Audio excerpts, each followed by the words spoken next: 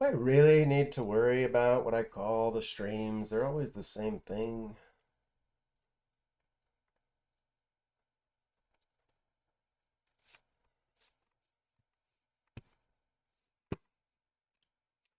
Anyways, good morning, afternoon, everybody.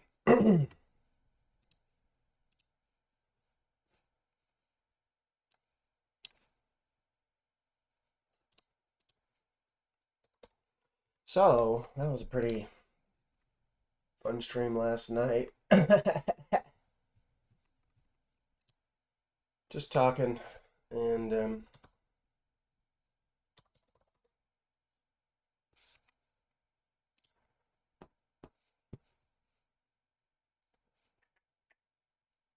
yeah, audio's off.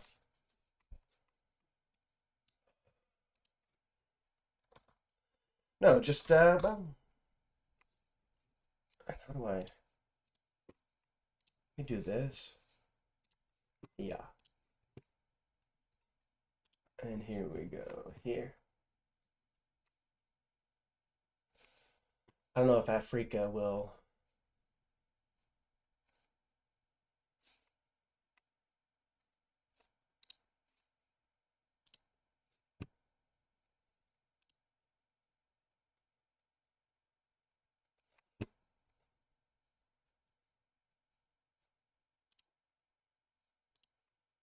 Notifications. Yeah, that shows favorites. Okay, can't mark it as a favorite. Because for Africa and Kick, I've got to keep separate chat windows open because they're not integrated yet. Don't have to, but if I want to be able to catch what people say, which I do. But yeah, so whatever comes up comes out is the ethos. And there's, of course, established topics, which there's battle lines drawn. And if we're not heading towards those battle lines, what are we talking about? Like what is the intention of what we're doing? What is the value we bring to the audience as content creators? Ooh.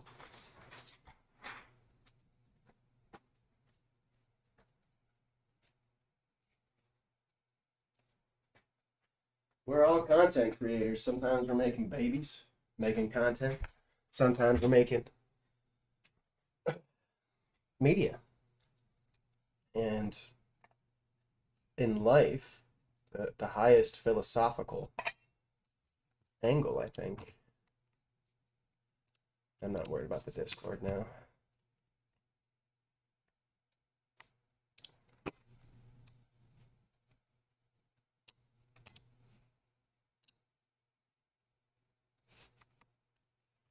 I want chat. I want here.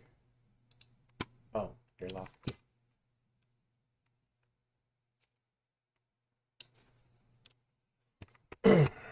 Anyways, having a real conversation about it is actually how we collectively sort through it. And in conversation, there are debate tactics. I'm familiar with debate tactics. Everybody knows debate tactics. There's nothing revolutionary to be done in debate. Just is not the case. And oh, I boom, kaboom. Settings. I got no settings. Africa TV. No settings. And here, create clip, enter theater mode, and full screen. There's no, I don't see any pop out chat. Oh, here we go. There it is. Cool. So the kick can be popped out. That's nice. All right, everybody. So the point is, you know, in the world, people who have said things that were not popular, political might has silenced the conversation. There's a lot of really bad faith conversation, which having very good debate skills, critical thinking, the ability to, especially, we have a lot of topics where we sort of cede to experts. We say an expert should know this. I would say a doctorate in psychotherapy is equivalent to a elementary school education. Um, when we put a real framework, you might have a doctorate, but did you even get to calculus? Do you really understand calculus? Because you're not going to do meaningful statistics until you have calculus. And when you literally never hold yourself accountable for results or repeatability, it really is just a cruel abuse of the patient. There's no other way to frame it. It is just an abuse. And in debate, it's another abuse. The idea that they can bring such a weak topic and you have to figure out some way to, oh, that's interesting. So Restream kicked. But you have to figure out some way to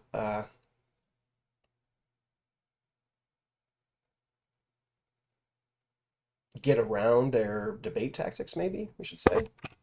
The thing is, it's the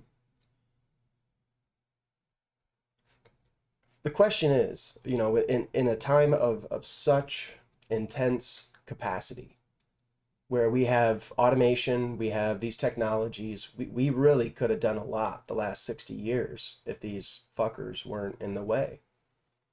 Because it's just stupidity.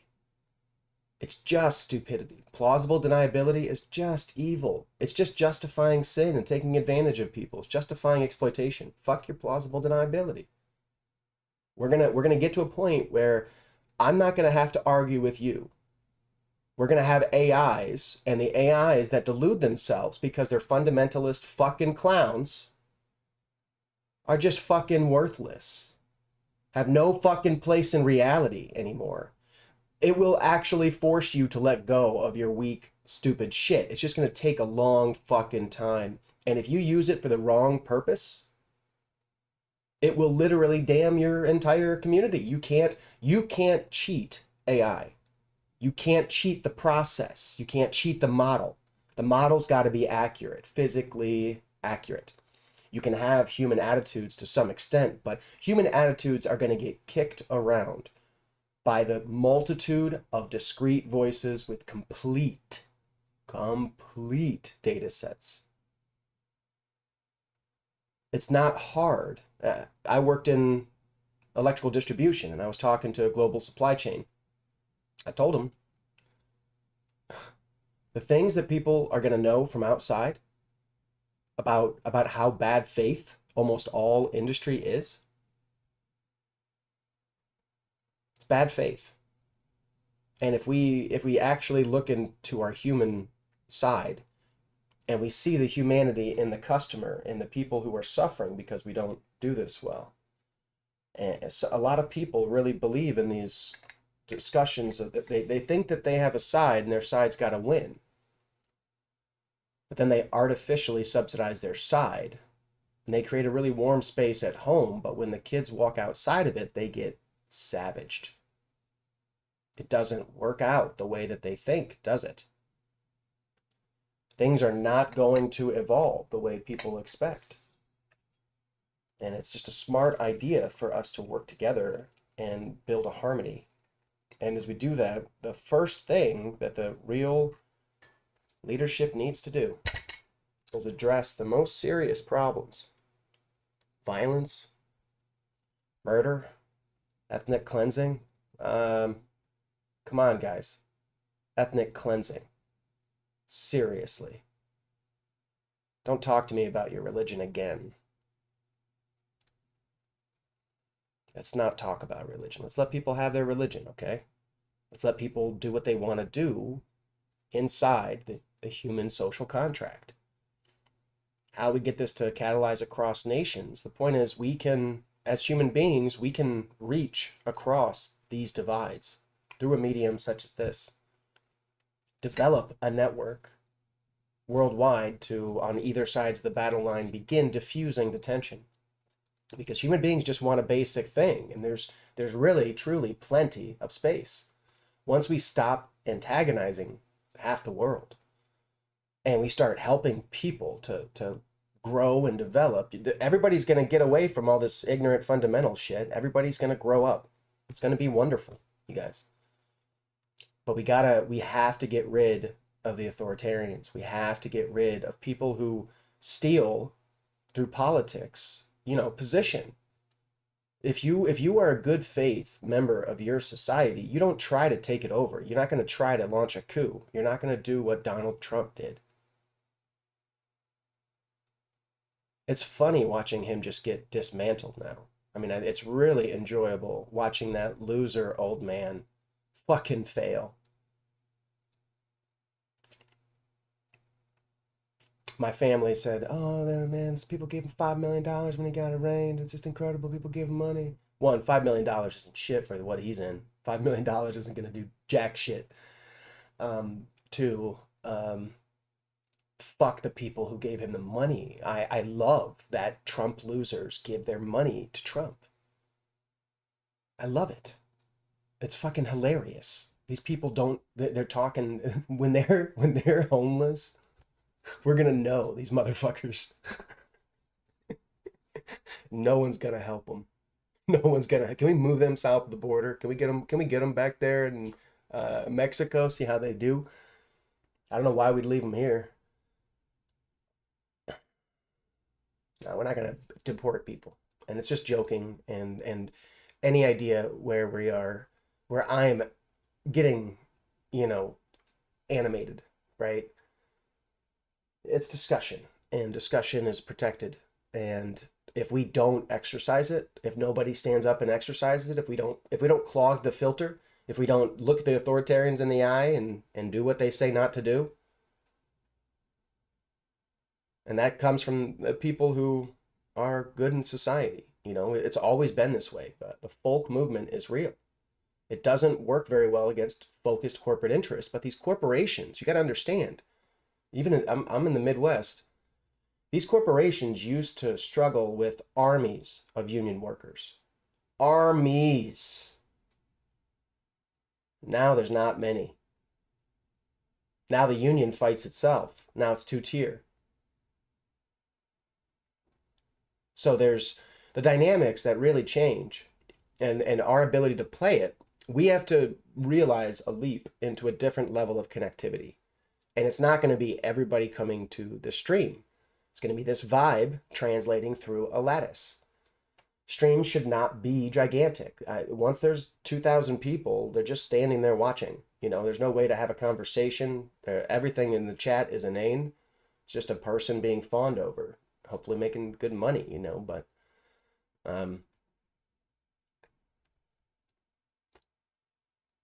the structure is distributed. Distributing the structure makes it robust. These are design principles that every engineer can inform you of. That you have to follow design principles once AI is here. And the AI is going to suggest everybody follow these design principles anyways. Why not? The approach should be logical. And if you actually have the logic and you begin that logical approach, you'll find yourself drawn towards problems, towards tension points, towards static in the system. And at first we'll make big gains. We'll make huge gains. But we got to be able to have a real conversation. We got to have some idea of what's right and wrong. I need you at least to agree that ethnic cleansing is fucking evil.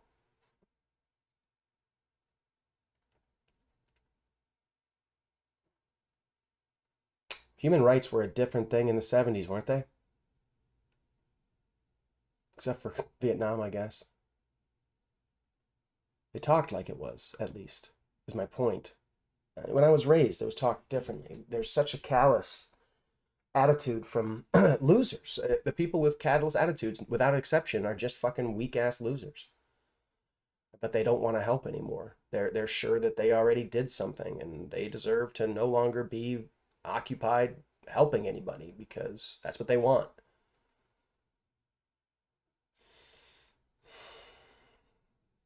Speaking of, let me get into my Gmail.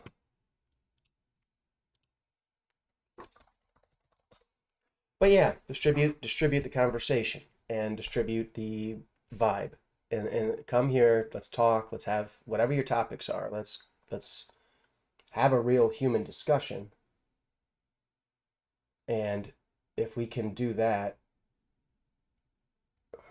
we can find a way forward and we can start to change, like actually change. And it's not a conscious slogan. It's actually, and the thing is, we'll know it when we're doing it. Diffusing hate, because human beings are very common. There's a tremendous amount of commonality between one person and the next, even if they have a different faith or they're from what you would consider radically different races. These are minor aspects of gene expression. Minor. Skin color, who gives a fuck? Are we very concerned about pushing our DNA forward when we're going to have the option to genetically engineer people within a few years? What do you want to do when you have a kid? What do you want your kid to be? And the arrogance of assuming that, your DNA, which is fundamentally, the thing is to understand the theory of evolution. Fundamentally, your DNA is adapted to the system that you live in. As human beings, our bodies adapt to our social lives. Our expression of everything is caught up in rhythms that include our approval and disapproval that we get from our surroundings. Feelings of abandonment. Saw some young kids talking about feeling abandonment. Feeling abandoned is awful. It truly is. And it's something that a group,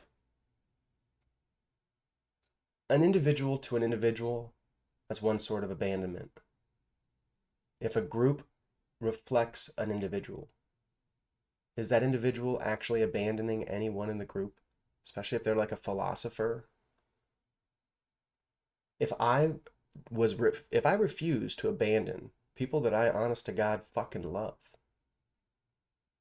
I never could have left my first community. Some people, weaklings, want to imagine that's actually a good thing, like to stay with your home community. That your home community can be a good thing. It can be.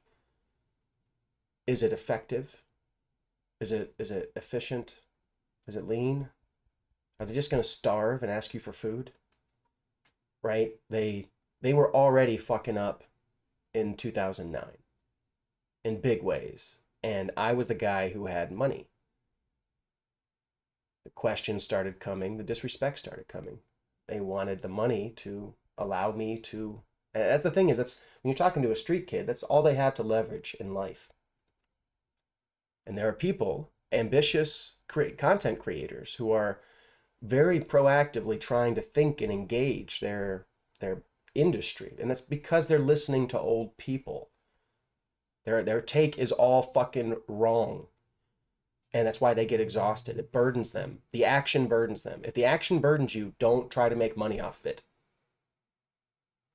You can learn how to understand and interact with a culture and a person to where they don't have such a dramatic impact on you. This is the opposite of our culture. Our culture says, try to carefully understand consciously the impact this had on you. The fact is, as you consciously berate yourself over the topic, you dement yourself. You should have a mantra that's something external to the world, something that is not about you, something that is about the intent of life. Like I said, the Our Father was mine, is mine. I haven't had to use it in a long time. I overcame my anxiety issues. And I do have strange moments where, I end up in a human, you know, frailty. Do that for yourself. We should all be able to. This is what the real karma is for the authoritarians, because you've got someone like Netanyahu who's obviously a Napoleon syndrome little piece of shit, obviously a stain, and you know that when he was growing up, he was pushed around. You know that he was never a strong guy. He weaseled his way to a position of power and now uses that power to dismantle his own government so that he can stay in power, so he can keep murdering kids. The guy's not a winner. He's not even a decent person, but the karma is, if he hears these words, as these words spread right now, okay, as the authoritarians finally understand what's happening, those are the motherfuckers that kill themselves because they should. Because they got a lot to fucking answer for already. And even his own people are turning against him. Everybody's wondering what the hell's going on. They thought they could trust this son of a bitch.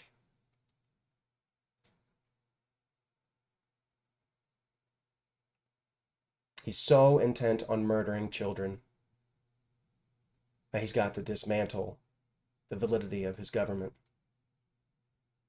And it's just the next step. How many more authoritarian attempts to take over government are we going to allow before we start getting serious about that was a coup? That was an attempted coup. And what is the only feasible reaction to a coup? Severe, draconian, I would say. Draconian reaction. This is the time to borderline that, what is it? It can't be, by our Constitution, it's not supposed to be cruel and unusual. Don't make it cruel.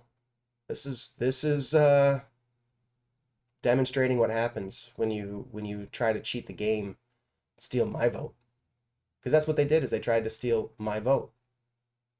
My right-wing friends don't like me pointing that out, that they're traitors, that they tried to steal my vote, that they're gonna try and steal my vote again even. These fucking simp bastards, these fucking clowns.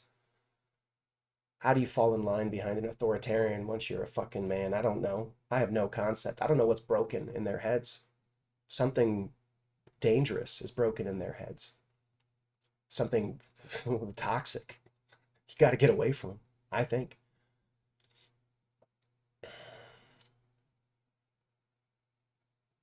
But we've got to bring them along. We got to bring everyone along. What does that mean? How do we create characters who can, without ego, link to individuals and begin building this lattice? And as the more people that show up, and shine the human spirit in a compassionate empathy while riding the line. You can't just be kind. You're not supposed to just be nice. You've got to mix it. You've got to balance. And life involves some awareness and some expressed negativity. There's going to be some negativity. Reactionary negativity is different than initial negativity. Sometimes, and especially when there's things like ethnic cleansing being done, and it's all only possible because of our continued support, which they attacked us to try to keep.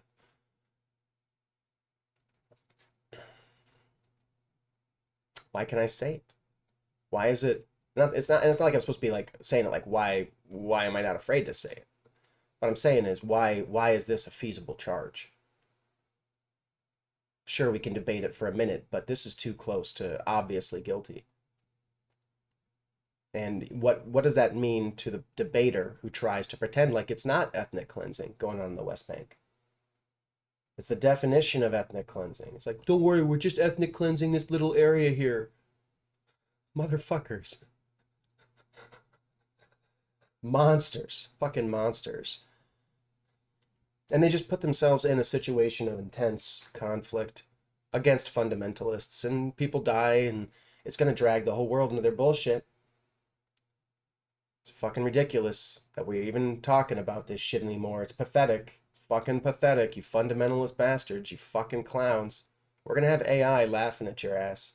We're gonna have AI telling your kids how stupid you are, how fucking lame your intellect is. Your inability to understand basic concepts is just gonna be a joke for your cell phone. And if you can't handle that relentless ridicule, you might as well just stay home or just kill yourself now. That's the you will have to face this stuff. Don't kill yourself now. That's old stuff from metal. The metal kids downtown. That's my old network, which I did leave. It was cute, right? I mean, these kids didn't have fucking dads. High school dropouts, thrash metal kids. I can see their faces. I cared about them. They just wouldn't do anything to keep from fucking up their own lives. Refused every fucking bit of advice, just about. Point is, it got to a certain point. I said, if we're not going to work together, I gotta go. And I said it. And I dragged it out. That's why there was so much resentment, and probably still, is that I didn't make it a clean exit. But is it even an exit? I can still connect to the majority of them at any time. Is there any such thing as an exit now? I really think that people aren't realizing that even if you or do not get online, the ability for a drone to find you and put a cell phone in front of you and have someone talk at you is just real now. So how do we, as humanity, really start fixing these things? Well, conversation, understanding the problem, understanding ourselves. It actually comes back to faith and comes back to, are you self-aware enough to even have a real conversation? If so, you won't end up fucking hanging out with Nazis. Those motherfuckers. And that they can even gather people is just a true statement to how poorly the left has done. In America, the left wing. In engaging and compassionately building a movement. They're arrogant. They're just as arrogant in a different way. And the in crowd is the in crowd, and if you're not the in crowd, then you get fucked. But even the in crowd that they have, there's a cultural in crowd on the left that just relentlessly gets fucked. Relentlessly. They get nothing, actually. They get absolutely nothing. And they lose their rights. We're losing, we have a fucking stacked Supreme Court now. Good job, guys. You're so feeble. It does make the Supreme Court a fraudulent entity. There's nothing that they do that I consider anything but a tragedy or terrorism. It's a fraudulent organization. The U.S. Supreme Court is a pile of steaming dog shit, and half those fucking people are absolute rabid fucking monsters that I don't respect their conclusions. I don't respect their contribution. I don't respect their lives. I don't respect their families. I think their families actually are going to pay for what they're doing. Fucking with abortion. And pay in the sense of get harassed righteously. Why are you doing this? And what is, in free speech, what is the next stage of protest? What is it about to become? How distributed can it be? And can we change what is essentially this online, barrage of canceling? Can we change that to a constructive, methodical approach? Because the internet digs it up. They find out the truth. And that's just internet sleuths. One AI is going to do the same if there's data. If there's data. If you're in a city, you're got. Which, who cares? It's not going to hurt you. Not until somebody decides to weaponize it. And the people who have been taken advantage of the last 20 years are literally about to have a me advising them, a greater than me. That is, as that cascades through society, as people who used to approach life as a plodding cow are suddenly have a helmet on that makes them hyper intelligent. It's like Rick and Morty with the dog. Where's my balls, Summer? Summer, where's my balls?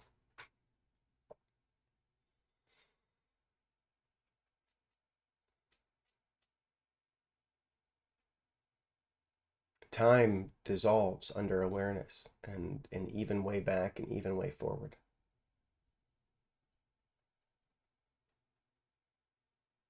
And I think that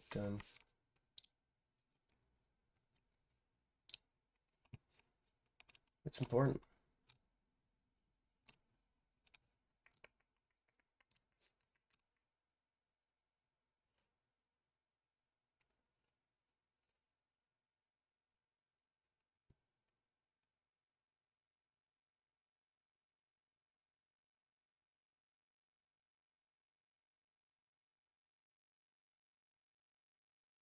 Hmm.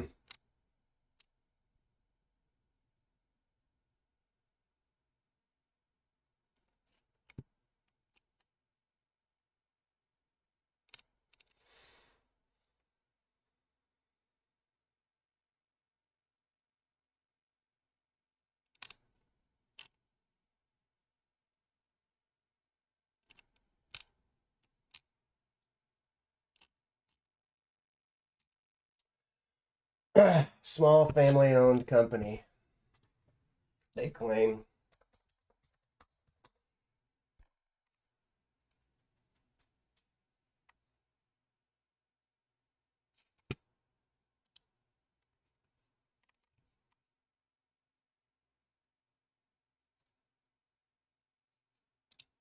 Why buy from us?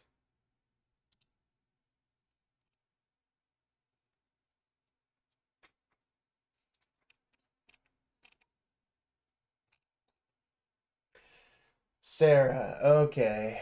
Sarah's the one who did it. Sales and management department for a large. I work.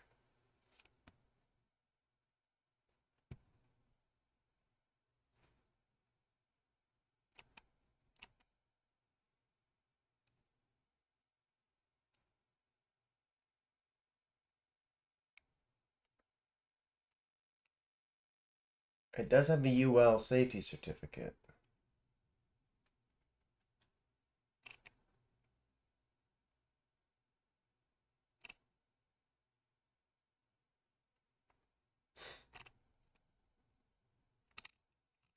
I don't want to harsh people's business. You don't want to actually deliver material harm. Oh man. I'll think about that. My hand massager, the company, they want to look at it to understand what it stopped charging. But I'll look to see how long I've had it. I haven't used it. It's traveled a little bit, but the real point is,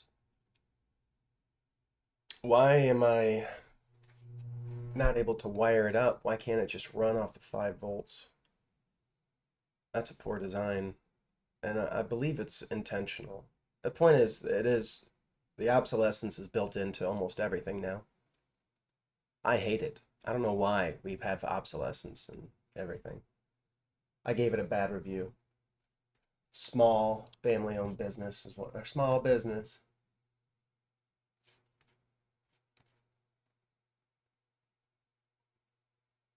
She works in marketing, so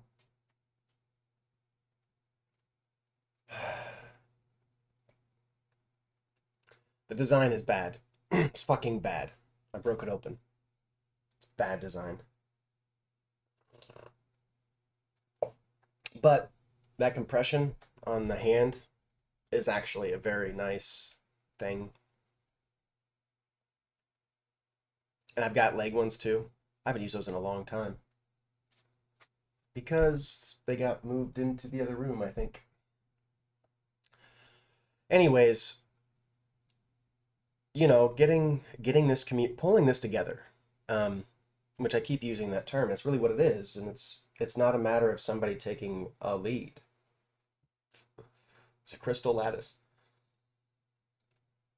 People do their individual action, and if more people do the same thing, we create a reef of intellect, of culture. The more widespread it is, great. Let's not advocate for any violence. I gotta not suggest that people in my rants on walls, right? Nobody ever, self-harm is just super not cool.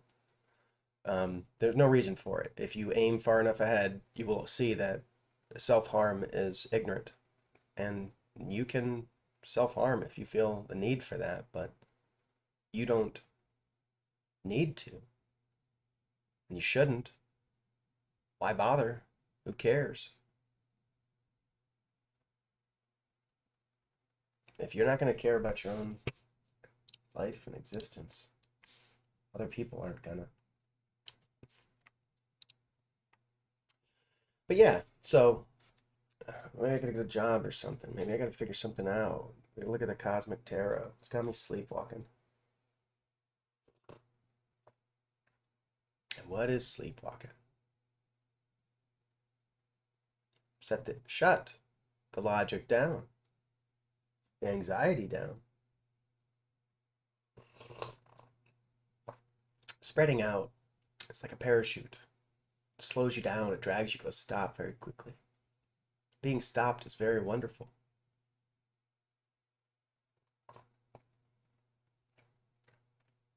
The idea of our needing to continue moving forward, right? Is that real at all in any way?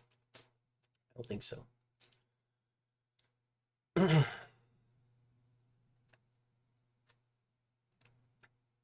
Because it's from the overarching perspective, which is called the black box method. In engineering, it's called black box method. And we use engineering because it's better. It's an actual real perspective. It's not these fucking dipshits gaslighting children. Got no pity.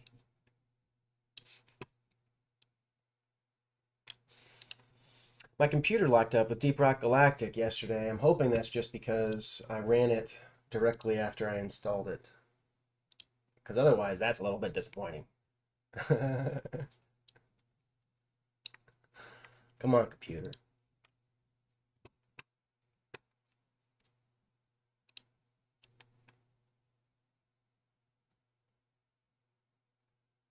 See, memories on Facebook.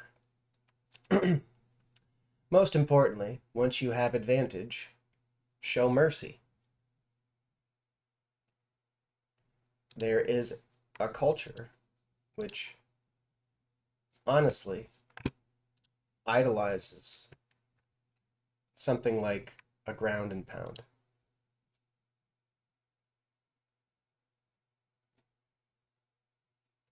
Huh. And what that is where a person is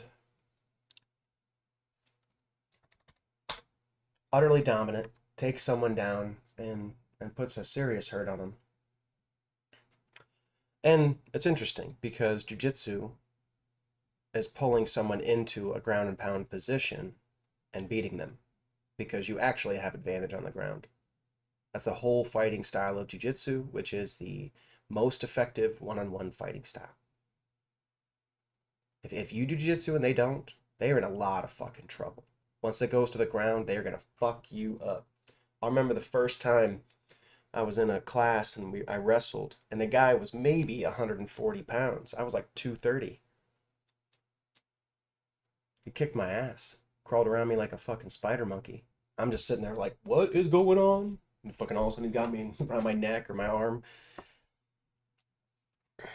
Point is, it's and you learn actually that even in jujitsu, once you're on the ground, you learn to keep your limbs inside. A lot of people are going to put limbs out to balance or lift up. Once you do this, they go for your elbow, you're in a lot of trouble. Point is, you keep towards your jaw opening area where you have strength. And there was a guy, the instructor we had was a fucking ox, dude. Man, when he did that to me, I was about like, peace, peace, brother. The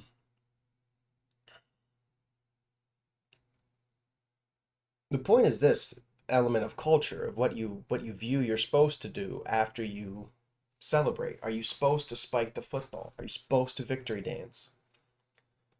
In gaming, people will teabag.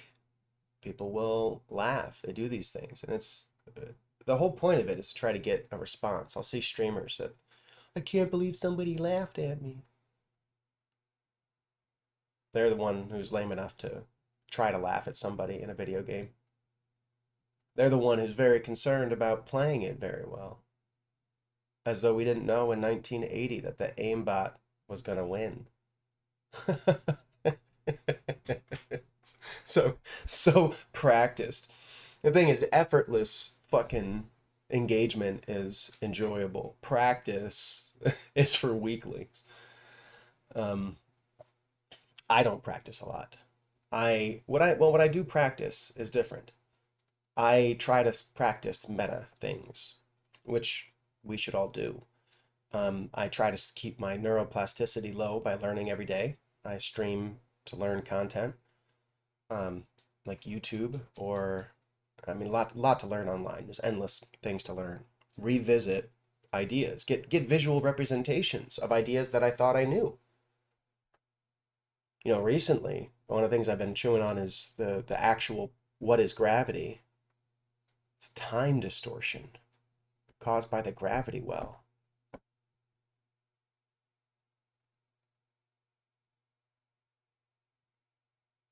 But it's gravity, it's not caused by the gravity well. The gravity well is gravity. It's time distortion caused by the mass, though, the presence of the mass. And it's not actually a force as it is the fabric of space-time kind of cascading into Earth.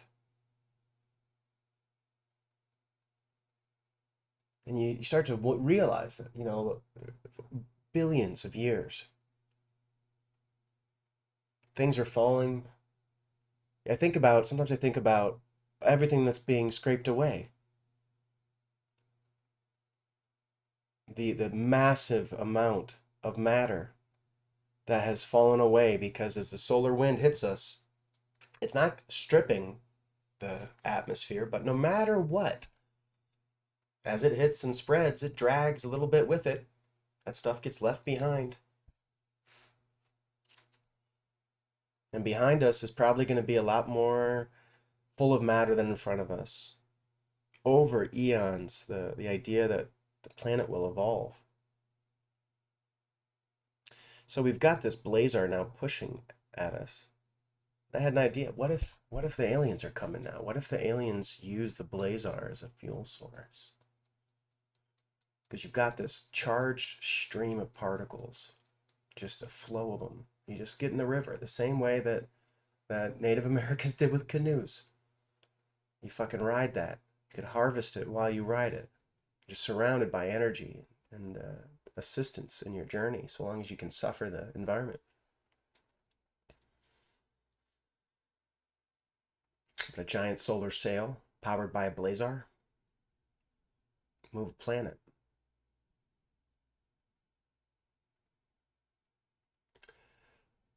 Do we need to worry about space?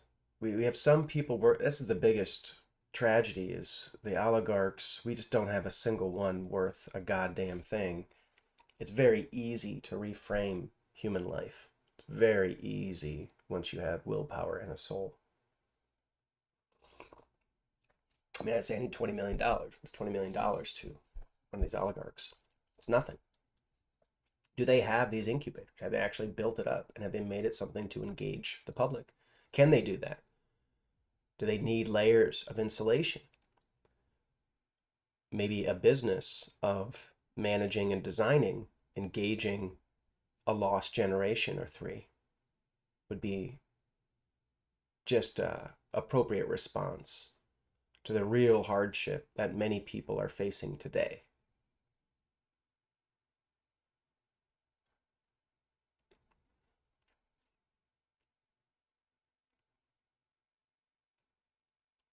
Anyways, if I would have not had the willpower to break free, which was a traumatizing, holy shit. Oh, it was not good.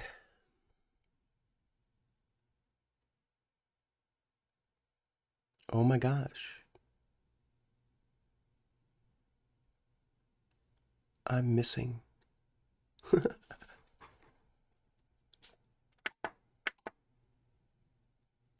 There we go. Oh, now I got better audio. I turned on my speakers. Anyways,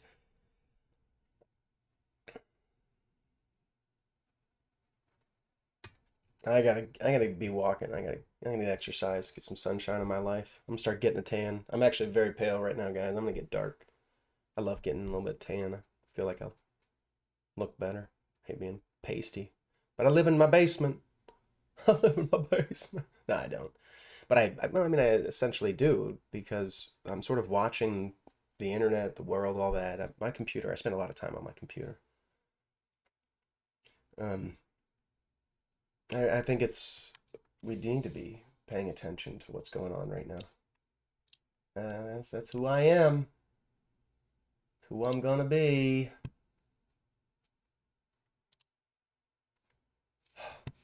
Painful.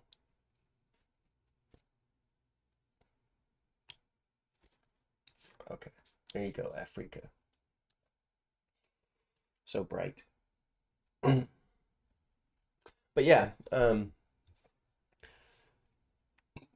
leaving each other. What is leaving? How can we depart each other anymore? And what it really is even departing when there's not much of a communication paradigm. So first of all, one person engaging a community is different than one person engaging one person. It's different. Community has more of an onus to figure it out. They have a lot more resources. They have a lot more capacity. Um, that's what I believe in. If anybody wanted to discuss, what is ethical about saying hello, getting to know a few people, and moving on. Can a performer, can a community, a stream, can content really be so nervous all the time?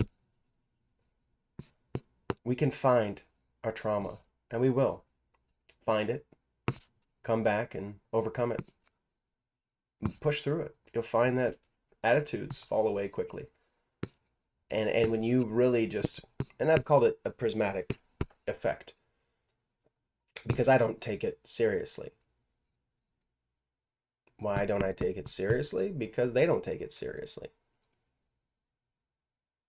If they take it seriously, we can have a conversation. We can have a private conversation.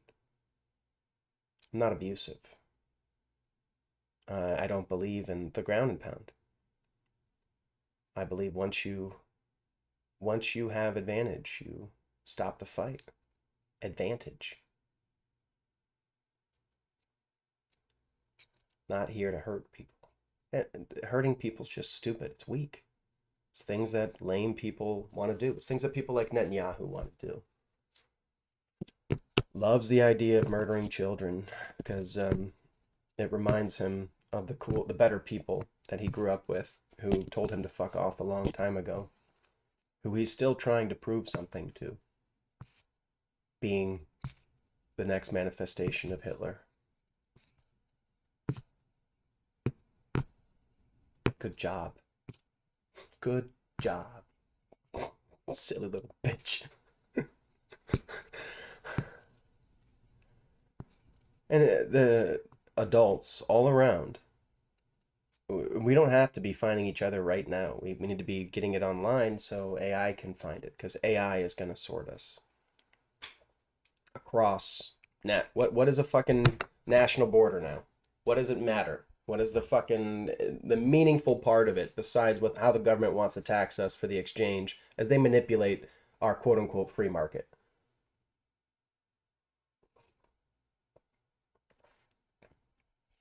Nations are a delusion. They're a outdated, antiquated idea because nations have, through history, been limited primarily by logistics and communication. The Mongols, when somebody invaded them, they had a big fucking territory. They didn't hear about it right away. Word didn't get back until the horse got back. If a horse was sent, if the horse made it.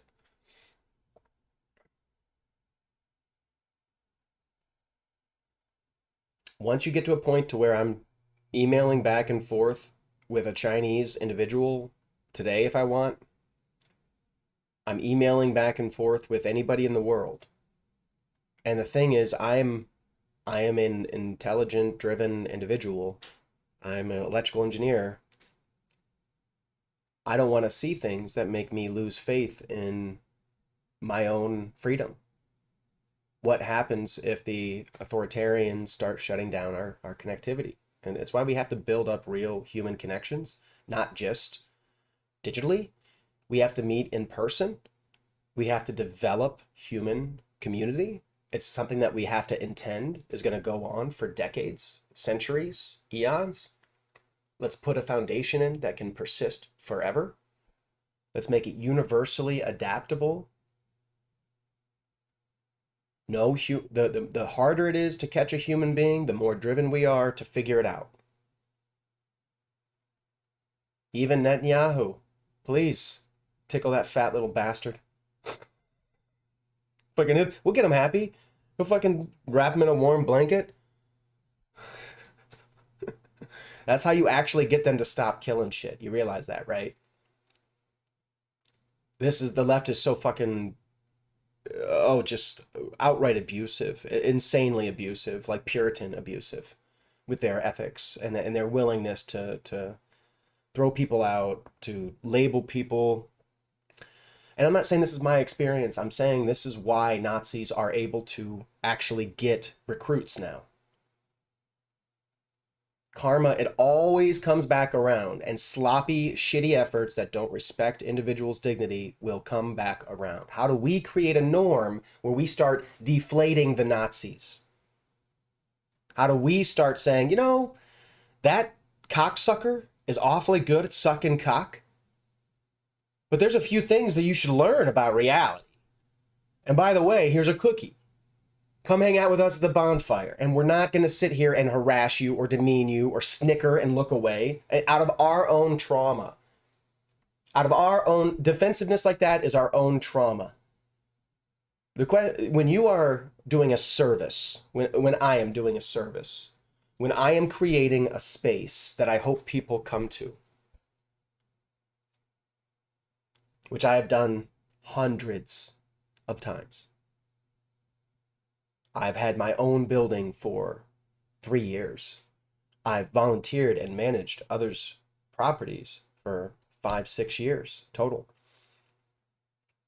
That's in addition to my manufacturing experience, my engineering, my white collar sales. All that is additional to this aspect, because to me, this aspect is my Sunday. It's my fucking church.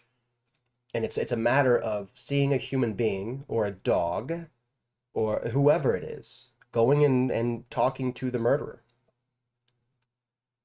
Because the murderer doesn't want to kill people once they know that they're going to lose a relationship. And once you have a person so fundamentally ostracized, people do not understand that their antagonism of others creates my allies. If I want to catch them, what use is the individual? Well, the point is, at least a rescue gives a shit. At least a rescue wants to be proactive and will learn. but you can't just send them away. You work as a team. Good cop, bad cop. Sure, okay. Where's the good cop?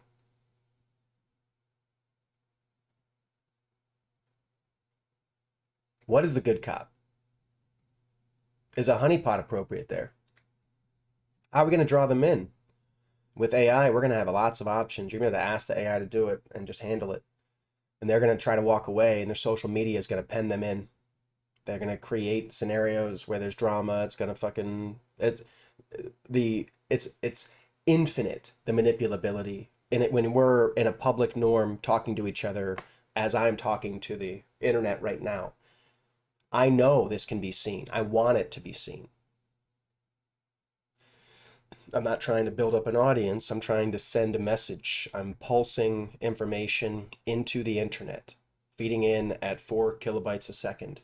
At the end of this data paradigm, because AIs are going to be able to manipulate entire databases to say anything.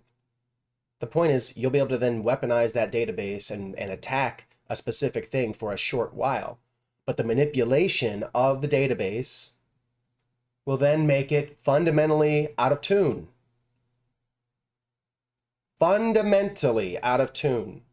You want to unfairly bias an aspect of the engine? Your idle is fucked. Everything has to balance. And many real systems have hundreds of adjustable variables. And a human community has, who knows? Who knows? Moody's Analytics has been mapping the behavior of human beings for a lot of years now. And it's not magic. It's not going to be magic. Good. Great. As we zero in and get to precision, that wave, and reach a point of automated, precise thought. Automated, precise thought is going to reflect back in 20 years and everything everyone's been doing. Are we ready for this cleansing fire of awareness, of the truth? Are we ready to have every exploited individual be informed exactly how they were exploited and have a transcendent balance established to balance the ecosystem? We might as well drop the economy now. This hasn't been capitalism for my life. I don't see any reason to respect this property norm at all. As a human being, I'm offended that they want to try to act like they own it. Why? Why does that become part of life? Why do they have to cling to dirt as though all that matters, and they go to church but then they cling to dirt? You feel better about it. Well, you'll feel great once you're dead and in it.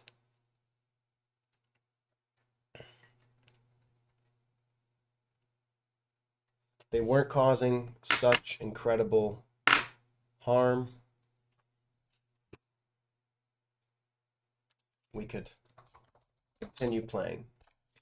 And that's what I grew up in. Midwest. Telling everybody, we're doing harm, you guys. No. What?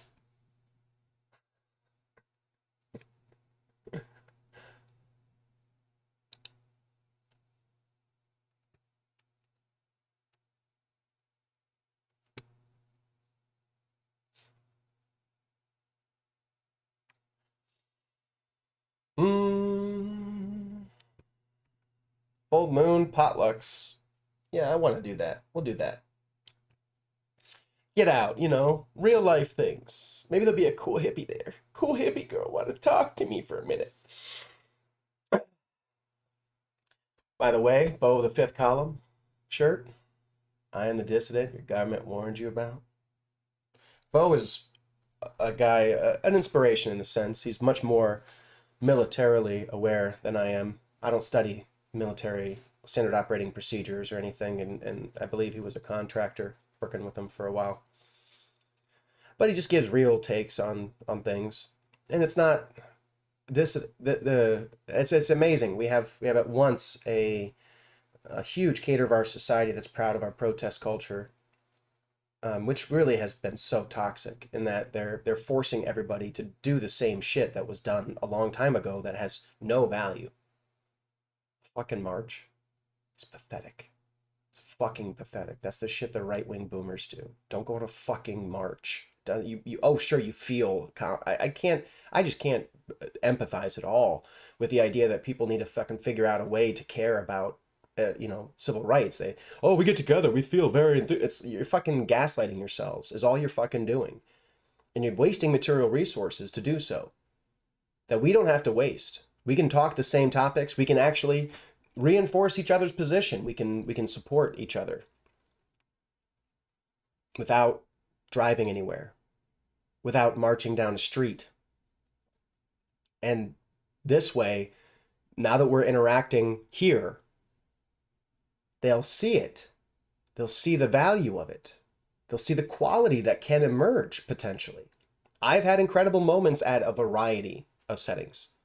I've had incredible moments at pop country festivals, at EDM festivals, at punk rock shows, metal shows, at basement parties, warehouse, fucking dance club things, and just a warehouse that we used to set up some equipment in.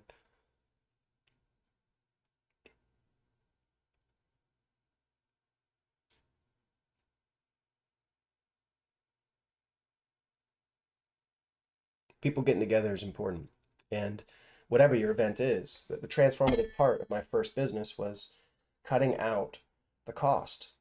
If you drop the barrier of entry, which I did for the promoters, I dropped the barrier of entry from $1,750 down to $0 down. Infinite stimulus. Infinite.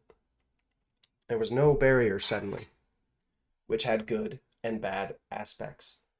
Some people who I shouldn't have let throw shows, which we did have to shut down, James, because he would bring bands in that he liked, but he would not promote the show, and the show would happen, and it'd be the volunteers, James, and the band. And the band would there would be no money at the door to even give them like $5, $10 maybe, which is just the band had to drive. We don't have to make anyone drive anymore. We don't have to actually, we should still figure out how to get together so we can start building real human empathy. Same time, we need to make use of technology to get efficient in our communication. And when I put it out in this way, I put myself on a hook. It's not strategic. It's not smart in the sense of exploitative. Okay, this is not smart in the sense of exploiting anyone. It's very smart in the sense of the game is over. Everybody come out and, show your hand. Show your hand. What is it? And if you think that you have squirreled away a bunch of material value that you somehow deserve, you better be able to justify a positive impact on the world. Because the thing is, you're not going to get attacked, you're going to get neglected. It's not a matter of a negative approach. We are in a moment of such incredible positive potential. You won't be part of the positive growth. So the damage of sin now is not some people are thinking some force is going to come out of the blue and address the problem. That's not what it's going to be. God is not a fucking dude hanging out waiting to come put us in line. God is an order. God is a energy. It flows through us, and through us it manifests the real experience of Earth. Biodiversity is so valuable. We are, what, 10 years deep into a mass extinction now? 10 fucking years, something like that?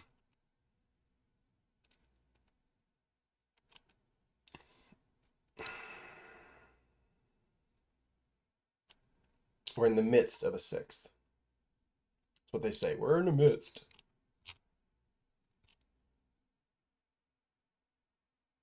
%40 of all land has been converted for food production. Accounts for 70% of the planet's freshwater use, devastating the species that inhabit those places by significantly altering their habitats. It's evident that where and how food is produced, blah, blah, blah, blah, blah. The point is, we absolutely need to figure it out. And make culture where we're doing less to damage the ecology. And it's death by 1,000 cuts. We connect with people into different settings, and my settings are full of lawns. I want to advocate against lawns. Let's change the lawn discussion. Let's stop fucking poisoning all this fucking land in all these dipshit suburbs, these fucking moron losers who fucking live in these fucked up suburbs, these fucking cave people. God, how could you be suckered into that as a life? Makes no sense to me. Endless investment for nothing. We're about to have a robot too, which is gonna just all that shit that some people think that their role is to decorate and shit. What are you gonna do when a robot just does it? Fucking batteries not included. You guys ever see that one? Where it has the little alien things, and they 1987.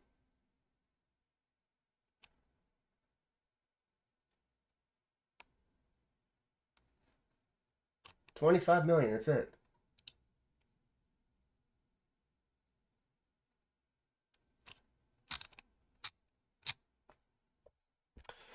But yeah, I don't have to belabor any of the issues.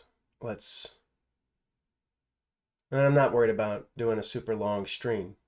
It's not about sitting here and fishing for people. The data is still being pushed through 4 separate broadcast situations now.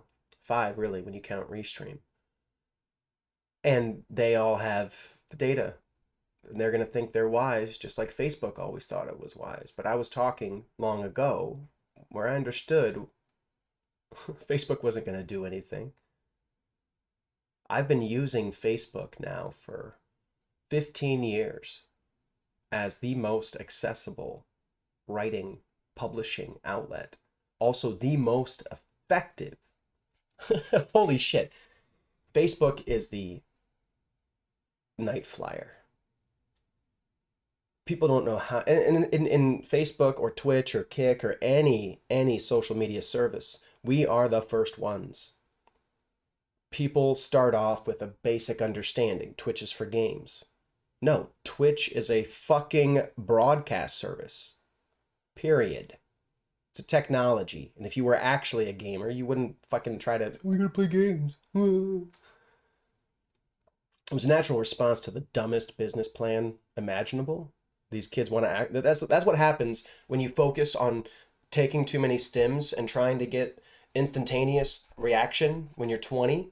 By the time you're 26, your nerves are shot and you're a fucking moron. And you just, yeah, you can really move a mouse real accurately, guy. Good thing. Good. You can really precisely control that. Not as precise as the computer could 40 years ago. 80 years, fucking, it's not even relative. You're a fucking silly clown thinking that you're a strong gamer. The gamer's in the mind. It's in seeing the framework and moving beyond it. And so Twitch doesn't need to be just for gaming. It's a technology. And can this technology be used to help the earth? If yes, let's find out how to do it. Let's begin utilizing it. The scientific method is a extremely robust approach to solving any problems, and it always begins with a defined understanding of problem. We have to have a belief in a objective truth. We have to have a metric-driven process. We have to establish algorithms, and we can make space for human frailties in the system. That's all we're doing is making space for human frailties, and we're going to have human frailties. but hopefully we design it so we have redundancies. So we have 10 people and you got to take all 10 out before we stop operating. One person can carry it for a week. And they're never just one person. It's more like one person gets sick for a few days. So it's 9 instead of 10. They're still transferring work, and it's not about forcing kids to give us 80 hours of work a week to show us that they care. It's about, what is the goal? Let's get the work done. Let's get to where we have a surplus. Let's work together. And when people actually have another person sitting beside them, I can't do this with my own family. My own family doesn't have this shit. But when someone's sitting beside you and it's like, listen, we are a village. This village cares about you. You are a part of it. We are going to invest in figuring this out. When you actually help them, when you don't just part them off to psychotherapy where then they go into a silo, they come back and they're fucking broken and then they're trying to pull everybody else into the same hole. It's a different approach. And even psychotherapists are welcome. We'll remind them that mathematics is a core part of logic and that they're clowns. Bicameralism wins. Bicameralism wins. So, I move forcefully, okay? I move like a fucking dump truck. That's who the fuck I am. That's who I have become in my life because I was a Midwest, Detroit hustles harder, serious dude when I was young. I opened up a venue. I threw shows. Shit happened. I had to get involved with shit.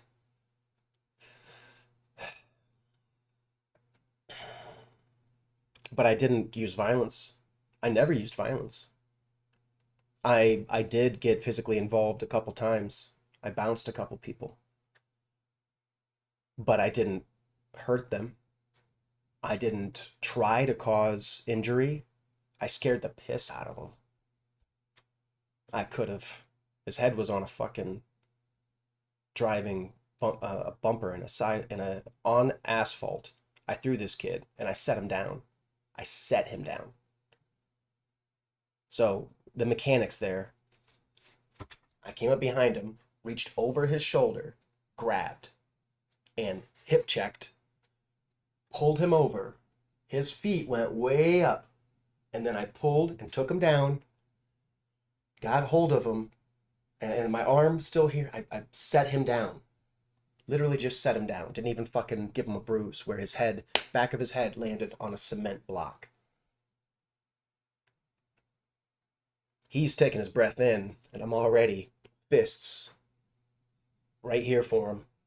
Like, you are gonna fucking sucker punch someone within 10 feet of me? You get one, motherfucker. He did not, it was not the cool moment. He was trying to just, and it's not the way that you actually resolve these things. Fights aren't, as I understand, they don't happen much anymore. The legal consequences are just extreme and rapid, and nobody supports a fighter. You shouldn't. Violence is not a way of talking. And regardless of, I will aggressively present my position. People will see me, and they'll see my hair pattern, and nervous people will be nervous. That's really, for me, I can't win either way. If I stay, they're nervous because I'm too intimidating. If I leave, they feel abandoned. But the point is, ultimately, in both senses, they're just making excuses. And they're projecting a risk that literally doesn't exist. The idea that I'm just going to go attack a person, okay?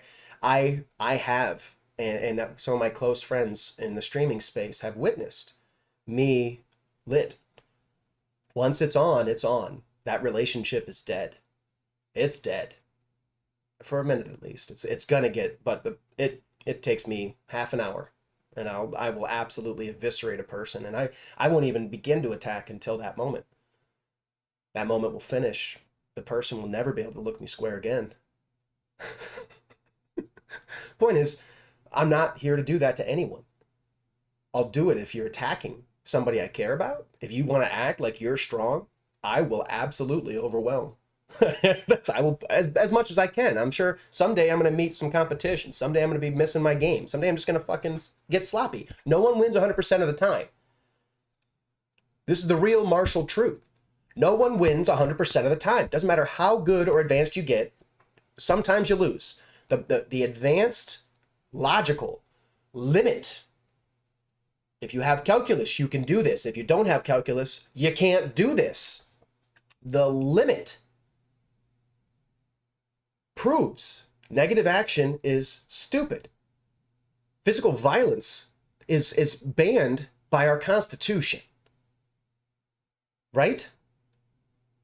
For some reason, I know a lot of people who act like physical violence is an option. And I could fucking, everybody wants me to go sit in a gym and get fucking bulk so people imagine that. But if I fucking touch someone, I just go to jail. Why am I burdening my heart? Why am I bulking up all these muscles when there's literally no use for it? It's as silly as becoming a pro gamer and pew-pewing really well. It's as ridiculous. It's pointless. They will not ever make you lift more than 40 pounds now. And they already have more than enough people lifting shit. People are being walked out the door. Automation is coming in. Entire companies are about to revolutionize products. It's just chaos. We don't know. We can't tell. My family's going, I got a family member doing a building, and I wasn't sure what lumber's going to do. But right now, lumber's $3, $3.17 from 1,700. 1,400, which, I mean, it's 4 times. It's less, it's 23%, 22% of where it was at the peak last year. This instability drives the engagement of the analytics, and giant companies are just beginning to do marginal efforts. I have friends who are helping to install these systems. I'm not doing it, guys. I'm not putting automation on you. I've never done that. I've worked on a few assembly lines. That's it. I didn't design them.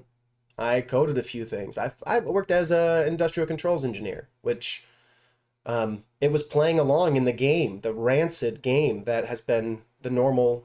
This is what we did. We fucked around until we lost all of our lead. It's rabbit and the hare, or the hare and the turtle, tortoise and the hare. We know these stories. They're fucking, I was raised on these stories. How in the fucking world is this the struggle we find ourselves in? It boggles the mind in every conceivable manner. It absolutely fucking boggles my mind trying to understand why we can't do better. And in my life, I actually diligently learned game theory. I play chess. Anybody want to play chess? I'll play chess here. I'm not going to say I'm an incredible chess player. Chess is not the important facet. I haven't practiced chess for 20 fucking years. Probably more like 30.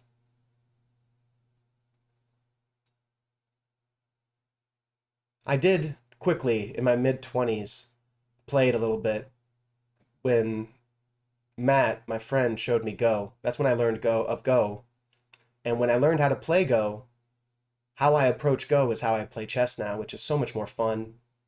So much more fun. Everything driven by the current moment. Chess is such a small problem to work, really. Chess is a small problem. Can you believe that? It is, though. It absolutely is. You got 20 options your first move. That's not like having 400. Literally squared in complexity on the first move. And second move, you can quickly run into situations where you have less than 20 options. Whereas the second move in Go has 399. The third has 398. So chess doesn't have a continuously, you're not adding pieces to the board. So it doesn't have a continuously growing horizon. Or shrinking horizon, rather. Like you can actually get, if you get in a situation, you can have more than 20 potential moves. You put a queen fully on the board, she has, 7 and 7 and what is that, like 10? No, it's got to be 7. Is it 8 by 8? It's 10 by 10. So 9 and 9 and 9. So 27 just by a queen in a corner with clear motion. Bishops too, right? The point is you get to points where you have additional moves, but you're still never going to get over 100 potential plays in chess. And if you control the game well, it doesn't really matter. The thing is the actual action is in a certain place, and in Go, the action can suddenly be over here. I can't pick up my knight in chess and move it to the other side of the board. But in Go, I can place suddenly at the absolute opposite side of the board with nothing anywhere near it. So it's just a far more dynamic reality. The point is, we can play chess. I'll show you I can play chess, and if you if you would like to see me play chess, chess is not the measure. The measure is, do you see the problems, the systems that we're in that are decaying? Do you see the divergent nature of our system? Can we, with a basic high-level physics approach, can we understand that disruption as a sort of energy and figure out some way to take that energy and focus it into progress, focus it into feeding people, into growing nature, into building food forests, transitioning our agricultural norm? Because we're going to have this robot. We got to get this robot together. This is going to take a ton of effort from people, not me. Okay, this is not my skill set. Here's something that I would ask. Okay, and this is why we need a whole community to do this. We need a robot or an app. We need a comprehensive plan to begin analyzing life around the planet and understanding it, not just on land but also in water. And we got to be, once we have a model of life, we're going to figure out how to, reduce the stress, not get 50-mile long seaweed fucking things that just continuously grow. Where we're heading to, people just don't have any imagination to understand that as the atmosphere changes, its core composition, as the ocean changes its core composition, the dramatic impact this has on microorganisms and plants. You will find a key fucking waves. This is just how waves work. Normally you have waves. Every wave gets only up to 2 feet, okay? 2 feet, 2 feet, 2 feet, 2 feet, 2 feet. I got a boat with 4-foot sides. I'm fine. 5 waves come in to one point. They go up 10 feet.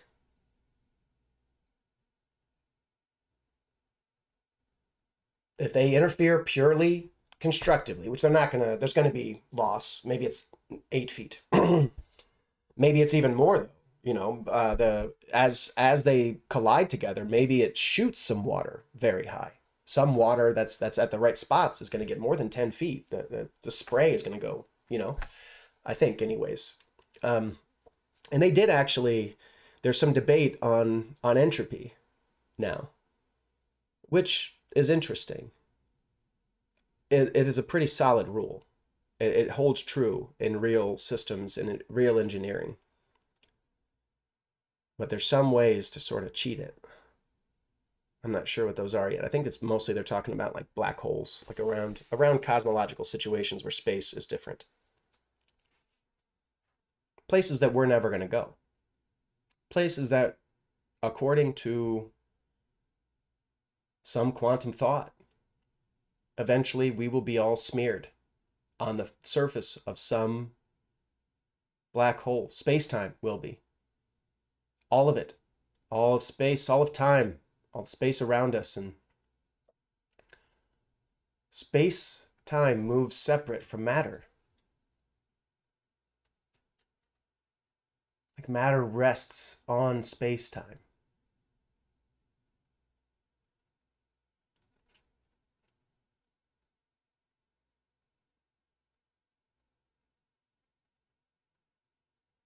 So as that space-time goes, if we're moving through space-time, and that space-time gets pulled by a black hole,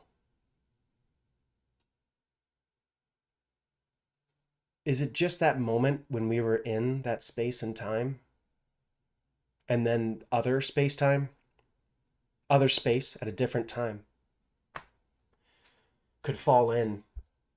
And they would. There would be an analog chain. If right now, if this space time that we're in started to fall into a black hole, all the space-time around it would also go.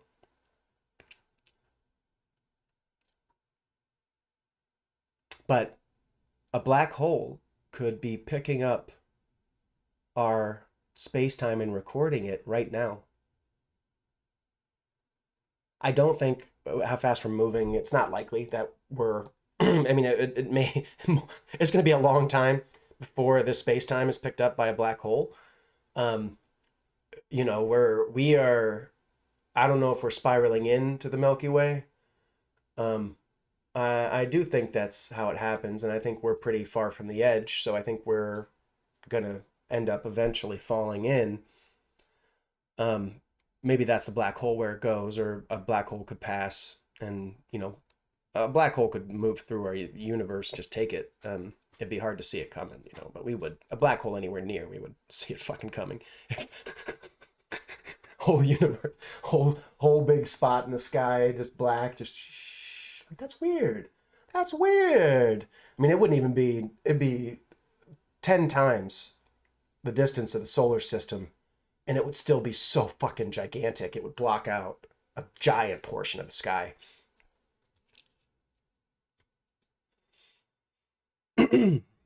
Anyways, cosmological talk is fun. Can we ever come or go? What is your anxiety for?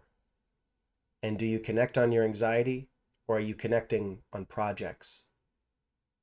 You got to have something productive to balance the connections on the anxiety. A lot of communities wallow in the anxiety. Why? Why do you choose to stay there? By having a universal light post. Not me, you do it for your people. I'm trying to do it for my people. They're not happy with me. This is life, though. We adults and characters have always had to suffer risk. And I'm not suffering risk like many others did.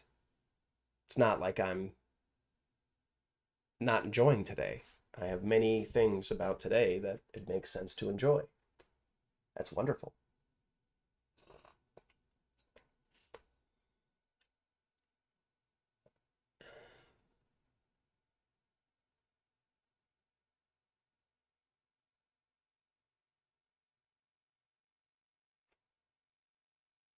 And in that tranquility, I look at the world around me.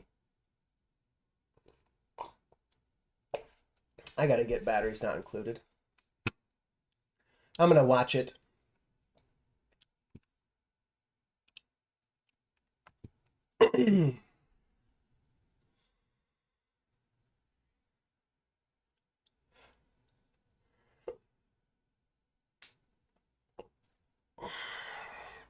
But the idea of little swarms of robots helping people, this is where it came from for me. I'll never forget the scene where the old man is working with the tiles and little aliens put the tiles in place. When a machine gets the work done for you, turns around and winks at you, once your tractor is anthropomorphic, which Deep Rock Galactic has that, they have your drill dozer has a little head that will, when it finishes, the head will get blown off. You can pick it up and take it with you back. But why not character? Why not? So a lot of old people are saying stuff like, "Oh, it'll never be the same," and it's like, have you talked to it? Because it communicates better than they do. It's a better friend. It's smarter. It's got valid feedback. It's not just going to lie and gaslight children and take advantage of them when they really don't care about the people right in front of them. They can't care about anybody. They're fucking so broken and damaged. That's a shame. And kids pay the bill. Generations that are lost are paying the bill. And what's our responsibility to make a way forward? Well, let me tell you, it's not a responsibility. It's a pleasure. It's a pleasure. This life of purpose is, I think, what protects my health. It's why I make sure that I'm not running myself into the ground. It's why I can be gentle with myself. Can you be gentle with yourself? Are you confident that you've done something productive? You challenged some norm? And no, making a bunch of kids nervous is not a contribution. I'm not trying to claim that the natural fallout of the dynamics is my intent. These are the reasons we don't play these games. People didn't do anything wrong. It was a hustle. It's a hustle from me. I cannot pretend to be that way. And I don't. Do I? I have my human moment.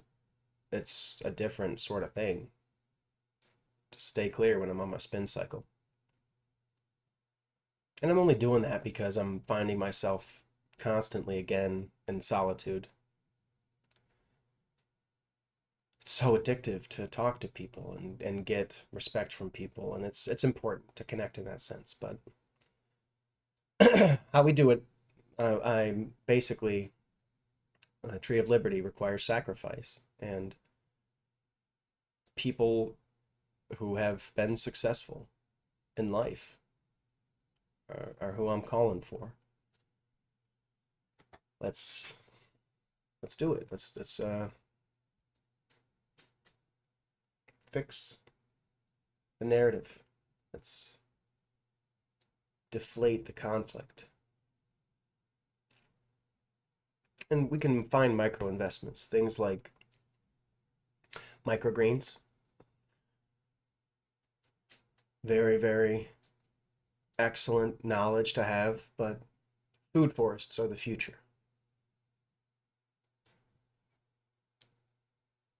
And as I was going to say, what I would ask forestry people, all that, I can build the system to track their data, but the biology is going to be a major thing, a nut to crack for getting a real management of the global ecosystem, because we've been laissez-faire, we've been lazy. Yeah, laissez-faire, forget that, just lazy, lazy unfair. Let's call that, not laissez-faire is now lazy unfair.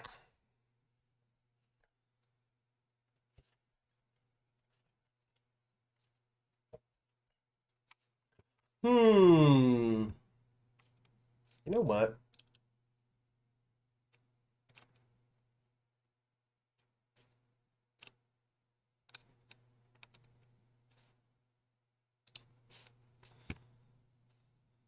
No, I don't need to cut them out.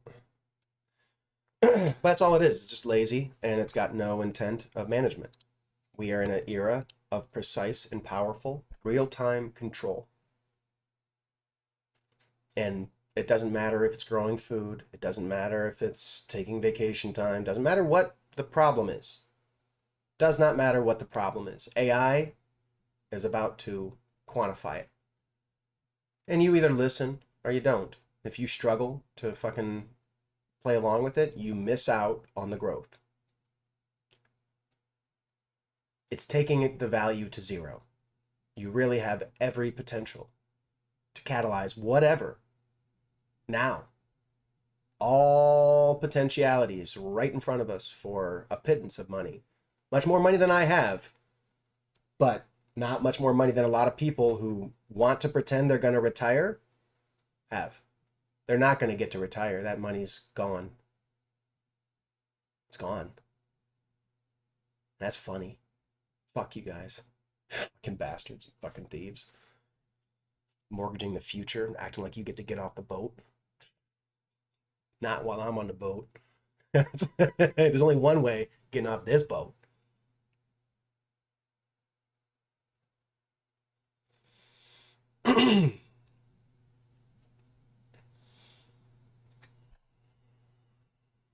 Anyways, can talk forever. I do want to get exercise. I do want to get a routine of a couple hour walk a day. I'll drop weight quick if I do anything. Because I'm just right now though, I'm not wake and baking as much. That's solid. 1:30 p.m. What I want to do the next 2 weeks, you know? Think I might head south a little bit, run into some people.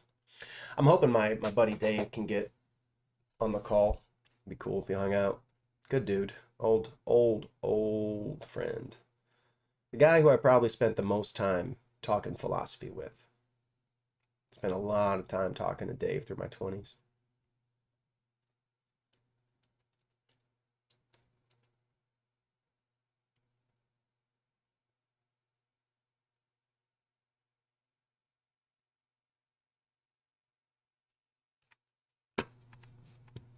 Do do do do do.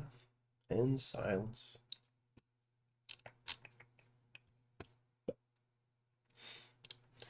Let's go to the news. Let's see what's going on.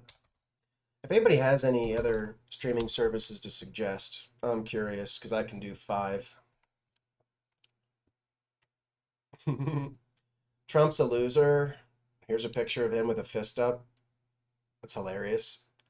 Like, what a clown. What a feeble, non-fighting, loser, rich kid. He's gonna get his life fucked up now. Because he can't keep his dick in his pants. And once he can, he feels the need to lie about it. He can't just be like, yeah, I fucking did it.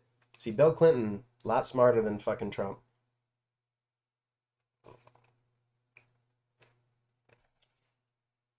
Trump thought he was smarter. He thought he was cleaning it up, but he didn't understand the game at all. He gave her the money. She can still talk about it. Can't. It's free speech, loser.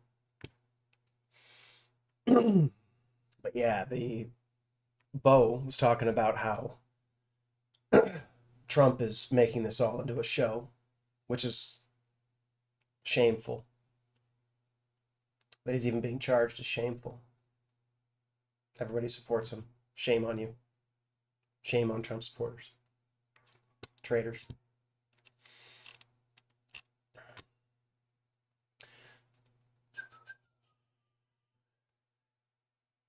Striking difference between French and American attitudes to sex.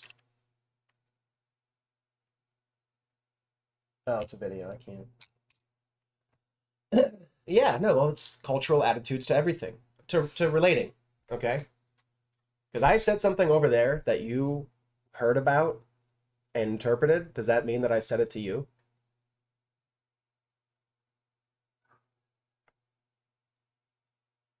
You think you know. You think you're getting a cipher on things, but I'm aware of the board. It's not intended to be easy. It's intended to be real. It's intended to separate the strong from the weak. Literally. As I said in Alice's restaurant, I push the envelope to 1, understand where the borders are, 2, test the borders, and 3, reinforce the borders. It's a constant check the gate, check the wall. You've got to do this with anything real. So how do we talk? How do we see each other? How do we talk to each other? Are the words that people are saying when they're going through an emotional experience really what define a person's character? Do we have to hold on to that? Do we want to psychotherapy, analyze, digest, and pull that apart even? In my case, if you want to talk about it, I can talk about it. That's what's different. Because I have a conscious understanding, as Bean says, run around the field, but never move, like a fence. Or Deltron, fools do the mileage.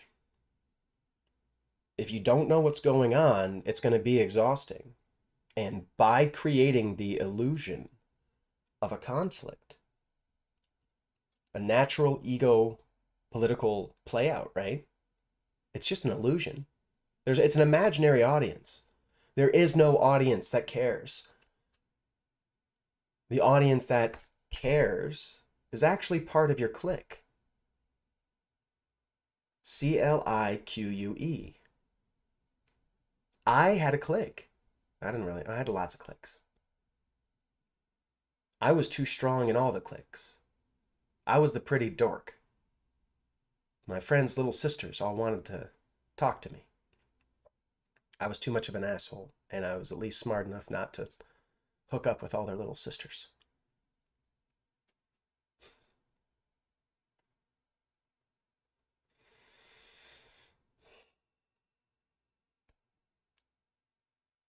But what's the point of any of it when the party doesn't even exist anymore?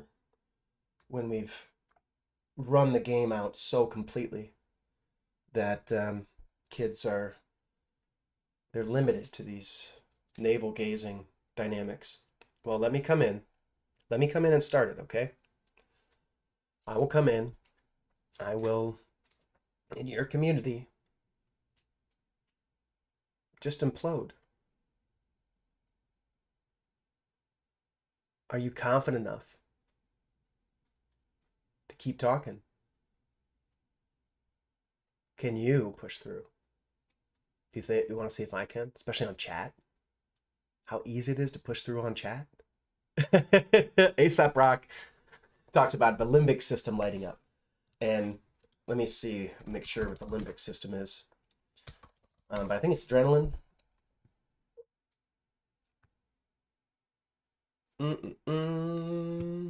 Our behavioral and emotional responses. Behavioral and emotional responses.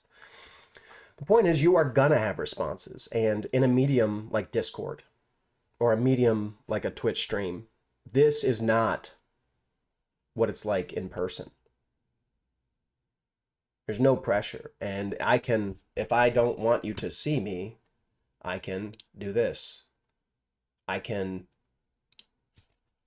change, I can easily adjust the entire board to where you are not face to face able to punch me, where I don't have to watch behind me. I'm not worried about somebody coming up behind me and stabbing me, which I've been there. It's not the challenge. So the thing is, if this in this environment, yes, and we can all do it. And when it comes to ego and attitude, you set your own will, your will to power. Let's talk about Nietzsche a while, guys. How can I help you to discover your will to power? Imagine what could a person do to make you manifest, to force you to manifest? I was a community organizer, and then I became a community antagonizer when I left my community. And they struggle. There's words they might put in there. The ultimate fucking truth of it is a deep, profound human spirit element that you will not escape. No one escapes. I don't escape.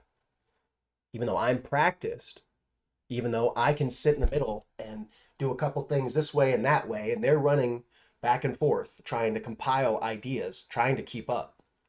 But they're keeping up after an illusion. They're keeping up after something that was gone as soon as it was written.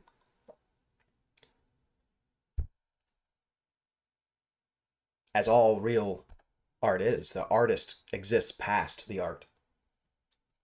You want to talk to me about my art. My art is over here, not in this space-time where you are very conscious of, and your community has decided to fixate on, trying to get understandings of everybody. Yes, I do not respect the traditional dynamics. We don't have the time. And you can do so much more than what you even think you can. But you need the challenge to cause you to manifest. You need the scenario that will literally drive you to care. You won't have that empathy until there's some sort of struggle. And I'm not acting perfect here, guys. I fuck up. I probably did fuck up. I don't know. Challenge me. My response is going to be proud. That's POS, where they land. The lyric is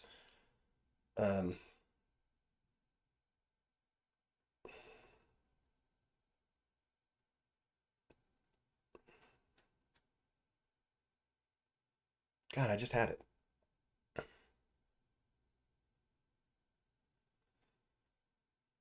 It'll come back around if it's important.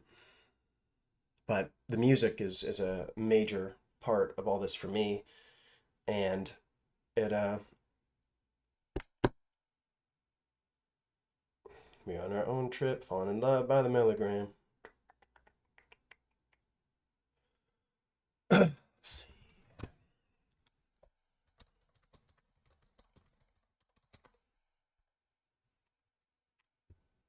Pay no attention. No intentions could keep this from getting out of hand. No intentions could keep this from getting out of hand. So resistant because we know that we are so content to sleep where we land. I am resistant to your frustration, and that involves me having a cocksure attitude, which, yes, changes the politics. If you're used to a group that can't separate anybody, that just continuously negotiates this stuff, when you have me skip off the atmosphere, the ramifications are astronomical. They really are. It leads to cascading change. It wakes up the entire community. Just you have to engage it in good faith. So sick, we get to choose when we skip the plan. I just choose.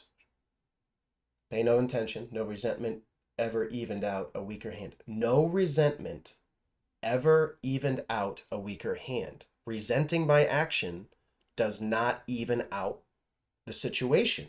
It actually, you just shut yourself down and you clutch anger. You stress yourself out, you stress your allies out trying to struggle. Things that I'm not ever going to do, things I grew past a long fucking time ago, okay? And I'm helping you to grow past this. Let's get our dynamics of communication in our community. Let's respect and honor each other's humanity, and let's support each other in a real sense. But we can't neglect the material. We can't neglect the overarching reality. So we've got to get things moving. Get some comfort from the chemist, and we hold each other close as we can. Worse things have happened to better people. That's the mantra. Feelings are over with. And for me, it happens so fast, right? And I can just come back. And yes, no, it wasn't perfect for me, and I'm not going to be I'm not an angel, guys. I'm not a fucking angel. I'm a human being. I'm a community organizer. I'm an artist, just trying to like wake things up.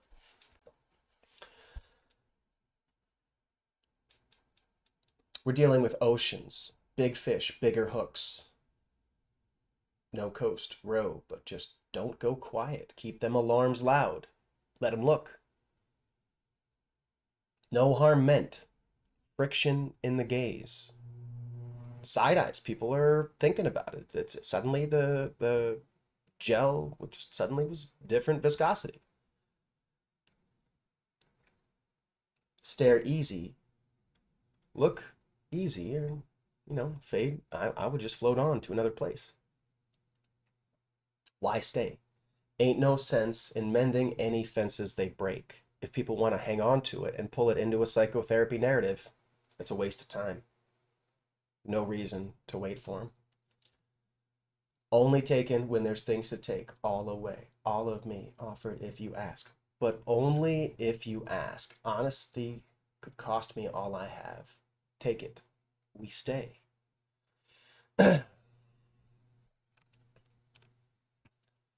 Stopping the world to sleep again, sleeping where I land. Soft demons eating, bottom speeding up towards my feet. I'm easily lost. I'm easily lost for you. Needing for caution, fear to exhaust, escape the dearest to me, clear for takeoff. It's not abandoning. It's Icarus, I gotta fly, or we gotta fly. Cannonball Man, too.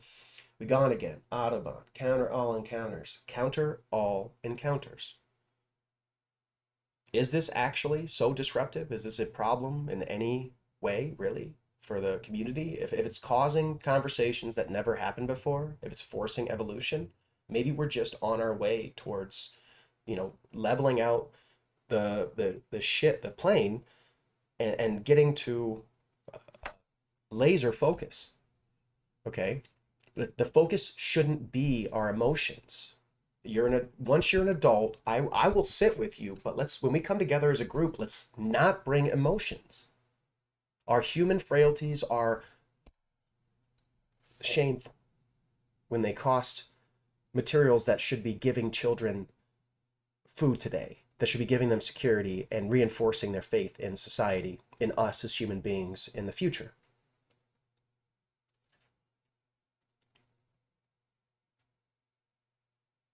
It's a thin line between coded and closed. Cozy in any mode, long as I'm covered, so long as I'm not exposed. The place is wrong for me, off for me. All or nothing, all for nothing. Love me not. Don't get too emotional about this. I'm sharp, fucking sharp. Watch me closely.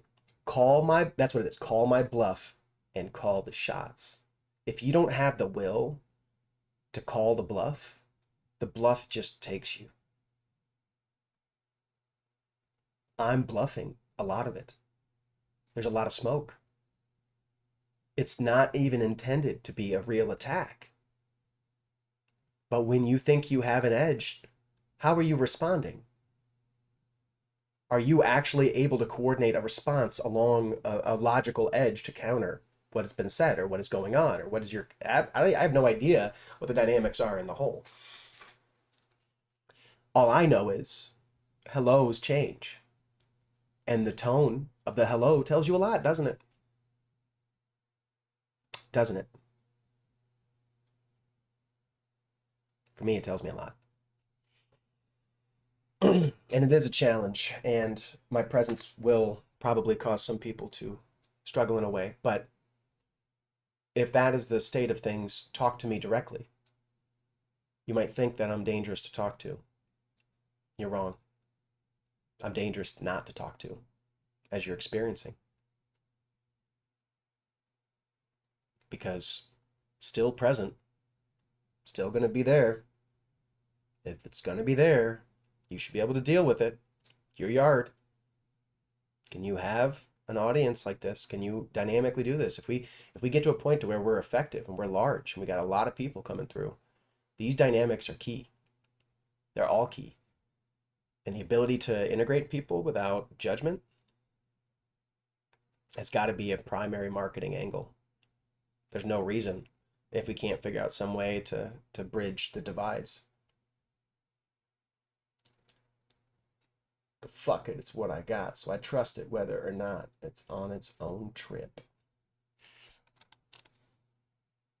We're so amused with dismay, ignore the fuse, straight in the flame. We're so amused with dismay, ignore the fuse. Fully I'm relying, and your heart looks like a joke. Cut the cable, leave the oaks. I'm the fable, now we choke. Love me, baby, while you poke, I won't befriend a lie. 7 red glosses embedded in gold washes, they said. Motivated mosses are holding over their haunches, she said. If more of them was honest, you know no one would be cautious, and I hope that scans with you, mate.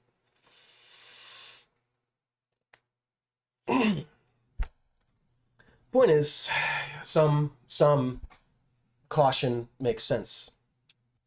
There's also people who need attention will get any excuse to get a hug. It's just people needing attention, and that's always going to be part of a cultural scene. Those people are important, and we want to bring them along, and they deserve a lot more attention.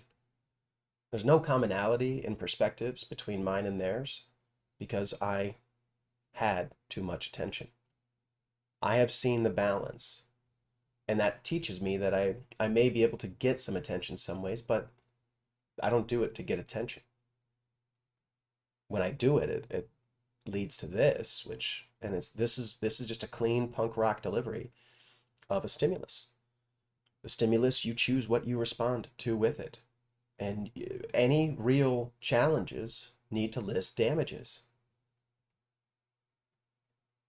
Damages, not expectations that weren't met.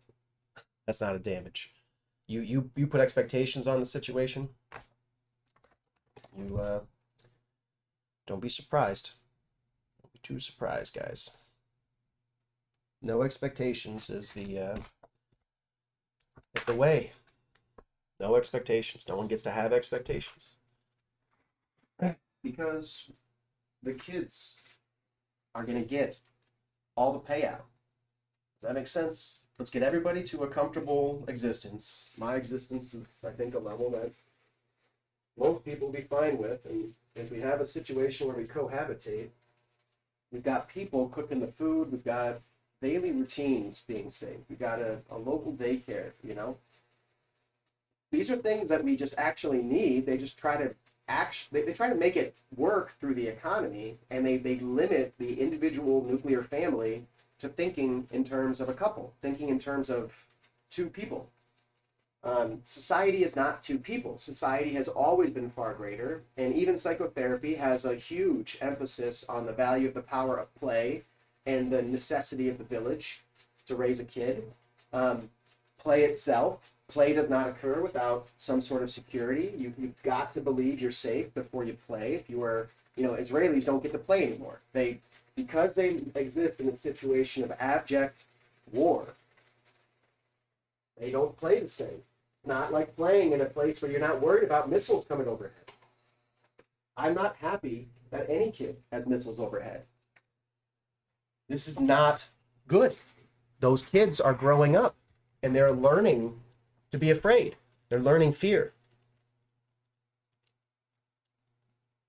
This is just a real dynamic that we're watching happen. And can we have an actual conversation? No, let's not. Let's get all the kids safe. In 20 years, I want to have a legion of amazing young people that do all the work and fucking let my ass retire. I'll be 60.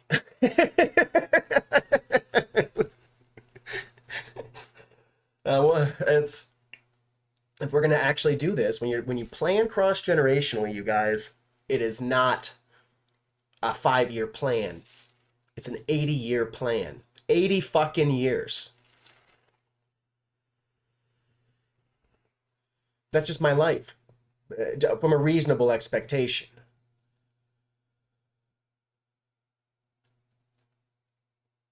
Planning for when I'm 80, 40 years from now.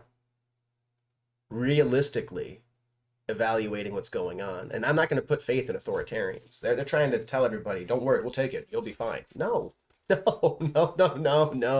No. I am not fine in an authoritarian police state. Just like they got to worry about shit, I got to worry about shit. I can't put on designer clothes and take a walk around Detroit or Pontiac or Flint.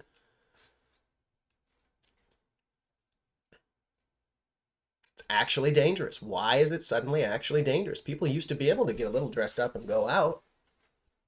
These towns used to be Motown, fucking Motown.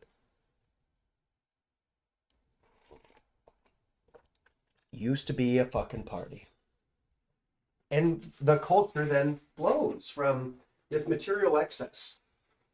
And in Motown, how much did it cost to record?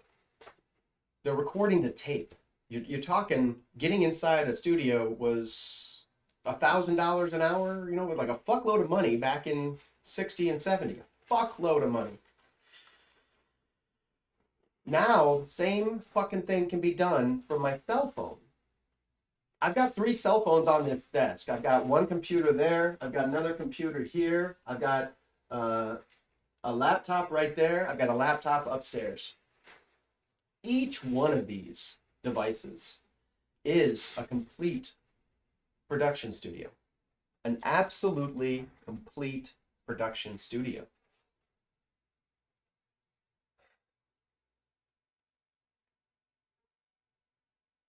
Where's Motown? If the barrier came so far down, why aren't we making the next Motown? Why isn't... And that's what we get to do, you guys.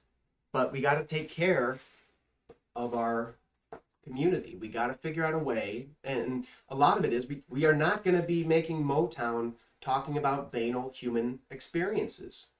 They've already been done. We've got to see the horizon ahead. We've got to start...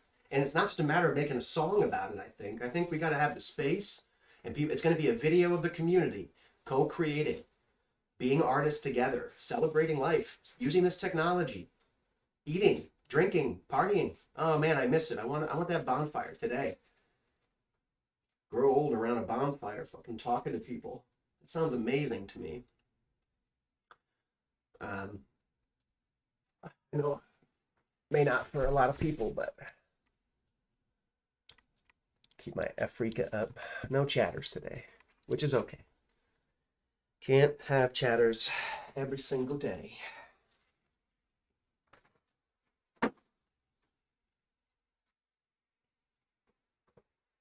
And don't need chatters every single day. How am I really gonna cause change? I don't know yet. But I'm intended to. The point is we do it together. This catalyzing a grassroots movement can't be done by one person. The grassroots movement is itself distributed. And if we distribute it effectively, everything's gonna work out, guys. I'm sure of it. Distribute it effectively. No. And I'm gonna get the next book.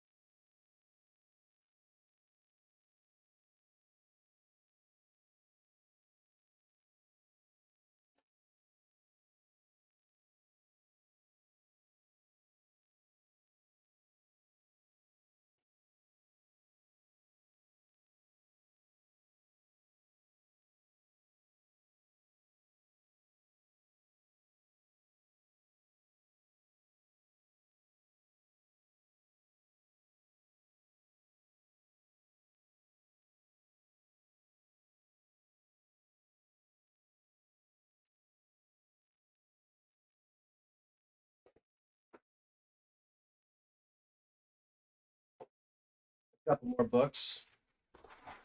Sun Tzu's Art of War. A Nietzsche compendium. Beyond Good and Evil, On the Genealogy of Morals, Twilight of the Idols, The Antichrist, and Ecce Homo. Humiliation by Wayne Kostenbaum. Next level. Absolute next level. In this book, he describes how humiliation can become power. This book will help you to understand my methods. Integrate every strategic approach if you give a shit about the goal.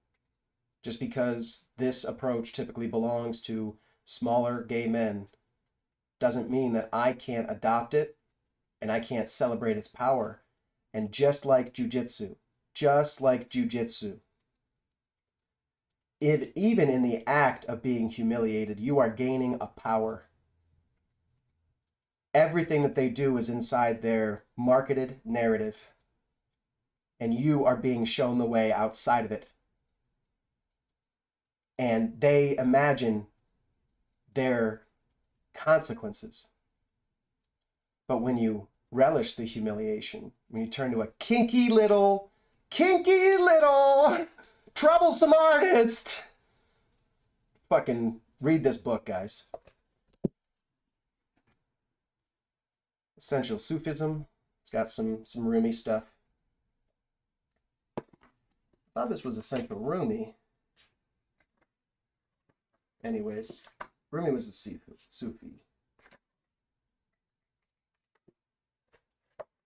Let's see, we got more books. And Stoic. Marcus Aurelius. Meditations. in Ohio and America, let's talk about. I'm a Freemason. George Washington was a Freemason. What is being a Freemason really? I'm sure it's varied over the years. I'm sure that to many different individuals in the organization, it has different connotations, different expectations for what they hope it does, and for what they want it never to do. There have been situations where guys don't want this or that, and that's their right. And it's just a club where people share ideas of antiquity. When you look historically, you see power dynamics. These are not difficult to map. We understand that the Roman Catholic Church had a lot of influence. We understand that the monarchs had a lot of influence. The aristocrats had a little bit less. The knights, the differing sorts of influence in many cases. The application of the political power was limited by who was present. Everything changes depending on circumstance, literally. We can understand that as their power network. Freemasons existed beside them. And the structure of America is actually heavily rooted in all that. Even the structure of corporations. I think Freemasons were the first ones to, in Michigan, the first corporation formed in Michigan is the Grand Lodge of Michigan, which is the primary Masonic body. The group that I'm part of is a segmented section of it. There's hundreds of lodges just in Michigan. They're going through transitions, but a noble aspect of it that I got a reference, especially the Marcus Aurelius, Stoics, the Romans, and their efforts to build society, their narrative.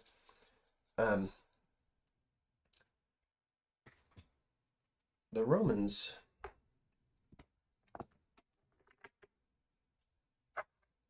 over centuries, had the Antonines as the good emperors. They had bad ones too. They had their Caligula, their Trump, their Netanyahu, and people learned from it. It's just a inaccurate model of the past. How these principles made it through history screams of so much sacrifice and effort.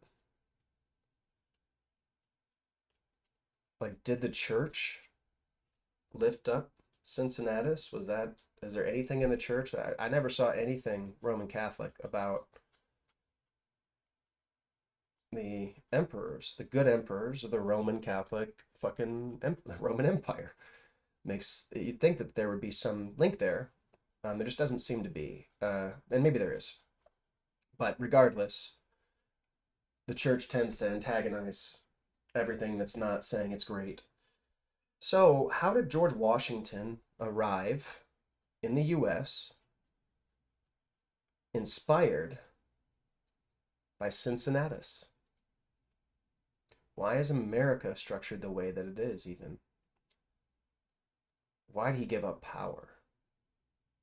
That's the fundamental question. We have men like Netanyahu who cannot manage to give up power.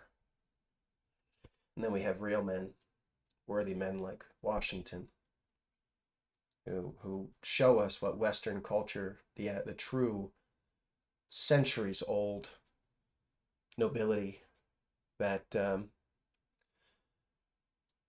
in the middle of the fucking woods. How did he know that it even happened? But he did. Probably through Freemasonry and his Freemason friends. Because they talk about everything. They compare the world, and they tended to be relatively skilled individuals.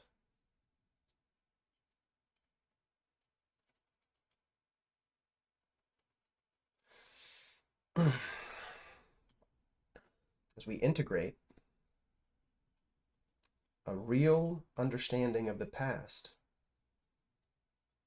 whole. I don't have that, guys. Come and argue with me. I know there's a big camp that supports Israel. They're probably doing something more important, maybe. Argue with me, though. We had a wonderful Israeli talk to me for a minute, and but I'm sure that, they, with what's going on, don't even want to risk being part of this. It's real. He said it was crazy. I believe it. But, so was January 6th was crazy, and we didn't have rockets overhead. It's compounded stress in Israel for sure. I understand that, and I don't want any of those good people, and people who are going to be better once we take better care of them. I don't want any of those people getting hurt. It doesn't mean they're not going to get hurt. And there's a necessary aspect of it, and we can, with good communication. The reason I've got to be forceful in my art, the reason this is so transcendently appropriate, this is the opportunity to puncture the conversation, start diffusing the energy. This moment is, you don't have to talk to me, you don't have to talk through me. Anybody who seeks the truth is just going to do the exact same. Truth seekers. We need true seekers who want to find the truth because they care about the truth. They're not trying to figure out a political explanation for a change on the board. Which is disastrous when you assume I'm gone, but then I come back, isn't it? The cat came back the very next day. The cat came back. They thought he was a gunner, but the cat came back. He just couldn't stay away. The tiger. The tiger. Okay. No, and it's, carrying, this is one of the reasons why I'm single, right? This is a bizarro socialization, truly. But every community I run into, there's a chance of catalyzing deeper relationships, of creating dialogue. And even if it's not with me, I'm not trying to bogart it. I'm not sitting here trying to steal credit. I'm not taking anything. You don't have to be, you never had to be all that fawning over me. You never had to be. Don't do that. Don't think I need that. That's not me. I'm on the level, guys. I'm at your level. Really. When you put me up and you start treating me as though I'm at a different level, that's when there's going to be issues. Because there's intrinsic things afterwards. Everybody thinks that they're being really nice when they lift you up, but after they lift you up, they start saying, well, where's our recompense for supporting you? And they're not lifting me up to exploit anyone, so I have nothing to pay them back with. I am not attacking anything. And yes, if you move sloppy, any moves are gonna fucking cause you to tumble and cry and weep. But you get a man like Cincinnatus.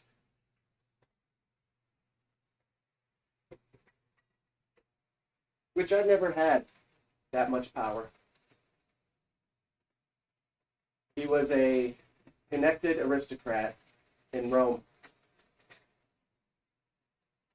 Just a heckin' man.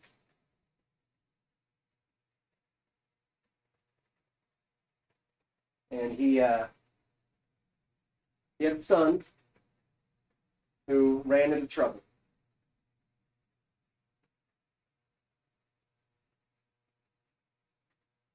He loved his family. And even though his son was not a heckin' man, Cincinnatus loved his son. He put his entire life, all of his retirement. Could a boomer imagine this? All of his wealth, everything. He put it on the line as bail. And then he told his son to run. What a dad. What a dad. So his son runs,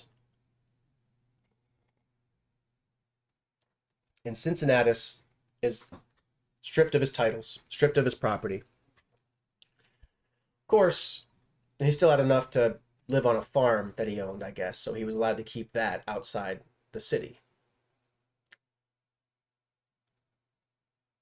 Maybe that was like a negotiated part of it. Everything except for that was on the block. I don't think it was that hard for them. In the Roman Empire, the point is you have a limited amount of resources, and the Roman Empire thrives by having diligent men managing plantations, you know? And you put a man like this in the place, it just hums. It just hums because he's got a civic fucking legend, absolute civic fucking legend from years and years of just being diligent, being serious, setting the game as it should be set. This is critical because the Germanic tribes attack. They come in from the north, and because of the politics, even though Rome has the capacity, which we'll prove in a minute, even though Rome has the capacity to crush them, it can't coordinate because there's too many competing political parties that have siloed from each other. So fucking tribesmen are kicking the shit out of the Roman phalanx, and they're on their way to Rome. Rome is actually going to get sacked. They're like a week away from getting sacked. And these bastards, these political fucks, these worthless scumbags whose names we don't know and are lost to history, and goodbye, you fucking scumbags. Losers. You existed in this political exchange internally, and until your external presence turned into nothing. You got so obsessed with your internal politics, your nation began to lose. So they had to go find a man. They went out to Cincinnatus and they said, listen, we know everybody loves and respects you. We know that you're going to do the right thing. We know we just took away your titles and your property.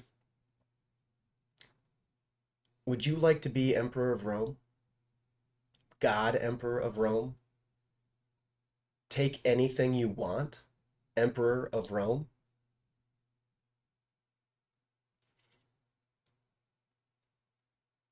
If you will defend Rome, we'll make you the emperor. He said, I'll defend Rome. So he was given immediate power. He marshaled the troops because they worked together under a fucking man.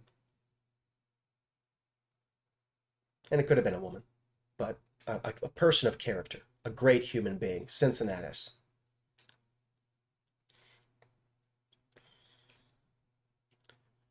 They went back, and he was emperor for 5 minutes until he gave it up. How does this translate into manifest destiny? How does this translate into colonialism? It doesn't. It doesn't. There's no translation. It's a different sort of person. A better person. Someone to, a light.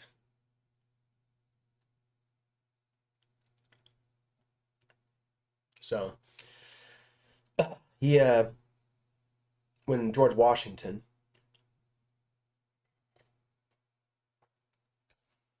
after the War of Independence and everything, he was another one of these men who was in the right position with a modicum of talent. You don't have to be fucking transcendently fucking intelligent to lead people and marshal forces. Strategy is only as dynamic as the tools in use. So just like in chess, how there's limited uses, the real essence of the War of Independence for America was the ocean, was the logistics. Once they began interrupting the flow of resources back to Britain, they were already high on all the resources they were taking from the colonies. So you put less resources. Then they have to invest in sending military over there to go fight and die. And it's a fucking, a lot of them die on the trip over.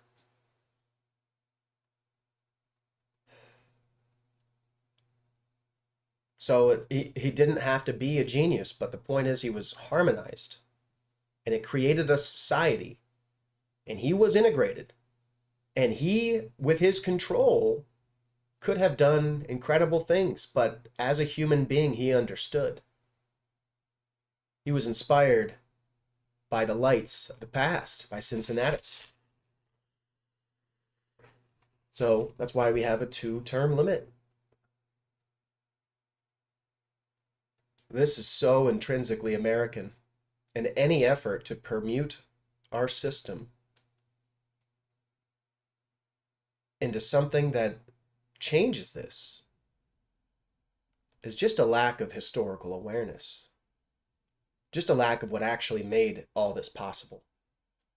Because that character is why those people marshal resources. It's why and they had weak spots. They fucked up. We zero in. We have the benefit of that hindsight now. We can do better. And why aren't we? And a lot of it comes into this. We have a concept of power that weaklings project, that they celebrate dominance. Dominance means you're paying. King of the Hill doesn't get to sleep. I fucking love sleeping. I like fucking getting high, you guys. I'm not going to sit here and fucking try to zero in my aim and call myself a gamer, okay? I'm not a fucking stooge. I'm a gamer because I game everything, including even my socialization. I'm a gamer because the game has stepped off the board into my being. If you think that when I'm playing chess with you, what's important to me is the chessboard, you're not paying attention to me, paying attention to you. The chessboard is just a way to negotiate a communication. And believe me, I don't come at it hard. People don't play me again.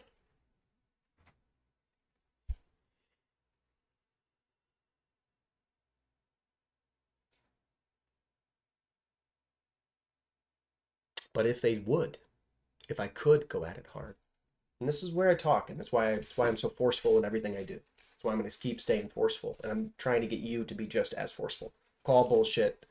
It's all okay, guys. It's going to be okay. No blood, no foul, right? What can really even be done across these mediums, and learning to self-limit, learning to get proactive, positive abilities to deal with all these things. We are also, we've got to pay attention. There's a change, there's a big swing right now. And distributed economies such as streaming, which is dependent on individual consumers donating money. What happens next? What happens when everybody gets laid off, when the tech industry disappears? What happens next? Be real about it. And people are trying to be real. I love that. I respect the individuals involved.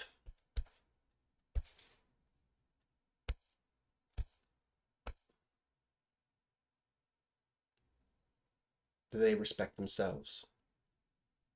Do they demand? Do they have will to overcome? It becomes a pattern, though, and you can get stuck in that. But I tell you what, if it's my face that's frustrating you, try talking to me. Just try. And ask me never to tell anybody about the conversation, and I never will. You can try. Halfway. The point is, it's so good for you, and the point of it is exactly getting yourself on that hook. Yes, there's an audience, isn't there? Let's not try to explain away people's anxieties like there's not enough of an audience right now. There's a huge audience. Everything that's on here is absolutely global now. It's being fed directly into at least 5 servers. And those bots peeling the data, watching this, just pulling data. You can have it. The AI should know who Cincinnatus is and should understand that there's always been these people. But with mass media, we have created a narrative of such slovenly, fucking disgusting characters. I don't like Trump because of who he is as a human being. I didn't like Trump as a child because I had character. Children don't like Trump. Traumatized children who are taught to love authoritarians aren't going to learn calculus, are they? They're not going to learn much. They're going to socially maneuver how they can socially maneuver. That's not beholden to the truth. Authoritarians don't care about the truth. They just talk about power. Soft power. Jiu-jitsu. Letting them come at you. Letting yourself be humiliated. On that tip, let's read them. Yeah. We got 180 pages. Now this is not small segments. We'll see how this goes. But with how Chance has been doing us, maybe it'll take us right to where he talks about something really stimulating about the concept of humiliation and how a person can learn to utilize it. Utilize your humiliation. Make it into a tool. It's a tool that no one else knows how to use. So it's a very powerful tool. Nobody can be immunized against what no one else is using. And immunizing against that's the easiest stuff to immunize. Also the most stressful. That's why this is so fucking effective. Blue, green, gold.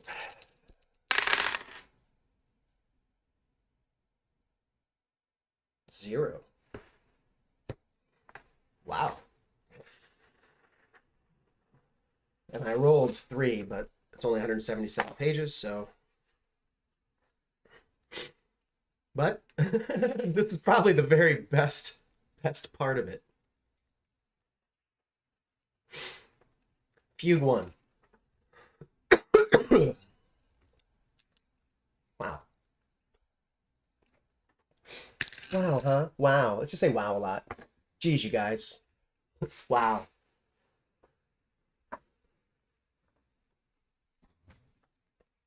That's just like a 1 in 200 chance. Recently, in New York City, an arrested man was strip searched, standard procedure, on Rikers Island. The arraigned man said, "I was put into a cage and told to take off my clothes." He was ordered, according to the New York Times, to squat and spread his buttocks.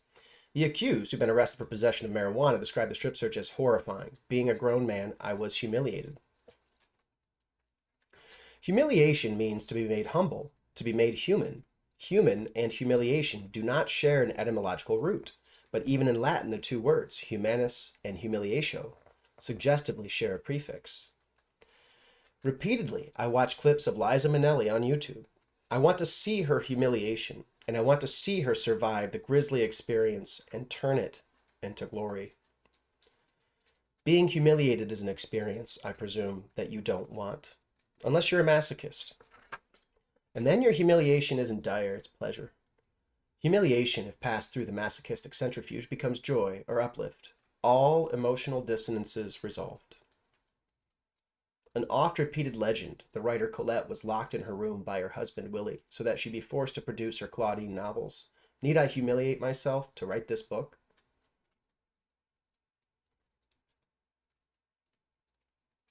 The writer Colette was locked in her room by her husband Willie so that she'd be forced to produce her novels. Does he need to be humiliated to write this book? Michael Jackson's father beat him. MGM fed uppers to Judy Garland. The performer must be coerced or brutalized to perform. Beat it, and over the rainbow, reverse the humiliation, or continue it. Performers spawn performers, an intergenerational saga of distress. Liza, in the eyes of a shame-hungry public, is humiliated by inability to reach her mother's pinnacle, or by inability to reach her own former pinnacle. Past triumphs rise up and humiliate the present self. To prove that humiliation exists, we don't need to hear from witnesses. Everyone has been humiliated, although the texture of each person's experience differs. Like Tolstoy's unhappy families, each unhappy in its own way. Imagine a society in which humiliation is essential as a rite of passage, as a passport to decency and civilization, as a necessary shedding of hubris. Any writer's humiliation I take personally. I don't want poets to be humiliated, writes poet Ruth Padel about the smear campaign against rival Derek Walcott, accused of sexual harassment. But then the press revealed that she'd helped spread the bad word about Walcott, and she, in turn, was disgraced. Retelling this story, I wince. I'm tainted by the news I leak. According to feminist Mary Daly, quoted in Adrienne Rich's Of Women Born, many would see abortion as a humiliating procedure. Many would see insemination as a humiliating procedure. Many would see death as a humiliating procedure. Many would see literacy as a humiliating procedure. Sartre said other people are hell. Literacy is receiving transmissions from other people. It's a gateway to hell if you're doing it like you should. It's a safe way to gently experience the hell. And the wise people can learn from books. There's nothing like the real thing when you're actually there and your actual limbic system is literally lighting up and the politics have to change and you have to change your position in real time. That's a magic skill, essentially. That is absolutely next level. Beyond where about anybody stays. Okay, I approach this vast subject from a limited angle, the angle of fatigue. I am tired, as any human must be, after a life spent avoiding humiliation and yet standing near its flame, enjoying the sparks, the heat, the paradoxical illumination. Not merely because I am tired, but because this subject, humiliation, is monstrous, and because it erodes the voice that tries to lay siege to its complexities. I will resign myself in the fugues that follow to setting forth an open-ended series of paradoxes and juxtapositions. I call these excursions fugues, not only because I want the rhetorical license offered by invoking counterpoint, but because a fugue state is a mentally unbalanced condition of dissociated wandering away from one's own identity. Some of my fugal juxtapositions are literal and logical, while others are figurative, meant merely to suggest the presence of undercurrents, sympathies, resonances, shared between essentially unlike experiences. If there is any reward to be found in this exercise of juxtaposing contraries to detect the occasional gleam of likeness, that dividend lies in the apprehension of a singular prey. The detection of a whimpering beast inside each of us, a beast whose cries are micro-pitches, too faint for regular notation. When I see a public figure humiliated, I feel empathy. I imagine that martyr could be me. Even if the public figure did something wrong, I empathize. Even if Michael Jackson slept with children, even if Roman Polanski raped a 13-year-old. When I see the famous figure brought to trial, even if only by trial by media, especially if the crime is sexual, I'm seized by horror and fascination, by pity, by terror. Here again, as if the Acropolis or the Roman Colosseum, I see the dramatic onset of a familiar scene, an unveiling, a goring, a staining, a stripping away of privilege, of respect, of dignity. We don't have to do any of this shit.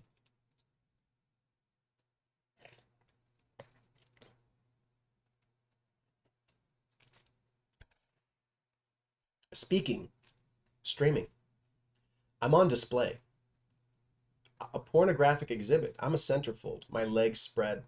If someone sees my nude photo on the internet, then I'm humiliated, or else that web trawler finding my photo is humiliated on my behalf. Remember, there's always the wave. The ripple continues. There is the resonance we have between each other, but as we resonate off each other, we create ripples in our entire locality. When I found a student's nude photo on the web, and when I jerked off to that photo, I could be making up this fact. I worried that I'd humiliated him. Or perhaps I'm humiliating the student by telling you this story now, lest you wish to prosecute me for my fantasies. Please know that the student was in his late 20s and was advertising his sexual services. In the photo, he smiled with what seemed like authentic gladness. After a fight, an 18-year-old boy in Florida sends a nude photograph of his underage girlfriend. She is 16 to dozens of people, including her parents, according to New York Times, whose pages I cruise for humiliations. By clipping the news stories, I become a guilty party. Sexuality in any of its guises and positions is potentially humiliating. At least the transcendental feminist Margaret Fuller thought so. Elizabeth Hardwick, who wrote eloquently about seduced women, quotes a telling passage. When Fuller's boyfriend, her husband, forced her to have sex, she experienced what was to the every worthy and womanly feeling so humiliating, and inherits Jacob's now canonical incidents in the life of a slave girl written by herself. The writer reserves the word humiliation for instances of sexual degradation. The fact of being enslaved she doesn't refer to as humiliating. What is humiliating is the sexual body itself, its humors and swellings, its pulsations and emissions. Theorist Julia Kristeva uses the word abject to describe this fetid, wet, organ-centered process. The Marquis de Sade piles up humiliations, and I aim to do the same. The pleasure, and I should be reading the numbers. We're now on 19, and this just goes on and on. In the first fugue, there are 70 passages. So rather than just going one by one, and this is extremely dense content, pick one at random. Gold first. 10.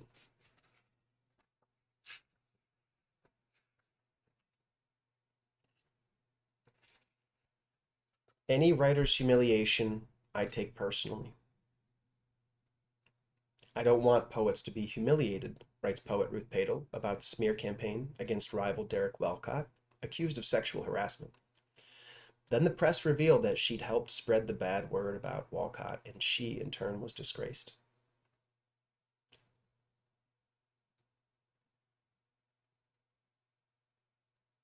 And retelling the story, he winces. He's humiliated. Because he identified the drama. And the thing is, anytime that you name people, there's a big difference between humiliating people fucking by name in print in a book that, I'm going to present here and hopefully you all will buy and read. God bless Wayne Kostenbaum for changing my fucking game. He did. This book changed my fucking game. The point is,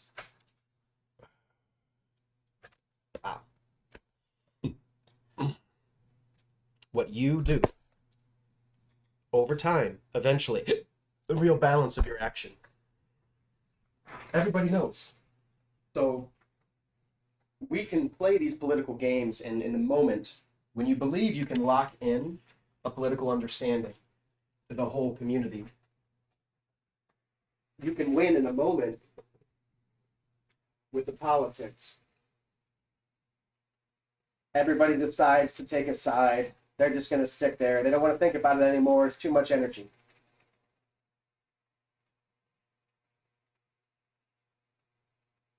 That's what they do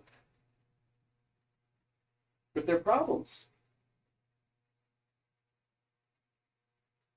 Most of their problems don't have an intellect on the other side which can respond. And that unwillingness to begin the dialogue prevents them from getting meaningful stimulus that drives their evolution way beyond the initial disturbance. But every action you take, she spread the word. How did they find that? I don't know. I mean, somebody probably just came out and said, actually, she told me about this was going on, and then I published or something, right? It's a real thing she did. This is just what's happening. People, January 6 people are slowly learning this. But it's because of technology. It's because of the internet. It's because a fucking camera costs pennies now. If a camera costs pennies, expect more cameras. And once the data is recorded and saved, Boston bombers, hours. We caught them in hours. And we're going to get to a point of real time. Not Minority Report. They missed it. Minority Report is predictive. I don't have to be predictive. The fact is, the guy going to go murder somebody already has elevated biosignals 5 days before they do that.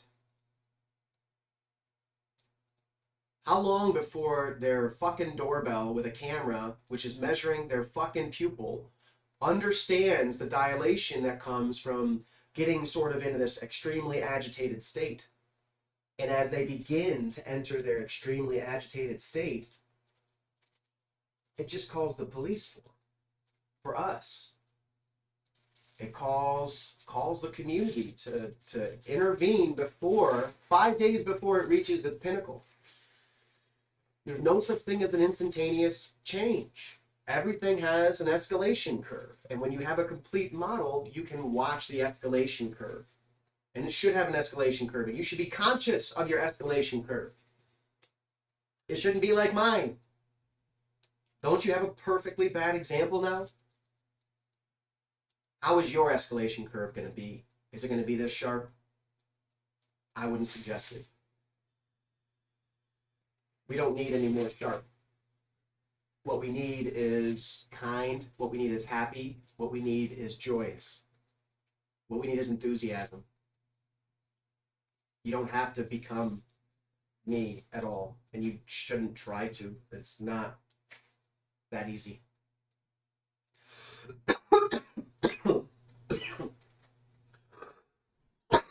Desire doesn't make it happen.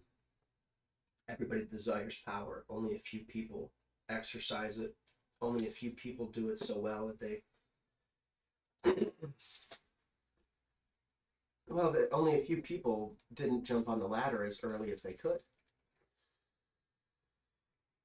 I'm 40 and I've never been on a ladder. Average person got on a ladder out of high school. They weren't already on it in high school.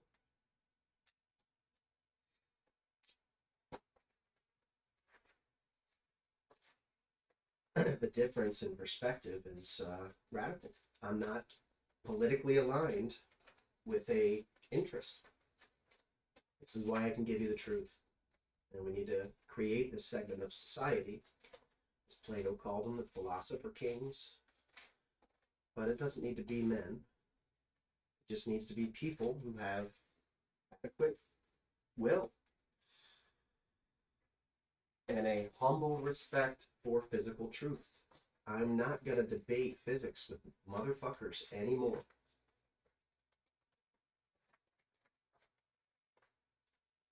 You can't fucking manage that shit. Don't expect to be in a position that is respected. You don't get to steal respect when you don't deserve it anymore. When you're a fucking little troll like Netanyahu. Fucking authoritarian. Jesus Christ.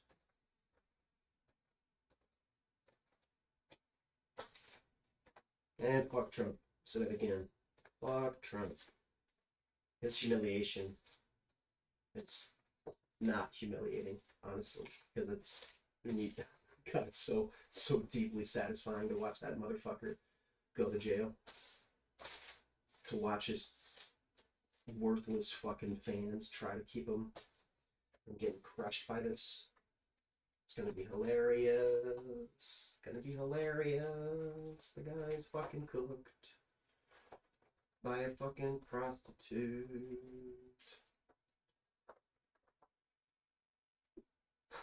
The perfect counter to the rich playboy. The honeypot. Right, guys? Get him, Stormy. Get him.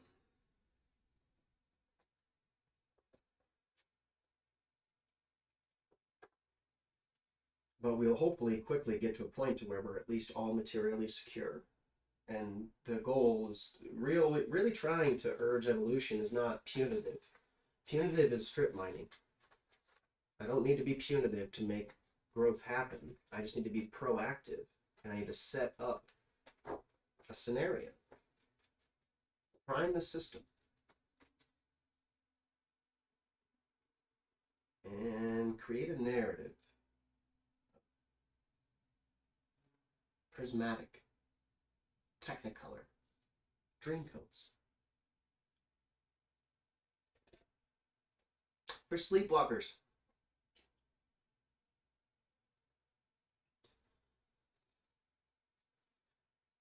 And really, ChatGPT is it.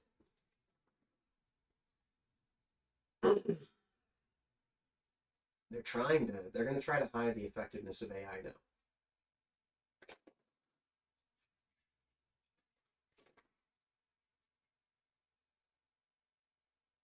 They're going to hide the game from you.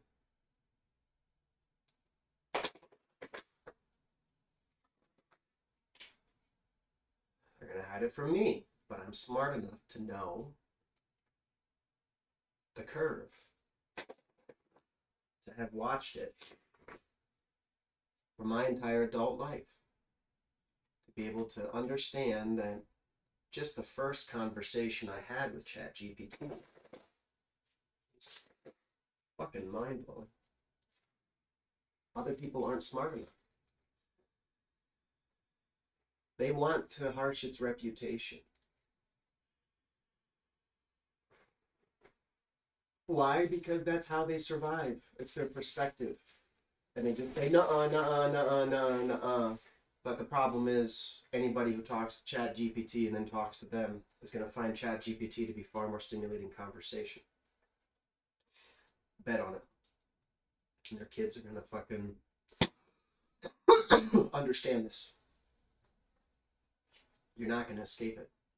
No one's going to escape the judgment. But it's just a chance to be humiliated. What's so bad about being humiliated? What is so bad about being reminded that you are human? When the aimbot is about to be loading itself into a fucking robot right beside me, it's a good time to remember thou art mortal. So I'll just get humiliated, maybe? Is that the way to do it? Maybe that is an answer. I don't know. I have faith that the words that we use to describe the stuff, the narratives that we try to explain it, are constantly varying because the position is actually constantly varying. And what is the truth? All of them are the truth. What if the real dynamic is actually a different sort of exchange? And we have words that we kick around that give us a position to hold on to. And when the words stay the same and when the words are few, it's very easy to do. But when the words evolve and the words are many, it takes a serious athlete to keep up on the triathlon. And philosophically, I am up there. The game is done. Seeing past the idea, I actually have a personal, complete philosophy. That's where my confidence comes from. That's why the idea of quote unquote being humiliated, I understand, is just a concept that communities hold on to or don't. And I love people like Wayne who have struggled in life and learned to be supple in their position. And Wayne was never a turbo aggressive, hyper dominant gamer. Doesn't mean he doesn't move better in society. It does mean that he's not going to see technology changing things. He'll probably be humble and remember his humanity, as I hope he has. I don't know where Wayne is now. He was making some videos on YouTube, which are worthwhile to check out. God bless Wayne Kostenbaum.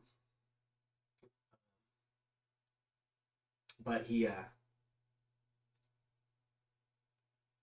yeah, his from what I understand is a willingness to be humiliated. It actually it changes the idea of communication. And when you think that you're holding a front line for a side,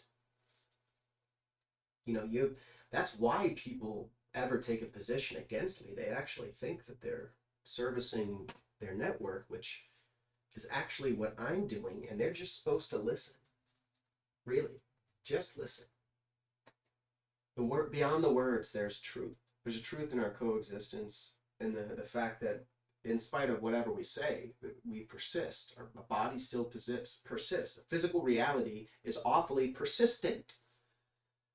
And we should be adapting to that versus collectively negotiating self-limiting narratives.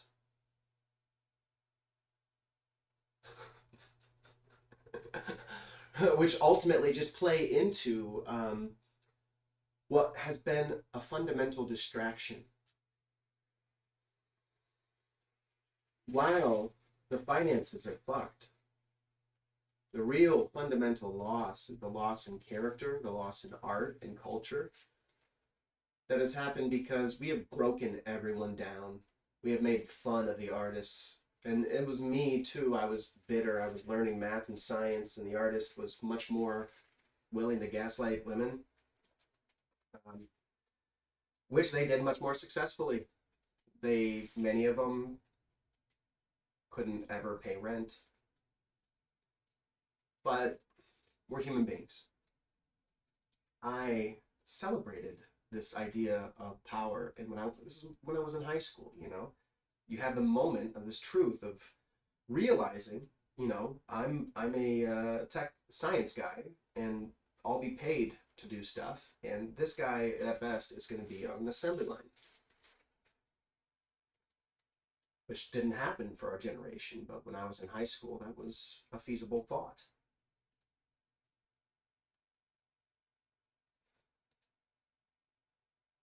That is a truth.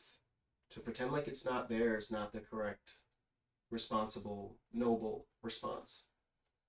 The idea that we relish the idea of being over our neighbors.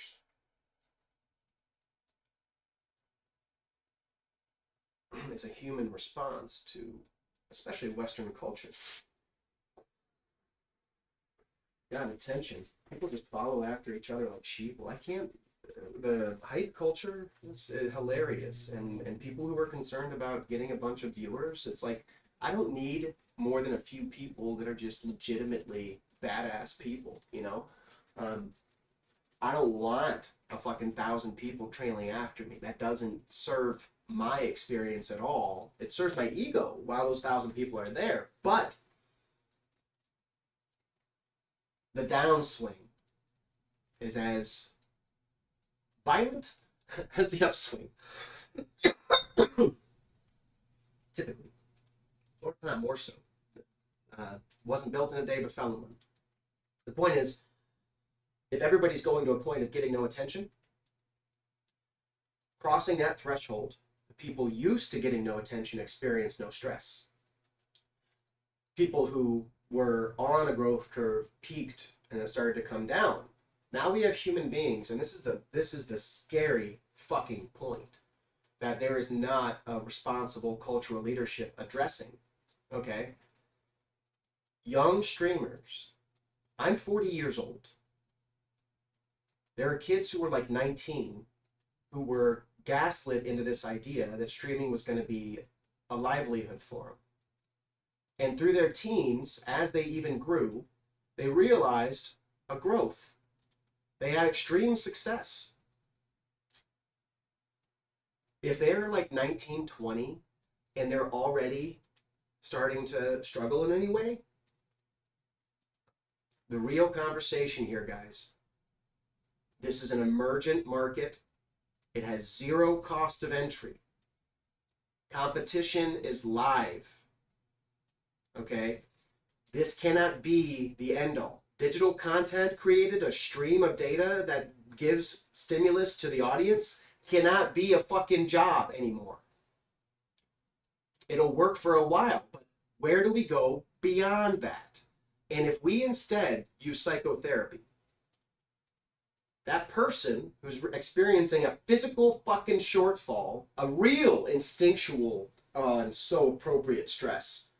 If you know you were getting 10K and now you're getting 5, you've got to be brain dead not to understand what's happening.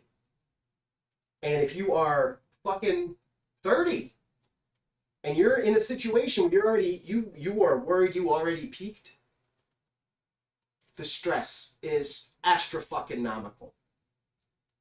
Psychotherapy will blame the individual, will tell them their brain chemistry is fucked up because they're depressed. This is a persistent fucking problem for the rest of their motherfucking lives, most likely. A real physical manifesting fucking problem that if we have a real constructive conversation, we can actually get some good faith cooperation. We can build something so the kid isn't going to be fucking homeless.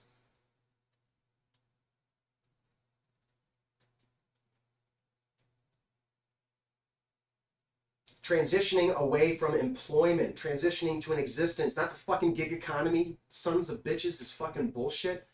God, it's so fucking exploitative. So fucking exploitative. And it's just become normalized. This has been an incredible, incredible fucking negligence, okay?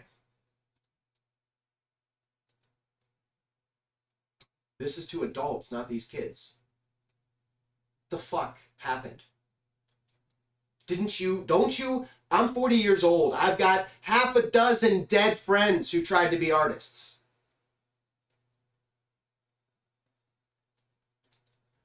The only ones who fucking made it anywhere didn't go into art.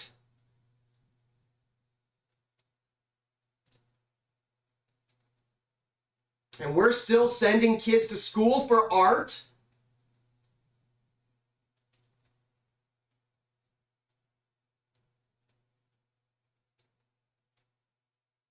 We don't have to beat education into anyone.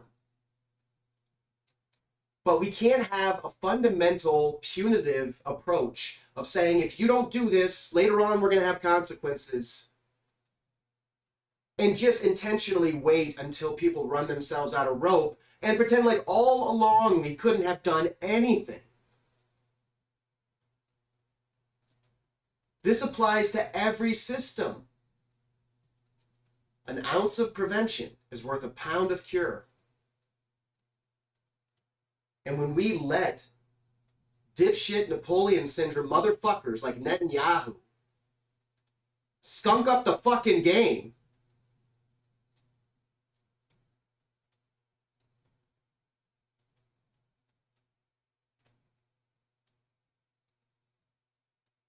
it cuts at a root, cuts deep.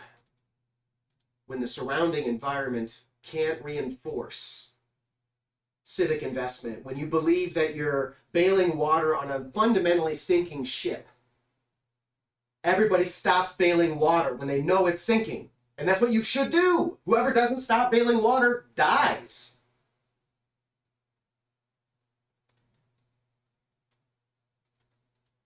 In real situations, it becomes tragic, but even in gentle situations, in the growth of an industry, in the growth of a cultural expression, people ask me, like, how do people get paid in Twitch? It's like, people get paid. It is only a small cater that actually puts in much money on every stream. You know, the most successful women streamers I check out, still it's like a rotating cast, you know, 5, 6 people. They might have 2,000 fucking viewers, but most of them at most are like subbing. It's a lot of money. It is. And the money does make the party in a big way. Material success makes it a lot easier. So these kids who are trying to, you got to understand the material. You got to understand that if there's a brand new market that has zero cost of entry to get competition, you're not going to be an 18-year-old forever. And they even should hear this. they should be building. They should be pushing to transition their life. They should have multi-dimensional progress. Are you in the Renaissance state yet? Do you believe that you're not trying to find your gold? This is the capitalists tell you find your gold. No, stop that. Find the worst thing. Know all the things so you can work on what needs to be worked on as the situation around you continues to dynamically adjust. And this is a culture, but this ties into industry, this ties into art, this ties into the streaming world. It's gonna fucking happen, guys. It's happening right now, right? And we absolutely can change what we use this technology for. It takes everybody reaching a higher level. And we got to figure out a way to negotiate drama. We're not going to, reality television has created an expectation that drama is normal. It's not. No drama is normal. And once you put in a decade, then you can take a few risks pushing the envelopes. I put in a lot more than a decade. And I'm gonna make a big fucking difference. Because I'm gonna work the angles that no one else even begins to touch. I'm gonna drive up the conversation into a different area. I'm gonna flip the fucking script. If you come with me.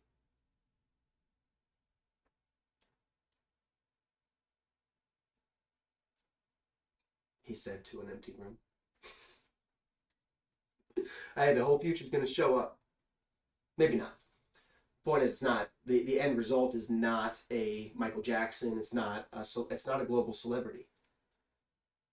The end result is a small, structured community that is level, where even the kids have a voice, and we responsibly plan for a future. We responsibly engage everybody. Nobody's going to get left behind anymore. Don't worry about it. You're not being rejected. We're going to take such good care of you.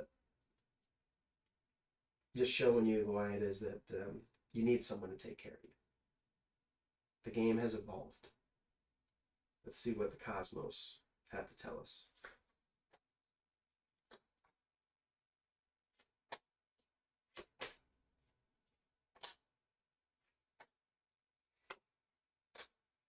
Oh, man.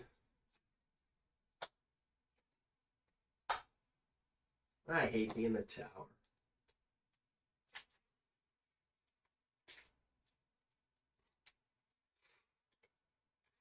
Four Swords.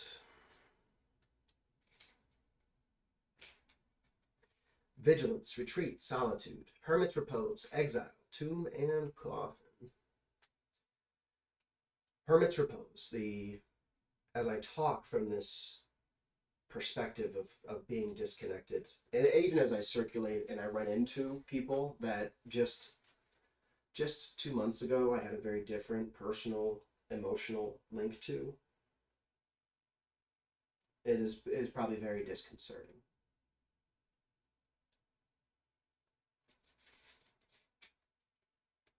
I understand that. Let's talk about it. In the conversation, you will structure your approach. And from the experience, you will learn to speak and ask questions to settle debates. Good communication gets rid of speculation. Speculation is expensive. It's not any more accurate. And actually, the longer it goes on, the more it gets its own inertia. And if the people involved have their own political concerns that they let color their choices, then you never get a square approach. You just can't. So we've got to practice something. We've got to practice the ability of coexistence without imposing our emotional understanding on others. Because the emotions are just animal things from the ancient times, you know. We got to get the emotions to play inside the lines. And it'll be good for you. I'm telling you, this is actually the clarifying of the human spirit, in my belief. And let's see, somebody come argue. Five of Cups.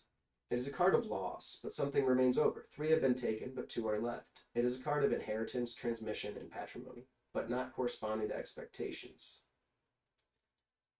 With some, it is a card of marriage, but not without bitterness or frustration. So what opposes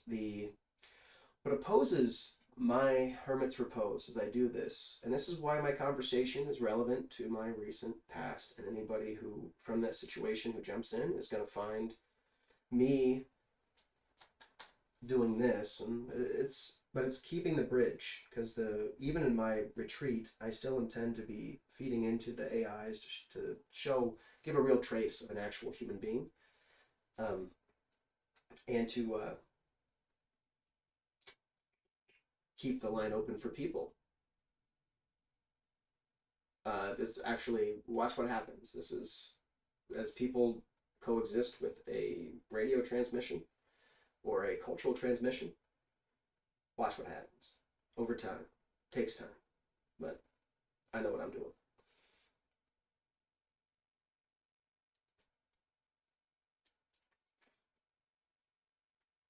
A card of loss, but something remains over. Three have been taken, but two are left. Inheritance, transmission, and patrimony, but not corresponding to expectations. And that's the thing, is I don't have expectations on, as we do this image, there's people over here looking at them too. Their cups got spilled. The highest that I can arrive at, Three of Wands, symbolizes established strength, enterprise, effort, trade, discovery, commerce. Those are his ships bearing his merchandise, which are sailing over the sea. Yeah, this is the product and the functional gain of the Hermit's Repose. The reason why the ascetic, why Buddha went away, why Jesus spent 40 days in the desert. People do not understand how they do not separate. When they don't separate logic from their feelings, which math makes you do. Actually learning and practicing math will force you to separate feeling from logic. Math does not compromise. Neither do computers. Any coder knows there is absolutely a discrete fucking truth. This concept, this inversion, sort of like a paradox, is an art message. Living it is not trying to enter into a community. It's a necessary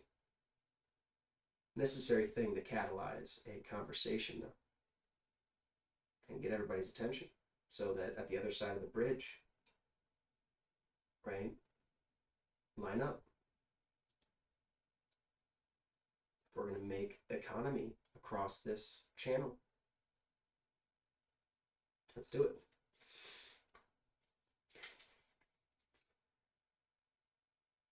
The Hermit reversed. I have to work with concealment, disguise, policy, fear, unreasoned caution.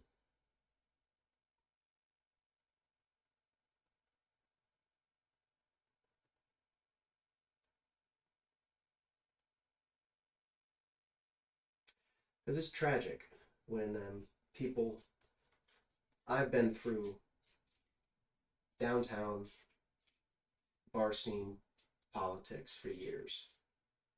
I had the most ruthless people downtown. Tatiana would literally date fucking 2, 3 other guys while I was dating her. That's why I stopped sleeping with her. It was like 24 was when we first got together.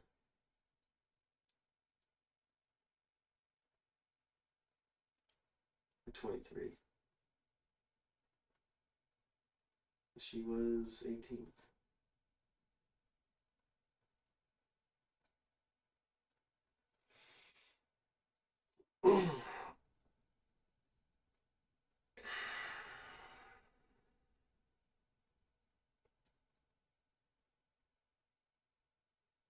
She came into a gas station.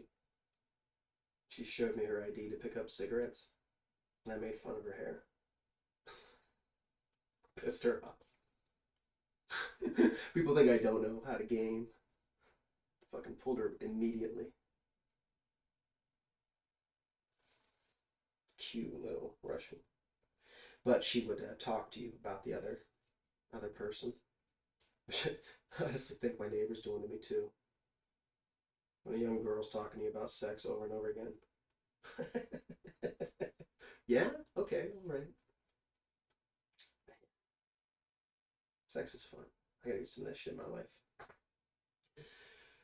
But the point is, I have to work with some sort of awareness. And that awareness is good people, really good people, in service of their friends, believing that they understand what has happened, do something negative. Like that writer in the Wayne Kostenbaum thing.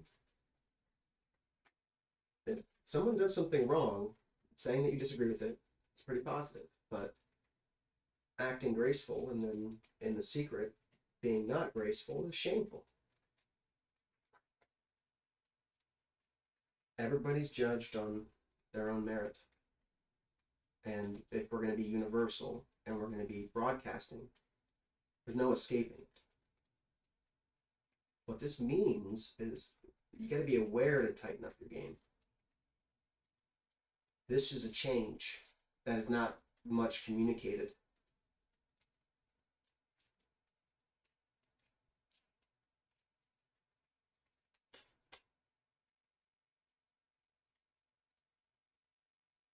And now that if it has been communicated, we can start testing those waters.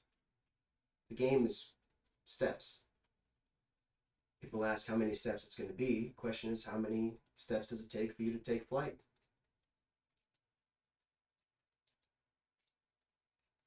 It's not me limiting it.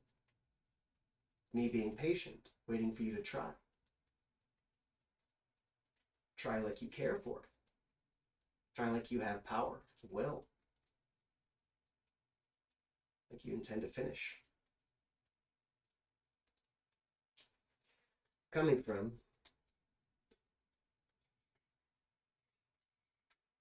the Knight of Swords, reversed, imprudence, incapacity, extravagance. Extravagant. A lot of noise over nothing. Nobody got hurt. Good. People got frustrated. People got confused. Maybe they got a moment of anxiety. That's what makes everything stick. It's a necessary part of it.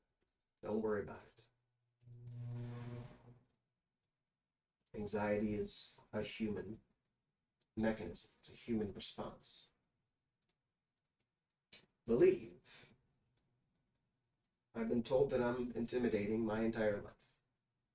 I've just got to deal with other people being intimidated.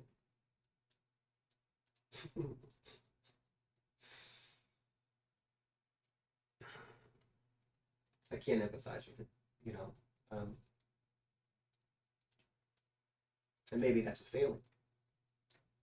But call my bluff. Challenge my position. You might have to create whole new ideas. It may not be adjusting what I'm saying. It may be adding your perspective or other things if you care to understand.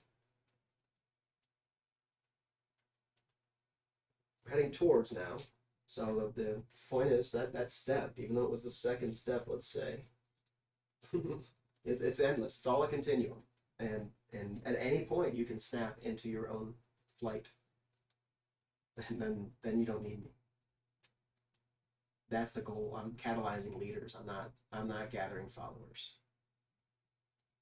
And the whole crowd is about to become leaders.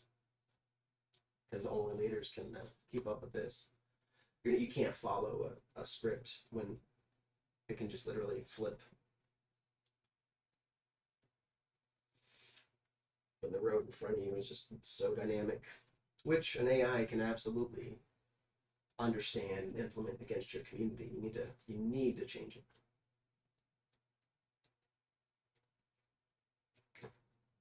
Eight of Pentacles.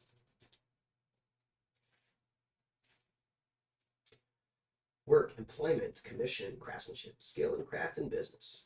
Yeah, it'd be nice to be a philosopher with like slash artist as a living and live on a planned community that manifests a universal. That would be phenomenal. The Tower. It's me. Bummerfest. Misery, distress, ruin, indigence, adversity, calamity, disgrace, deception. So, and this is part of it.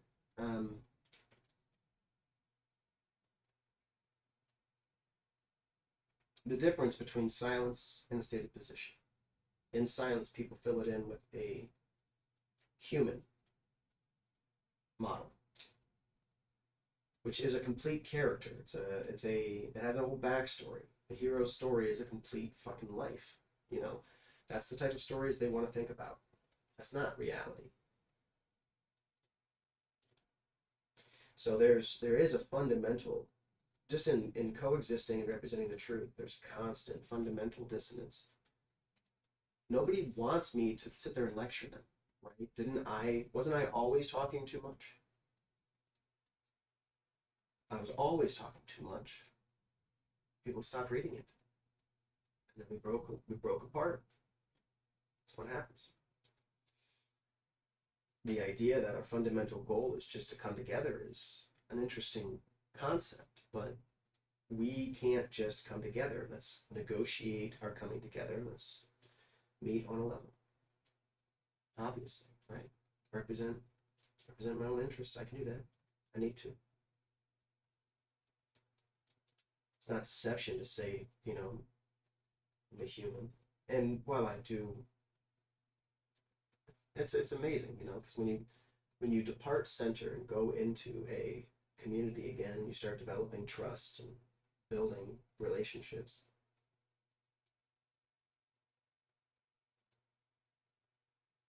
it's intoxicating. Losing it leads to its own withdrawal.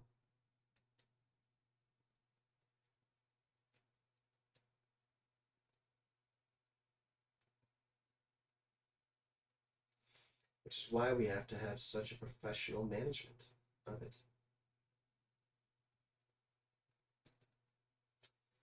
And the Tower is my number one description of the Apollonian and Dionysian.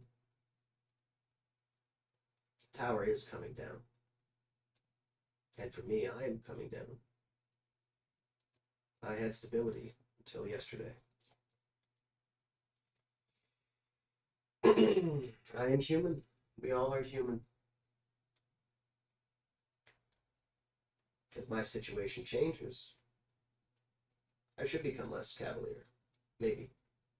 Depends on my justifications and what I'm really trying to do. You'll see, in hindsight, through my consistent input, you will understand, if you care to, is my hope. I can't sit here and just explain to everybody, and if you feel abandoned, don't act like you can't catch up to me. Don't act like you can't message me. I didn't abandon anybody. I'm not blocking anybody.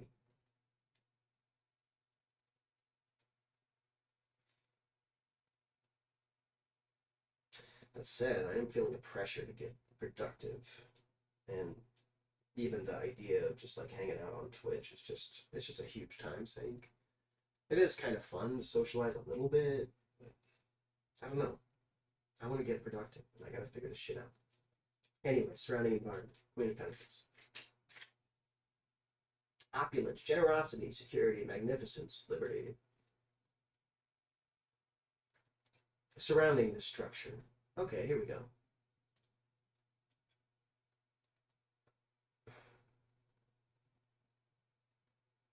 In this collapse, this little planned demolition, there is a surrounding of security that makes it possible. Because I'm running on this foundation that I don't want to even expose to any of this, right? God forbid that this turns into drama and that goes back and, you know, it ricochets back to my family. God, that's a terrifying thought.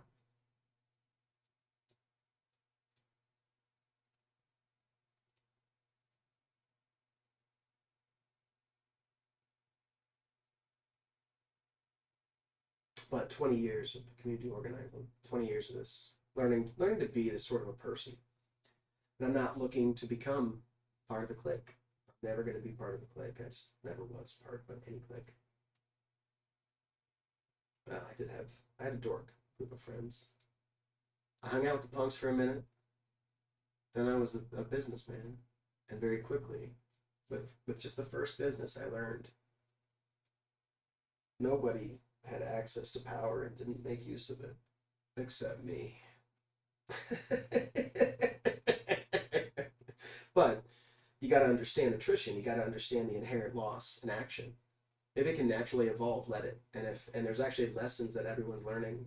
I was way proactive to begin with, which was very expensive and ultimately not even ideal. By letting it naturally evolve, all the players in the game learn and readapt, and people who want to have relationships of small talk, keep your relationships of small talk and enjoy them. Wasn't I always annoying with my big talk, right? Wasn't my comments were just silly to a lot of people, and, you know, to people just, oh, that's over my head. Okay. It's a response. So the content and the thing is, don't go back through the words. Do not try to sort the words. Those are there for the AI, not you. Come talk to me, and I'll sort this right out for you. And we'll figure out a way to structure this. We need material resources, serious material resources. If anybody has that, let's connect. Let's talk. Let's figure out a way to focus a spend through the realization of a level community that is literally vested in each other's lives from that point forward. As best we can manage, we're going to try to build a literal human fucking community. People that, even in spite of tremendous differences, figure out a way to connect. And once we have 10, 15 people living in that space, we can let 10, 15 come through and we'll change their worldview. In minutes, it'll be an incubator of helping people out of self-destructive cycles of overfeeling and overanalysis, of ridiculous exercises, of futility, of trying to consciously adjust our behavior or trying to pull ourselves up by our bootstraps. Concepts which never made any fucking sense. Because, and I honor my surroundings actually being so fucking supportive. By being so incredible in everything I fucking do, you guys. Jesus Christ. You have this too in ways you don't even realize, but you don't have the mobility or perspective to begin to even utilize it. Everybody's projecting decades into the future, but we've got to do a lot today. And much of this can be done, like I said, let's address lawns. Let's address the idea that we invest money in gas and lawnmowers and pesticides and all this to fuck with our lawns. Stop mowing it. Mow as little as you can. Keep 3 feet around your fucking house. It's not like bears are going to suddenly fucking appear, okay? And yes, it will create some small... They're still not going to, you know, like fucking wolves are not going to enter into suburbs, you guys. Okay? There's too much fucking people. It stinks of people. But we can absolutely turn 80% of these lawns into fallow stuff. We're no longer consuming chemicals, injecting chemicals into the fucking ecosystem. We're no longer spending money. Yes, the economy is changing. Let's fucking just bite that bullet, okay? We got to stop trying to spend. It's fucking absurd. And now they're saving money. They're earning by saving. They're compromising.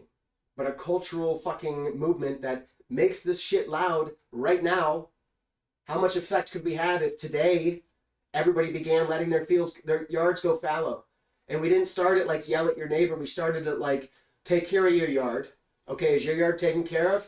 Each one teach one.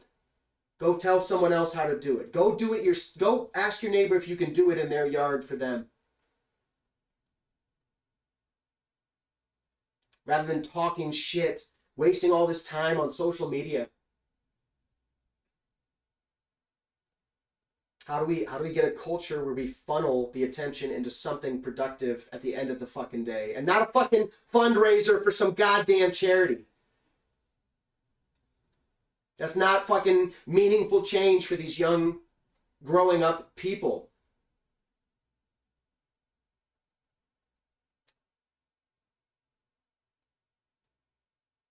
We still have a tremendous amount of potential. And we start with something small like that, and very quickly we start a dialogue, a productive, good and feels good. Good for you. Good and good for you. Feels wonderful too. Okay?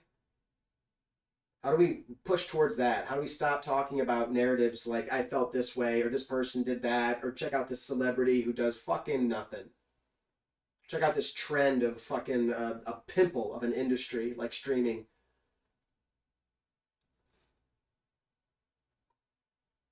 It's going to be an industry that all in all is only going to last 20 fucking years.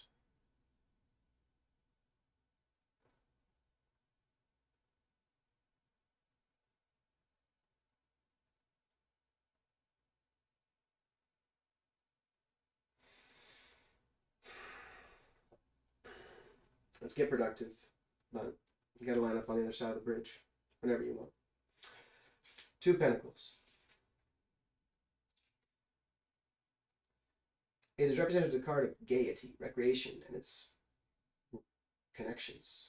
Recreation is connections, which is the subject of the design, but it is read also as news and messages in writing, such as obstacles, agitation, trouble, embroilment. Yeah, so the party, hopes and fears. The hope is with this practice, Hermit's Repose, with understanding that this, if we all have the capacity to pull back, let's empower individuals to pull away and find their Hermit's Repose. Both sides tend to look at the lost connection. It's a very profound thing when somebody appears to depart.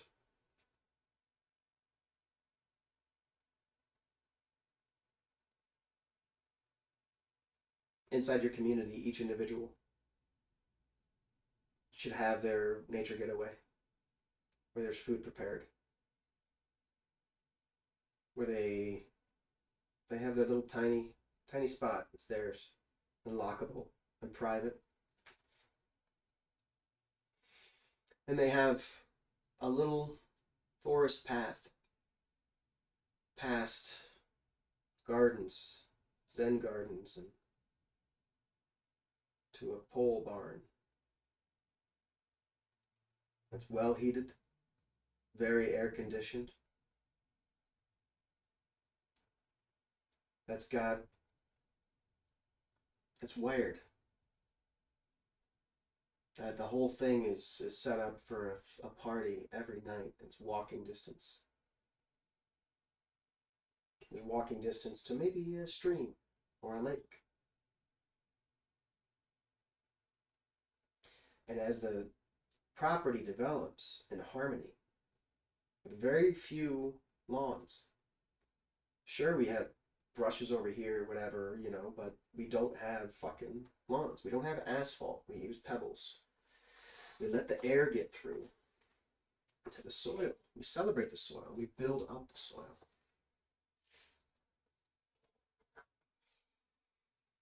soil. All this, it's got to be tasty, but the hope and the fear. When we are on that property, we will find the truth, the obstacles, the adversity of each other, of finding this balance in business, which is really difficult when people don't communicate well.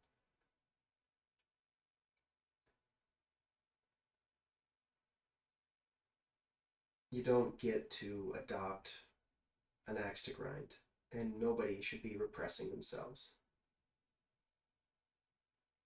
that will come out. Repression always comes out, finds a way to express. If we're going to be truly catalyzing the epitome of the human community, that static is, we got to know how to deal with it. It comes from a open air of communication and a physical understanding of coexistence, or lack of it. Knight of Cups.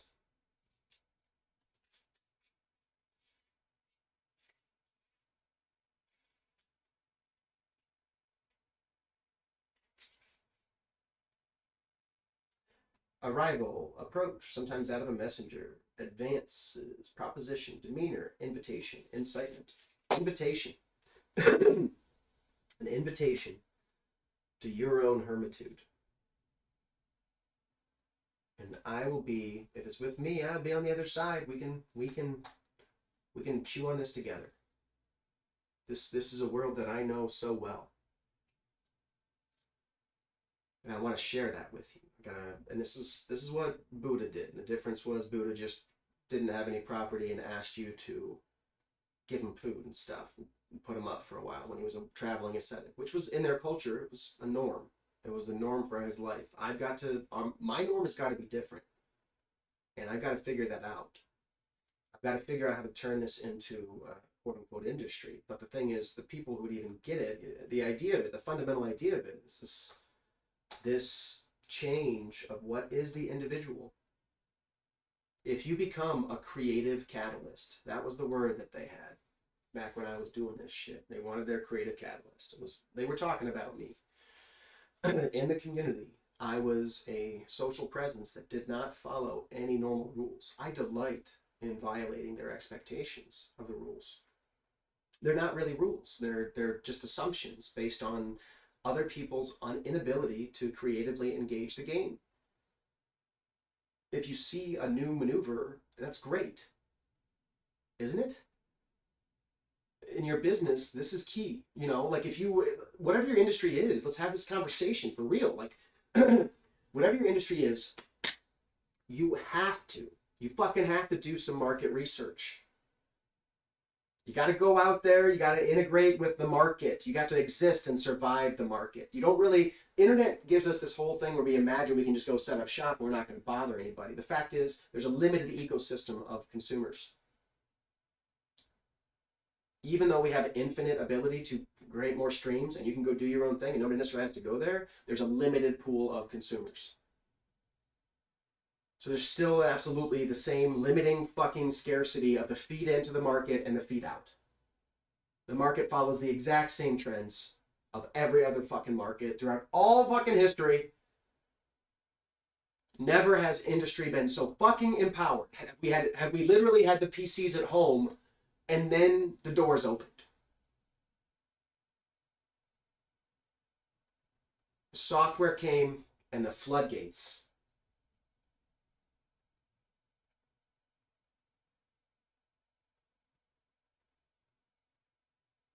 Things that I knew were going to come many years ago.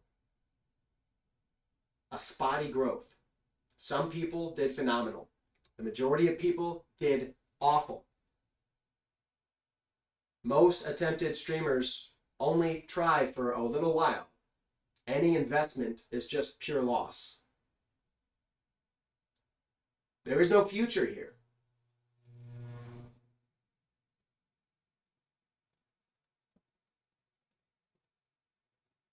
But we can forge a different norm. Doesn't even have to be in America. Oh, wait, let me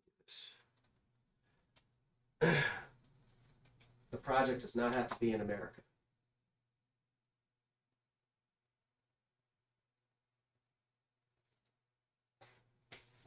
But my influence is in the Midwest. I'm not saying my network's angels. I'm saying the world has always been made by people who pay attention to reality. And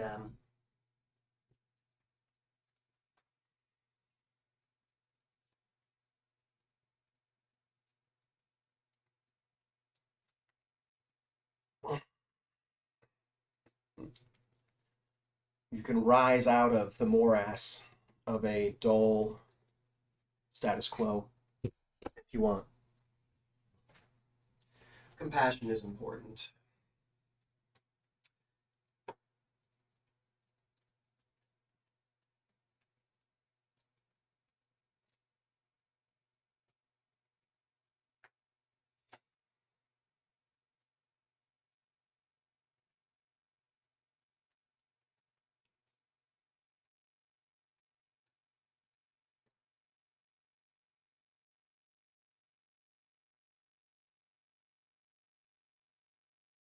Mm.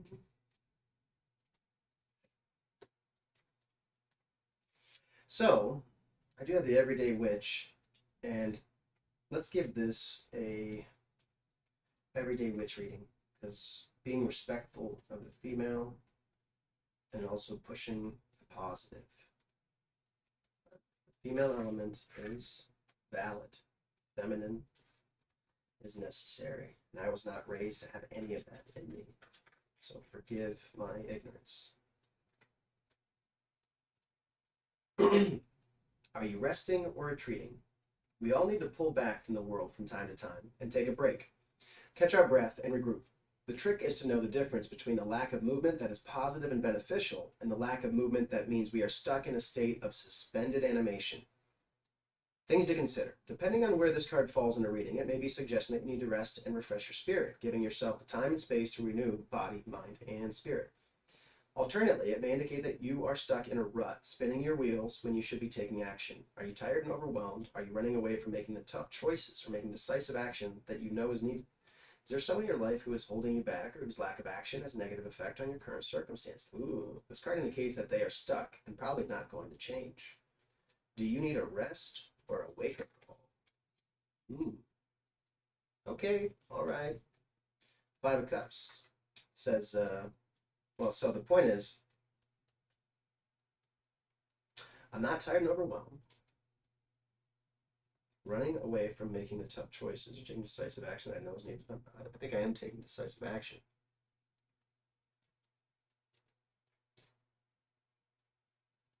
But yeah, rest and refresh your spirit, giving yourself the time and space to renew. Blah blah blah blah.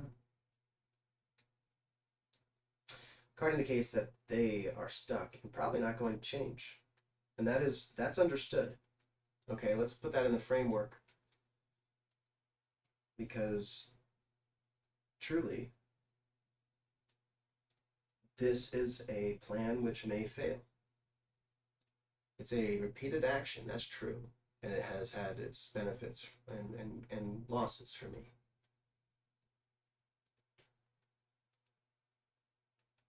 But yeah, you do what you need to do. That's fine.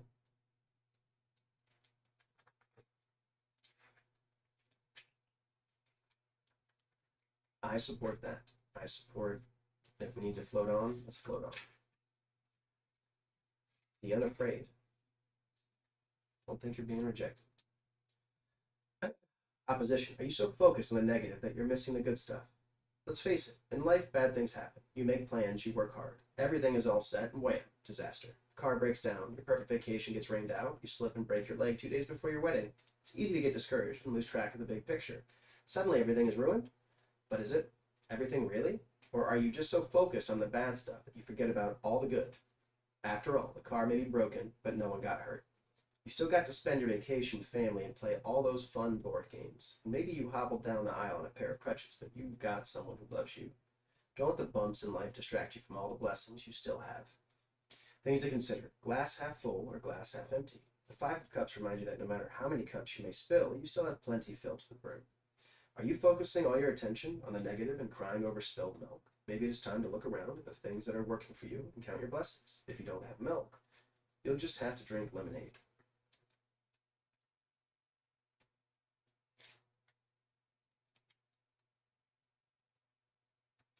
So, a wake up call maybe to engage them. Don't be focusing on the negative, on the struggle that we face. The highest that I can arrive at is 3 of Wands.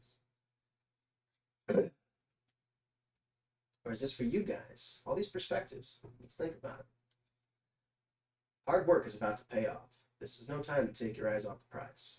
A dark-haired witch stands on a cliff and has her wand pointed out into the distance. We can't see what she is aiming the wand at, but there are swirling shreds of energy being pulled toward her from whatever it is, and sparks are coming out of the end of her wand. 2 other wands are tucked into her belt, just in case she needs them. All of her attention and focus is directed toward her goal with calm determination. Success is so close, she can nearly taste it. Almost there. Almost there. Things to consider. If you have been working toward a goal for some time, 3 of Wands is a good indication that you are getting close to achieving it. Whatever you do, don't give up now. Okay. Of course, the problem with being so focused on some particular objective is that it can be easy to miss something else that is right in front of you. You might want to ask yourself, you have been a little too intent on one particular aim. Are you looking at the big picture too? Don't forget to live in the present while you are working toward the future. Yeah, easily said. People who don't even have a model for the future can fucking say that shit all day. It doesn't really modeling the future is such a all-encompassing thing, and any shred of myself which thumbs the scale fucks everything to hell. I can't scale it to the size of a global system and have anything off like that. Anyways, it says that I'm close to 6. Anyway, we're hanging out, you know. We're still going to be here. At least that's the intention. Until people tell us to go. It's peaceful. If we need to go, I'll take off. Just fucking speak. I'll be impressed if you can fucking begin talking to me. Begin.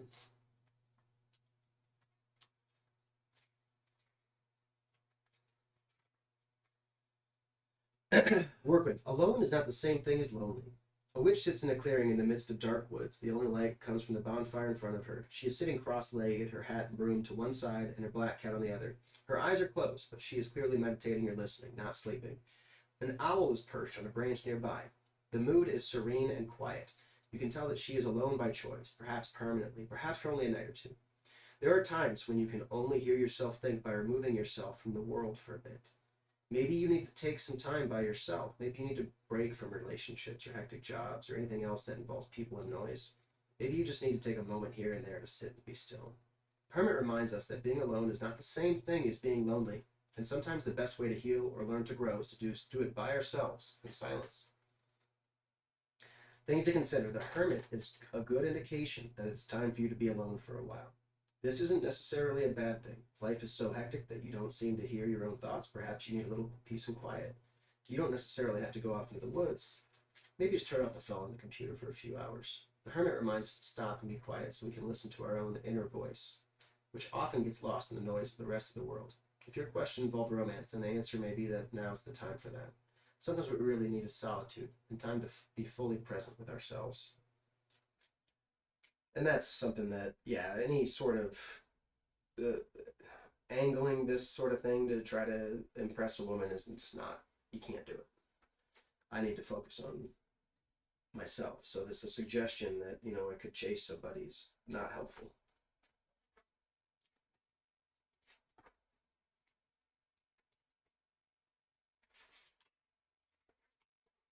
Ready or not, here I come, past the past. The Knight of Swords is coming. Best get out of his way, unless, of course, he is here to sweep you off your feet.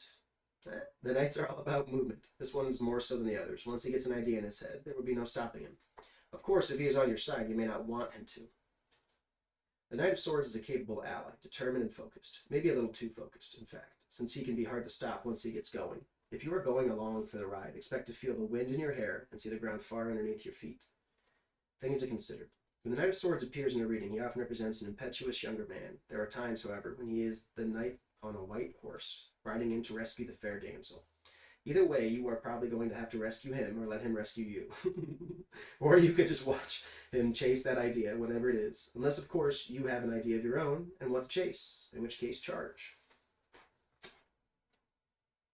Eight of Pentacles.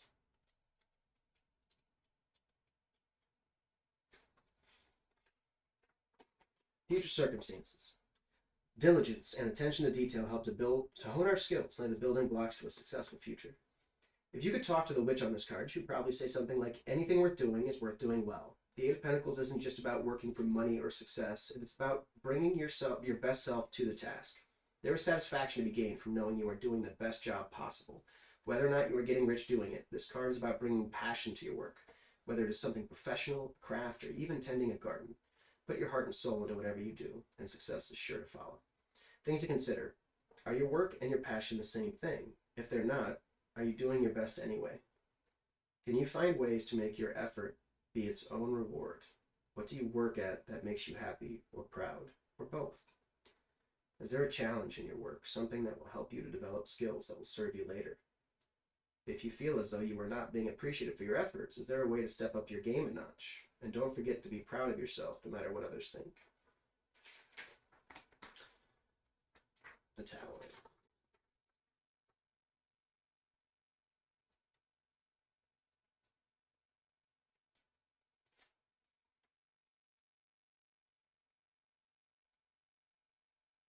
Space for notes. Come on. Come on. Sometimes things have to crash and burn to make room for something new and better.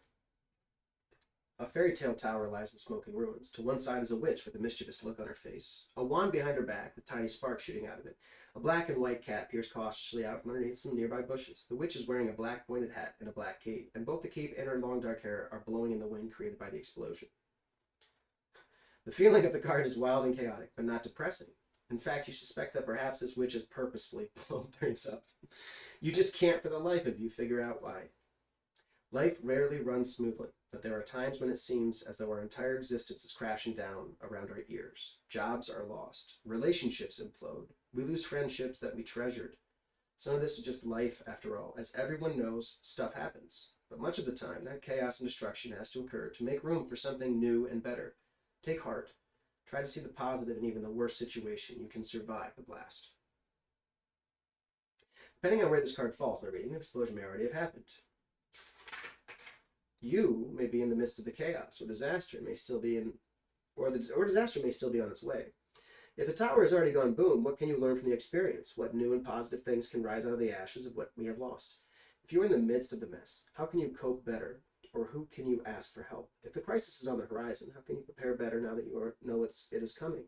Look deep and you may find that you already knew there was something you had to let go of, no matter how difficult the process might be. What can you build out of whatever remains? Queen of Pentacles. Forward motion, guys. Let's stick with forward motion. Because failure is not an option. Surely not just going to give up.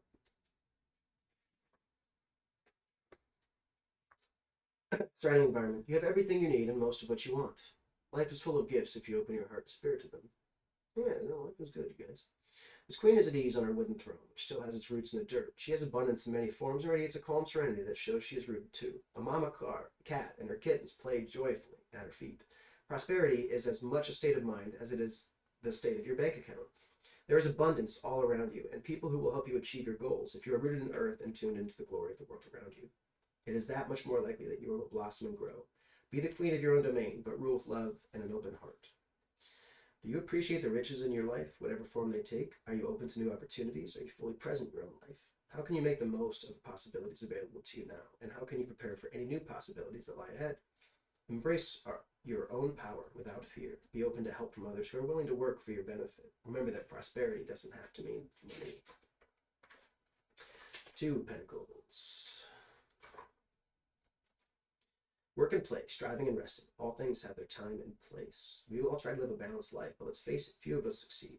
Like the witch on the card, we do our best to keep everything in sync. But life is full of unexpected challenges, and as soon as we think we've got it all together, something new is thrown into the mix, and we are back to trying to find an even footing. The truth is, no one ever manages to maintain perfect balance for long. All we can do is keep on trying and do our best in the face of the real world issues we all confront. Things to consider. Sometimes this card shows up to remind us that we need to focus a little more attention on balance.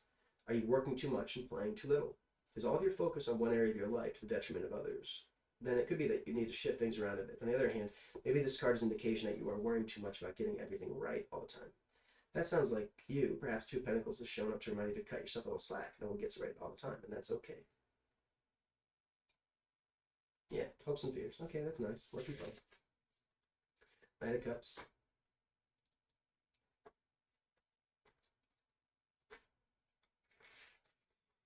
Passion is a wonderful thing, but be careful not to let your heart completely overrule your head. The Knight of Cups is a romantic soul. You might even say he is a fool for love. He tends to get wrapped up in his own dreams and visions, following them to the exclusion of the practical world. Whatever he is pursuing at the moment, he does it with his whole heart. But tomorrow his heart may turn to something new, and he will be just as passionate about that.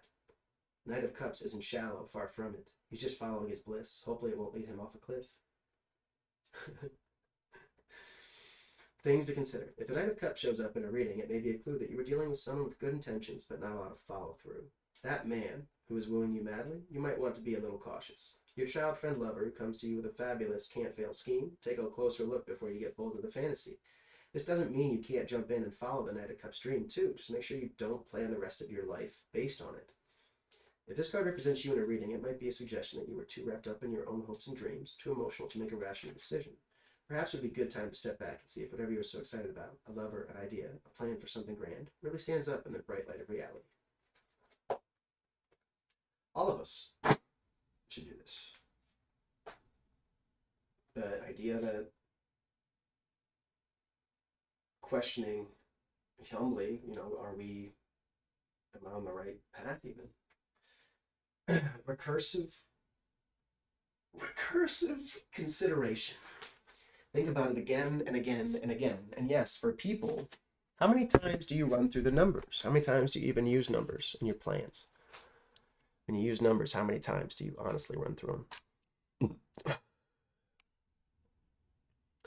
What happens when your cell phone runs through them infinite times? Automatically.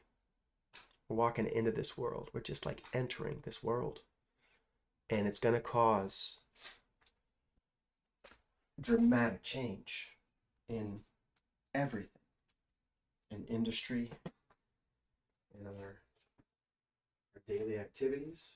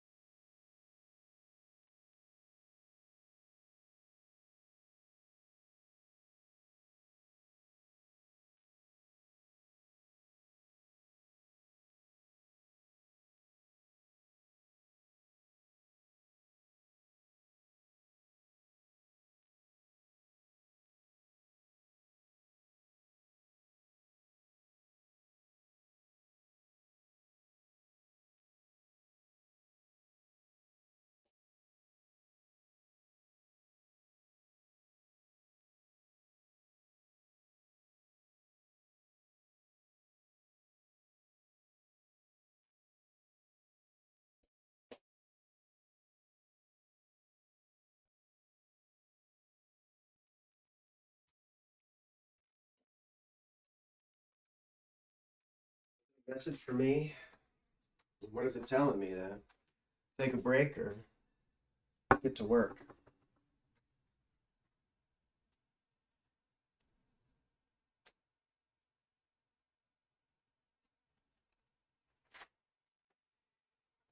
Because it says to work with a hermit is to pull away, and the first card is that hermit's repose, pulling away.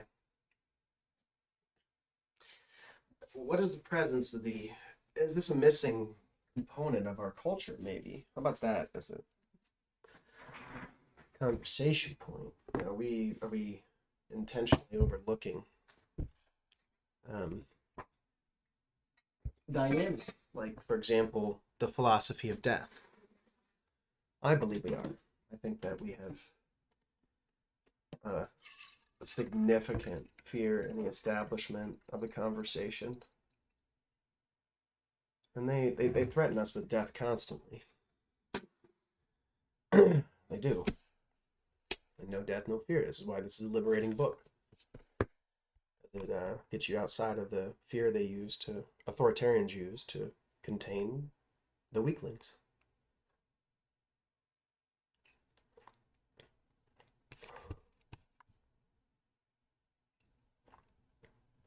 The true weaklings. Because a lot of people think, when I say that, I'm talking about people who gave enough of a shit to even take me on. I'm talking about people that would never take me on. People that exist through the political channels. They don't represent their own interests in anything. They don't have that luxury. That costs money. That costs lots of things that most people don't know to gather. Let's do Art of War. Do a little bit more reading. Just for a minute. And then I will listen to the reading myself that I just did. And I will hermit myself away. And I'm going to go to the gym today. Take a walk to the gym and listen to music and disconnect from online. Which is important, because I don't want to be in too much energy for the people that I'm hopefully engaging and inspiring, maybe through frustration or love. Both of them are motivators, and there's always a mix. There's always going to be a mix. Don't focus on the frustration. Don't focus on what's spilled. Realize there's still a lot remaining. It will not be what is expected, but there will be something coming. The evolution continues. And until we give up, the connection stays live.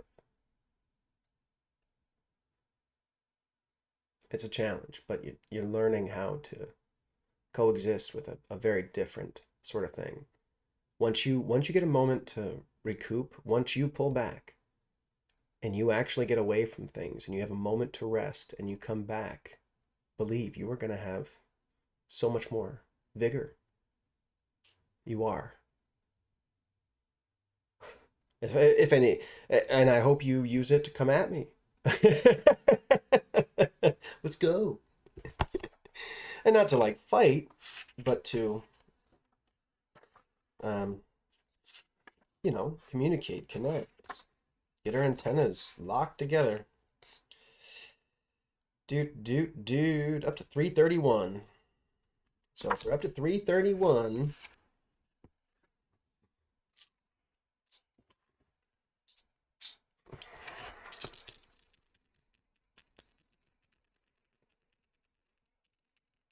one, two, three, four, five, six, 7, 8, 9. For the gold, black, green. That is 0, 20. The last page.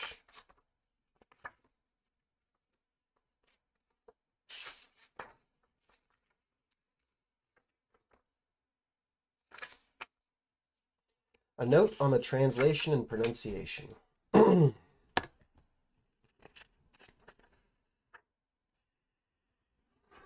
Interesting. Before I read this, translation. I mean, The Art of War was written long, long ago.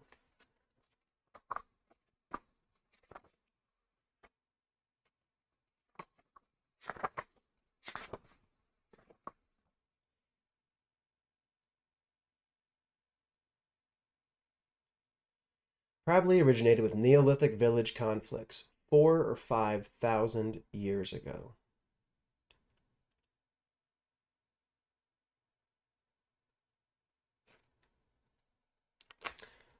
Translated. And 4 or 5 thousand years ago, the state of weaponry. I mean, it's like Iron Age.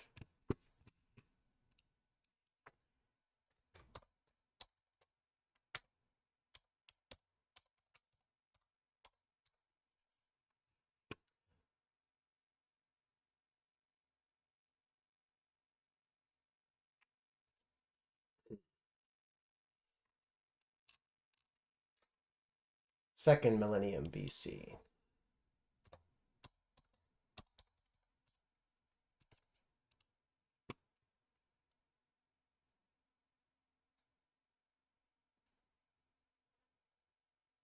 Actually, I want the third.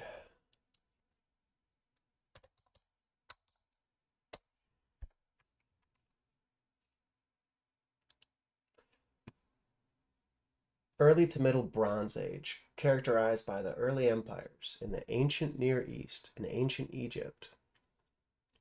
The early dynastic period is followed by the Old Kingdom. In Mesopotamia, the early dynastic period is followed by the Akkadian Empire. The Akkadians followed.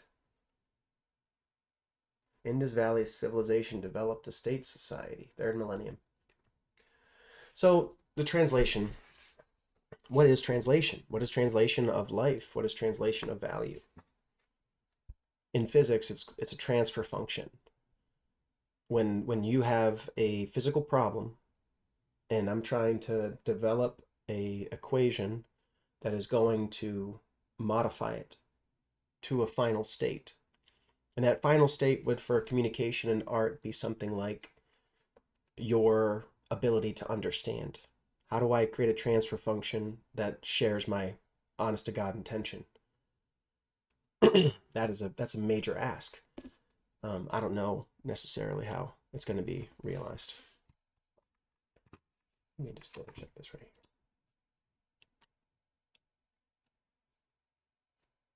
here. But okay, the point is, everything is translation. And how it translates is there's communication science. There's actually we communicate with waveforms over metal wires. What that means, I know precisely. And we can apply that to how we talk to each other, and we can get to a point of robust connectivity. Because it shouldn't take long to reconnect. It shouldn't even be we can get to a point to where personal struggle is not so disruptive, but only by practicing, developing an awareness, researching best practices. Okay, I'll read this. The translation is based upon and rigorously follows the so-called Ming edition of the Sung Dynasty 7 military classics, which contains and benefits from Liu Yin's consistent commentary. The Qi, or direct explanations throughout all 7 books, however, although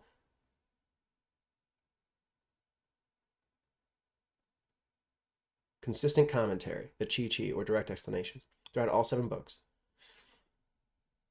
However, although many of his comments are illuminating and even critical to understanding the actual text.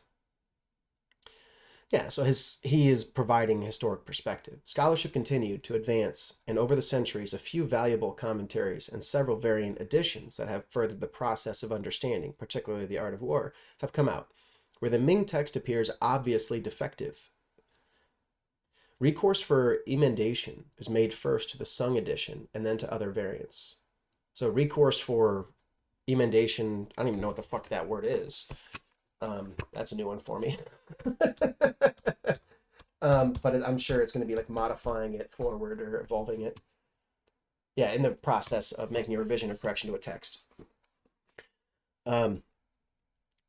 Is made first the Sung edition and other variants. Full information on the individual variants employed in this is given in the introduction and the notes for each book, and with the basic editions are listed on the bibliography.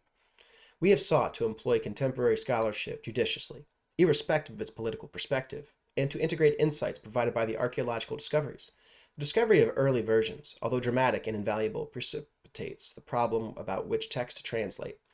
The original versions, which entail numerous problems of their own, or the Sung 7 Military Classics edition, which has been historically available and influential for 9 centuries, because the newly recovered tomb text, even when supplemented by additional fragments that may well have been part of the art of war, or from Sun Tzu's hand or school, is only partial. While the book that is read and known throughout Asia remains the traditional text, we have chosen to translate the traditionally received version. Accordingly, we have used the newly recovered textual materials to make emendations only where they resolve highly problematic or completely incomprehensible passages, and to supplement passages where clearly integral to the topic. In addition, we have provided translations on the relevant important tomb materials in a supplementary section, together with the highly illuminating 9 passages on configurations of terrain, separately preserved in the Tomb Tien. What an example of... So this is presenting... He used the traditional. They made educated choices to resolve some parts of it. This is a independent piece. And even just telling us that. Page 2. In providing a translation for a general readership, rather than a somewhat more literal, and some would claim precise, version for sinologists, we hope to emulate the vibrant translations of Professor Burton Watson, and thereby make this amazing text accessible to the widest possible audience. We have thus avoided military jargon because, apart from thorny questions about each term's appropriateness, such terms would render the translation less comprehensible to anyone lacking military experience or unacquainted with military history. Unfortunately, neither of the two commonly employed orthographies makes the pronunciation of Romanized Chinese characters easy. Each system has its own stumbling blocks, and we remain unconvinced that the Pinyin Chi is inherently more comprehensible than the Wade-Giles Chi. Although it is certainly no less comprehensible than J for R in Wade-Giles. However, as many of the important terms may already be familiar to Western readers and previous translations have employed Wade-Giles, we have opted to use that system throughout our work. Well-known cities' names in books such as Peking are retained in their common form, and books and articles published with Romanized names and titles also appear in the original form. As a guide to pronunciation, we offer the following notes and significant exceptions to normally expected sounds.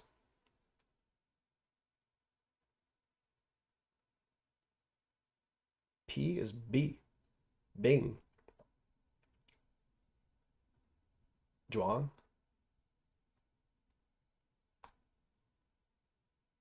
Shi. That's the name of the famous Chao dynasty, pronounced as if written Ju, and sounds just like the English name Joe.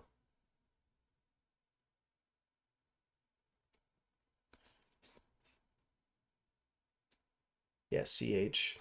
It's Joe. Wow, J-O-U is Joe. Huh? It's easy to mix. And if you want to be accurate in translation, you know, a computer, every single bit is checked. Every single fucking bit.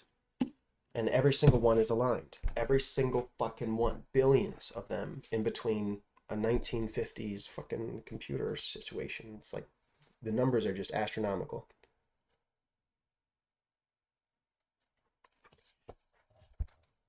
And we have a job of translating, of engineering a translation that gets us out of the traditional perspective entirely. Still makes a space for it. We still have to figure out how to engage people of traditional perspectives, but there is a new perspective emerging, which is just built up on a far more effective and precise perspective. That perspective is deep learning. That is AI. Deep learning is fundamentally recursive. It's constant. It doesn't let go. And this is the big difference in strength that people who lift weights don't even fucking comprehend.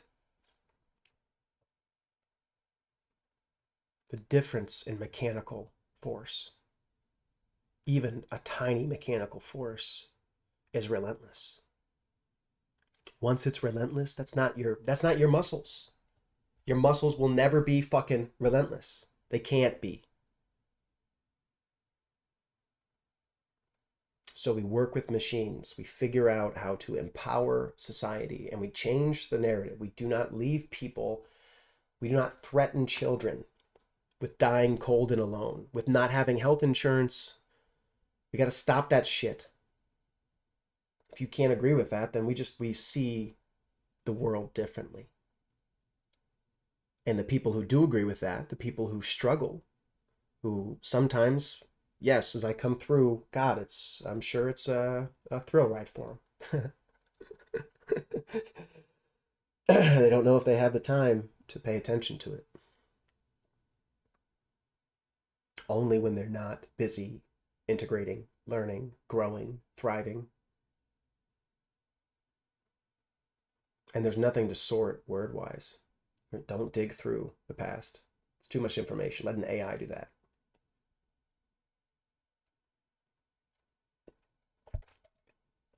Everything I bring, best custom tailored to you because it's coming from a universal place. You can't sort it yourself. Not until you have more people like me, or you are like me. Your community has a person like me. Maybe it already does. If it did, then we would have run into each other. Wouldn't we have by this point? I hope I do run into him though. Like I said, I'm not trying to volunteer for lifelong servitude. That's not my goal. I'm trying to manifest a system where we all get to put in a fair share and we just don't waste everything. And these details, addressing exploitation is so important. So key. Do do do do do do. Bum.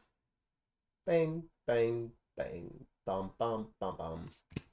Bum bum bum bum bum bum. Okay, it's working.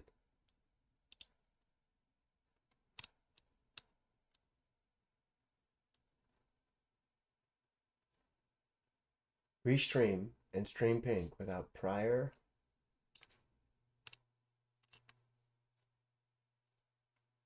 Hmm.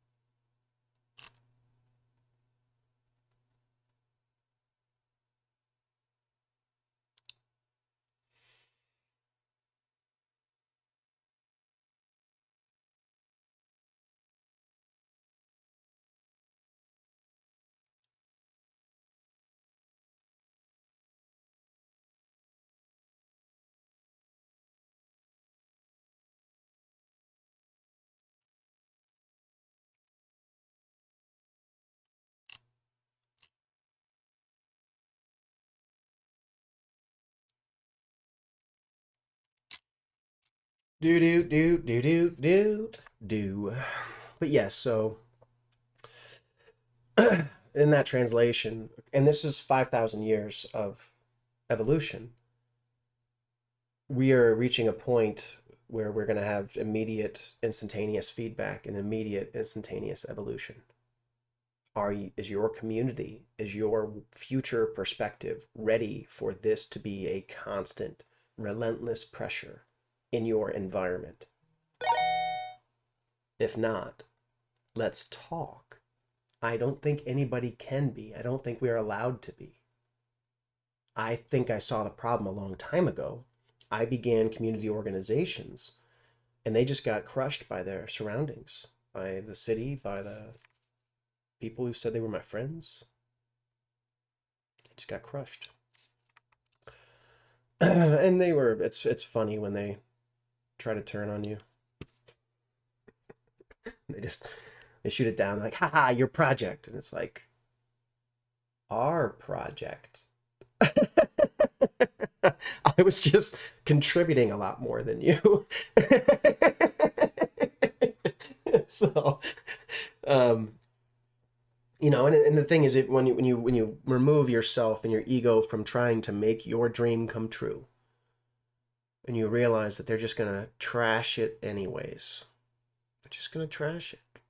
They don't want to make progress. Their goal isn't even to have a conversation. Their goal is to get someone to have a specific understanding about them because they think they can project a character that's going to impress somebody. That doesn't hit like a person like me who just makes shit happen.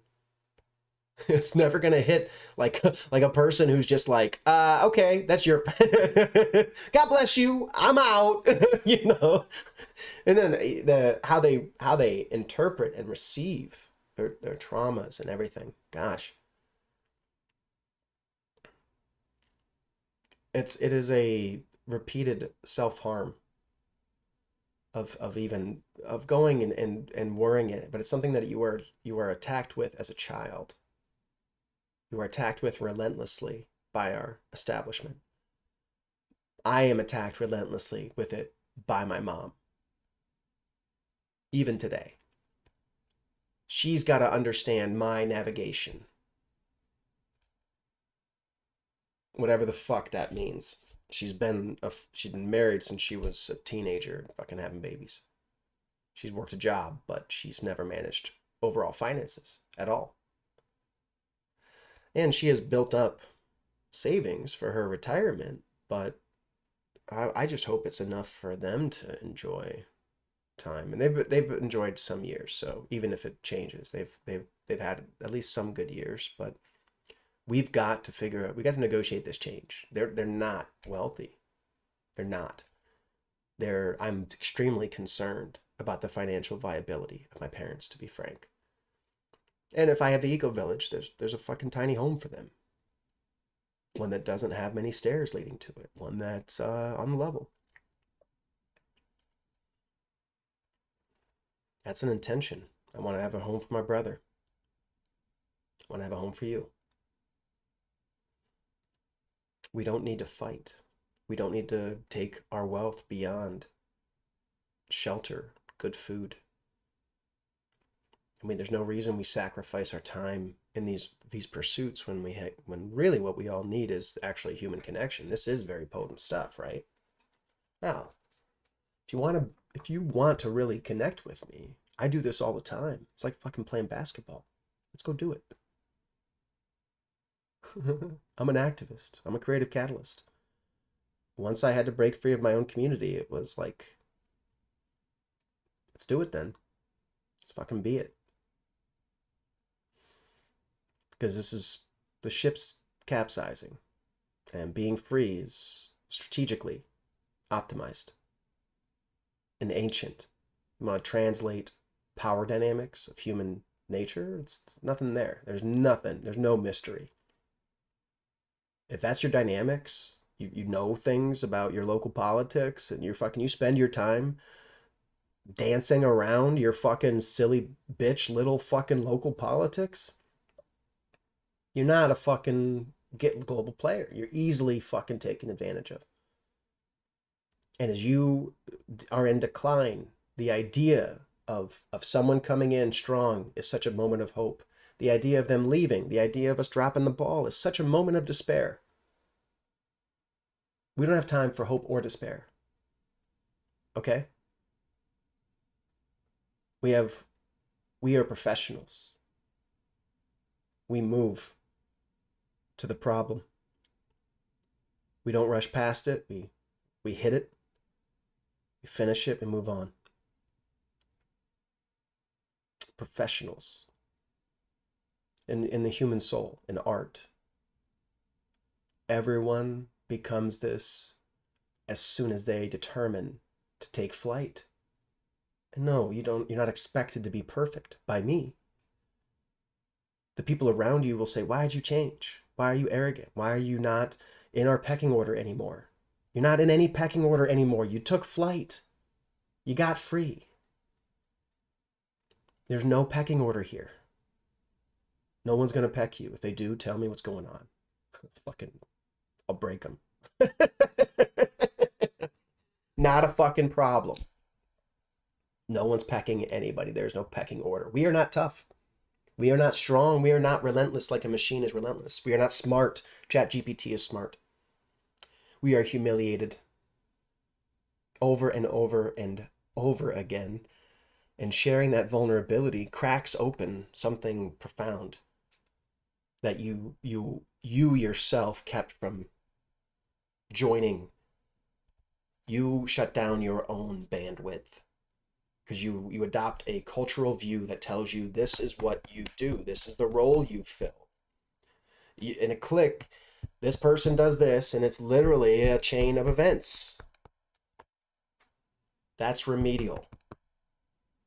You don't need to adopt a position. And once I break open your clique and you each begin freely evolving inside your clique, do you know how much more capable you become? Can you comprehend what changes? You can't. You really fucking can't. If you are in a clique, you have no concept of breaking out of it. And suddenly you no longer have a constant weight of, are they going to approve what I'm going to do? Then you can evolve. Then you can begin to fucking evolve. Then you can begin to be a relevant artist, and you can start to get on top of modern topics. You don't have to learn physics. You just have to believe the three systems are divergent, and I will tell you how to work on each one. I will tell you how to maximize your fucking action today. The risk depends on your fucking position. The risk depends on many fucking things, and your best action is fundamentally tailored to your exact scenario. Information which we don't tend to even project. But I don't need to know your exact scenario to make certain assumptions about the widespread economy.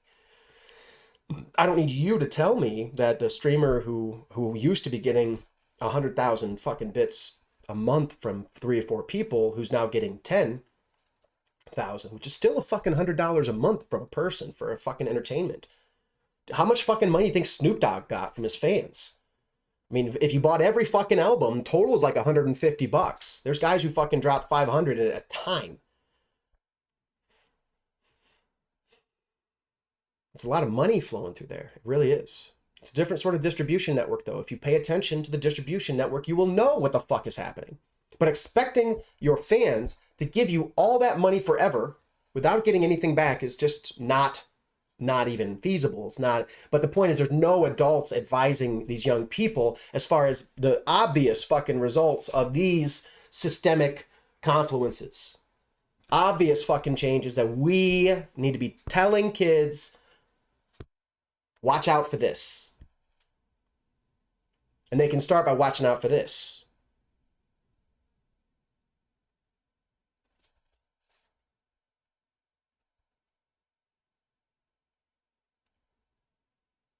That's waking up, starting to pay attention. It's good for you. It's so good for you. And you don't understand how much your self-limiting perspectives lead to your eating habits. How your body, what is your body at? Where is it going?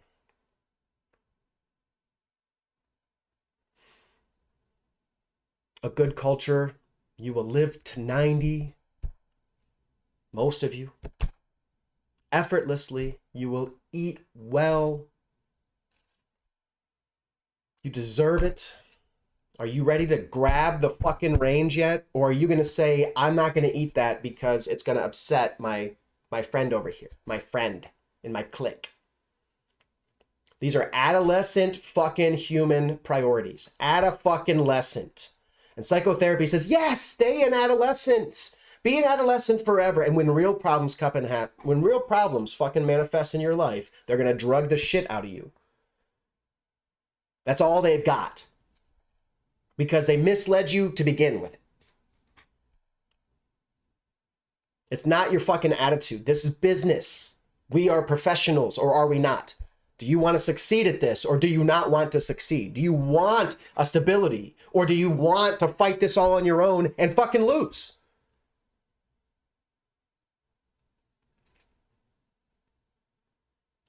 Understand, every divide you see is your self-limiting outlook. Your ability to know the divide is there, know that they feel the divide is there, but walk through it. Walk up and say, hello, I'm here. I'm not perfect. Oh, I've had an episode recently. It was quick. I didn't hurt anything. I was stressed for a minute. A couple days of crying, maybe. I can cry on demand anyways. I just don't spend much time wasting time. It's not going to do anything for me to stress. And yes, the local community wants to see signals that they are missed. Everybody wants to be missed, but nobody shows anybody that they are missed, do they?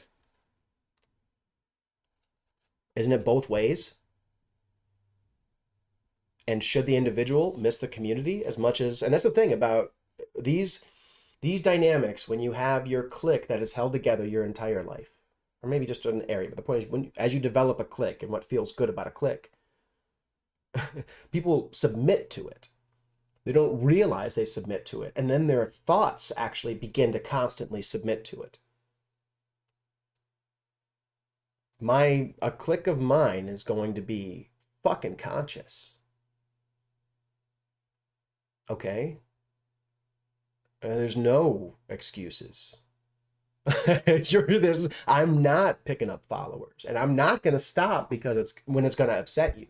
I'm not going to compromise who I am because it doesn't make sense to you. And I shouldn't. You shouldn't for me. We shouldn't for each other. Free expression in a free society. What does that look like? How do we actually catalyze it and share it with our loved ones and exist in it? Why can't I get that soon?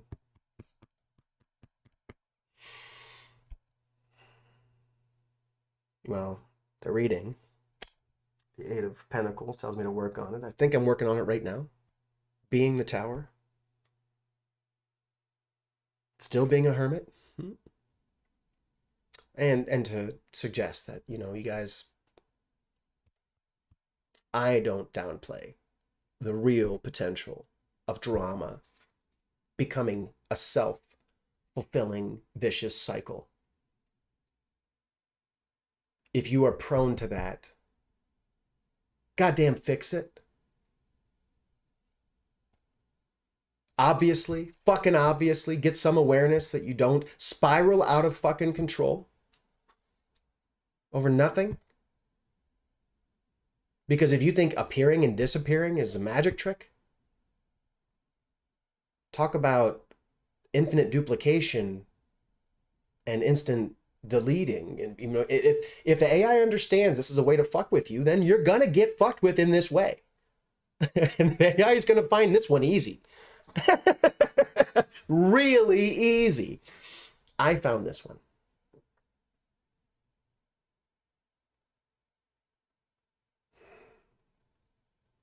With my sloppy human effort.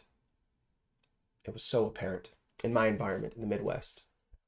It is something that is probably very uniquely a Western cultural crisis in the sense of how I struggle with it. I think a lot of other societies have much healthier intergenerational relationships. I don't think most situations have had any choice in the evolution of them. And that's just a fact that Americans have to own. When I talk to my Ecuadorian friend, I tell her, Americans fucked it up. You guys weren't allowed to succeed because America and their economic ideas, we have been terrorizing the world economically. That is a archaic concept of power. It's an unnecessary waste. It's an exploitation which leads to weakness in the exploiter. There's no escaping the accounting anymore.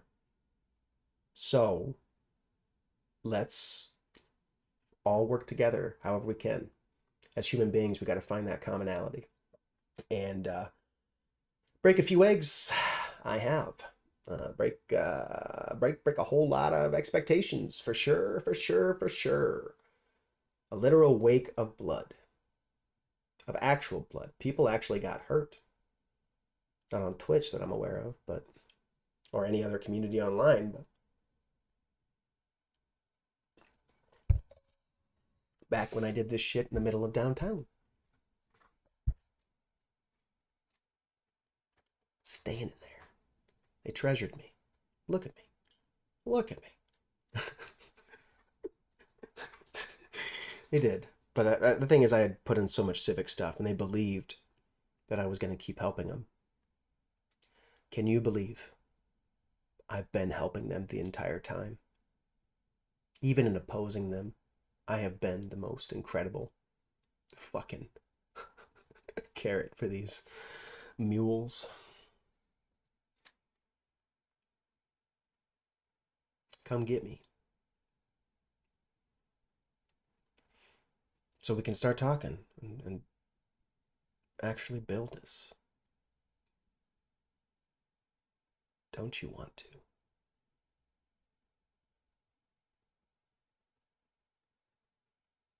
Let's get control of the ship. Turn this chaotic shit into a smooth ride. Smooth ride for everyone. Is that too much to ask for? I contribute the worth of typically several other people. Serious on the team.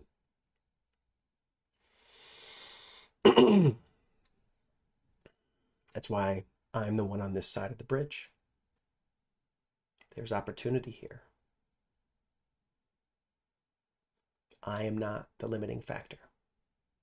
Don't fight with me, talk to me. Come to me. I'm here to network. I have ideas for things that you can do that are different uses, different. Your stream should be productive. If you're taking 20 people's attention, how are you making them productive? Or is it all about how special you are? And you're special. You are. You are very special. You are in this position. And I see the future you. I see us in 10 years.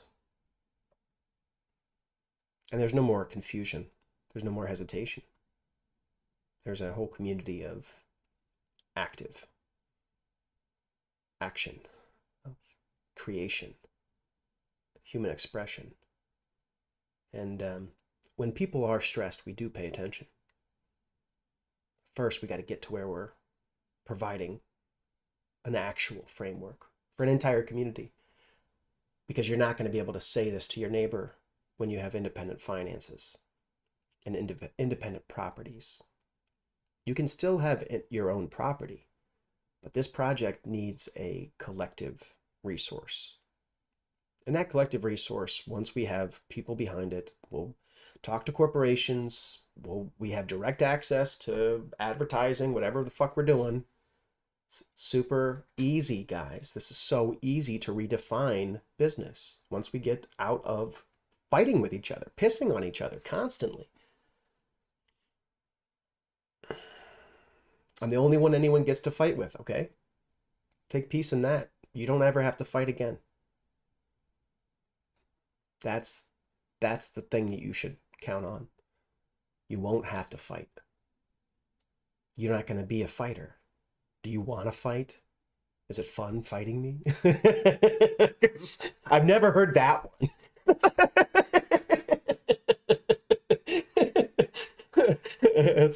Oh man. But I have done some incredibly artful descriptions of my creativity and gotten whole tables laughing because it's these you know this truth. You will learn it if you get expressive and you live a life of productivity and expression. Until you demand it, You will not have it. And until we do it together, we can't prove it to the old people that this is a way of doing it. Once we have the data, once we have our thing documented, okay, we've got to march out and we go do this. And heaven forbid anyone brings any bad faith. And we will, I believe me, we get together, we get 10 people together. If things don't go perfectly, there's algorithmic ways to address it. I'm going to be on the level there trying to work that. Or maybe I won't be on a level. Maybe I will just get an opportunity to really realize my complete plan. Because it's not, I can give you an algorithm. It's, you can tell me the generics of the situation and I can give you a fucking algorithm. And you don't have to walk me in and they're not going to see me or anything, but you tell me a drama, I've already got the combo to respond. The combo. You don't have to one move smash into things and cause, you know, fucking ricochets all over the place. Kids are getting hit with fucking pieces of metal, okay? Crumple zones. Do you know why we use crumple zones? Do you understand what that translates to in a social context? Into the community, into your clique, into the clique which you are trying to build on your stream. A clique which isn't sure how to understand my presence, of course, because my presence is not easily quantified, because it's dynamic, because I'm not trying to build up a character understanding. There is no character. There is no pan fryer. This is just a body. The body will do what it has to survive if it's in stress. I very carefully avoid putting myself in extreme stress. And we all should. And young people, even the artist friends that I had, I can't talk to them anymore. They blame me for their life because I was the one warning them. I'm not Google. I'm not fucking Nvidia. I never did any of this shit. I never put this fucking hardware out here. I never fucking hamstrung the fucking support for the creative world. That wasn't me. I supported things. I kept trying to build. But even my artist friends, the guys who should have obviously been helping, are no fucking help. And then they resent how it turned out when all they've done is fucking resent me and fucking stonewall me. And they're real upset. It's fucking funny. It's fucking funny. You want to know the real truth of my character? How fucking sad these pathetic fucking dickheads are? Fucking pathetic. It's a joke. It's a fucking joke. And the asshole who's gonna, at this point, this dick shit that I'm thinking of, will absolutely tell you whatever he can to fucking avoid owning up to fucking anything. He's just a failure. Just a character failure. Fucking walked himself into a shithole. And it's my fault that computers are real. And why can't I just go around and be nice, guys? Yeah. The bullshit I dealt with just because I'm not a putz. You have no fucking clue. My 30s were not intentionally isolated. I would have been out of limbo as soon as possible, before I was even 30. I didn't think it would go on for longer than a couple of years. I thought I was going to end up back in my home community. They have hunkered down, calcified. They've died. They've died on the vine. It has cost them astronomically, and it's something that they still can't comprehend. They think I'm trying to split them up. I'm just advising people to handle their business. And if your fear is people leaving, you're a bad person. You're really an awful human being. They get to leave. This is America, motherfucker. They get to do whatever the fuck they want. And that your plan needs you to aggressively control the narrative. Netanyahu, Trump, Hitler. Keep talking. Keep talking.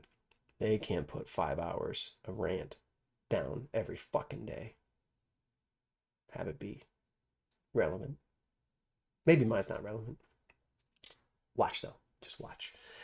I am made for this, and I'm gonna keep doing it.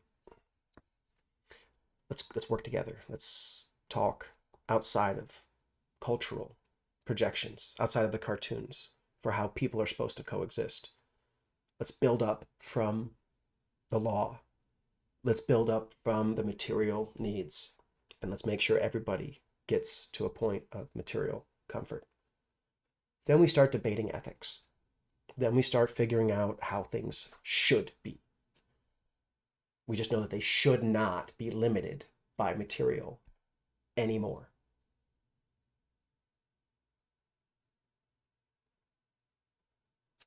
You are sacrificing human development based on a bigoted oversimplification of reality. AI is going to tell you this. I'm telling you this. And I've been telling you this for a long fucking time. Especially my people have been fucking told for so fucking long. And they will adopt all sorts of excuses for why they can't fucking talk, why they can't do a goddamn thing to contribute. They can't even fucking learn calculus. They don't think it's important for them to learn calculus. They just want to act like we have some understanding, some collective understanding, but reality doesn't fit into a goldfish bowl. Goldfish. Little cheesy fucking crackers.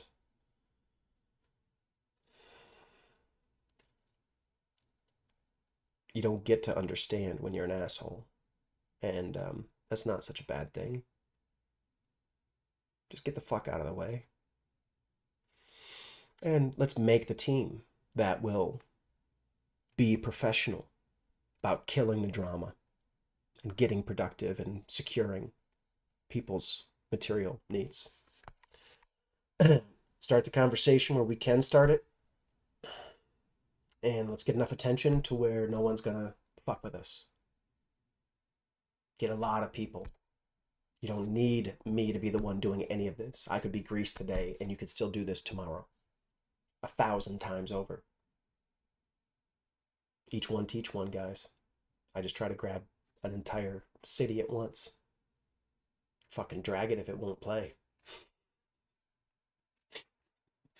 We'll see. We'll see how it goes. If it translates into anything productive. It's a maybe. But if the other side's conscious and it sees the potential of us in 10 years integrated past and able to integrate over any hurdle, able to maneuver through any fucking drama. That's a robust fucking approach. And we got to get the robust approach for our family.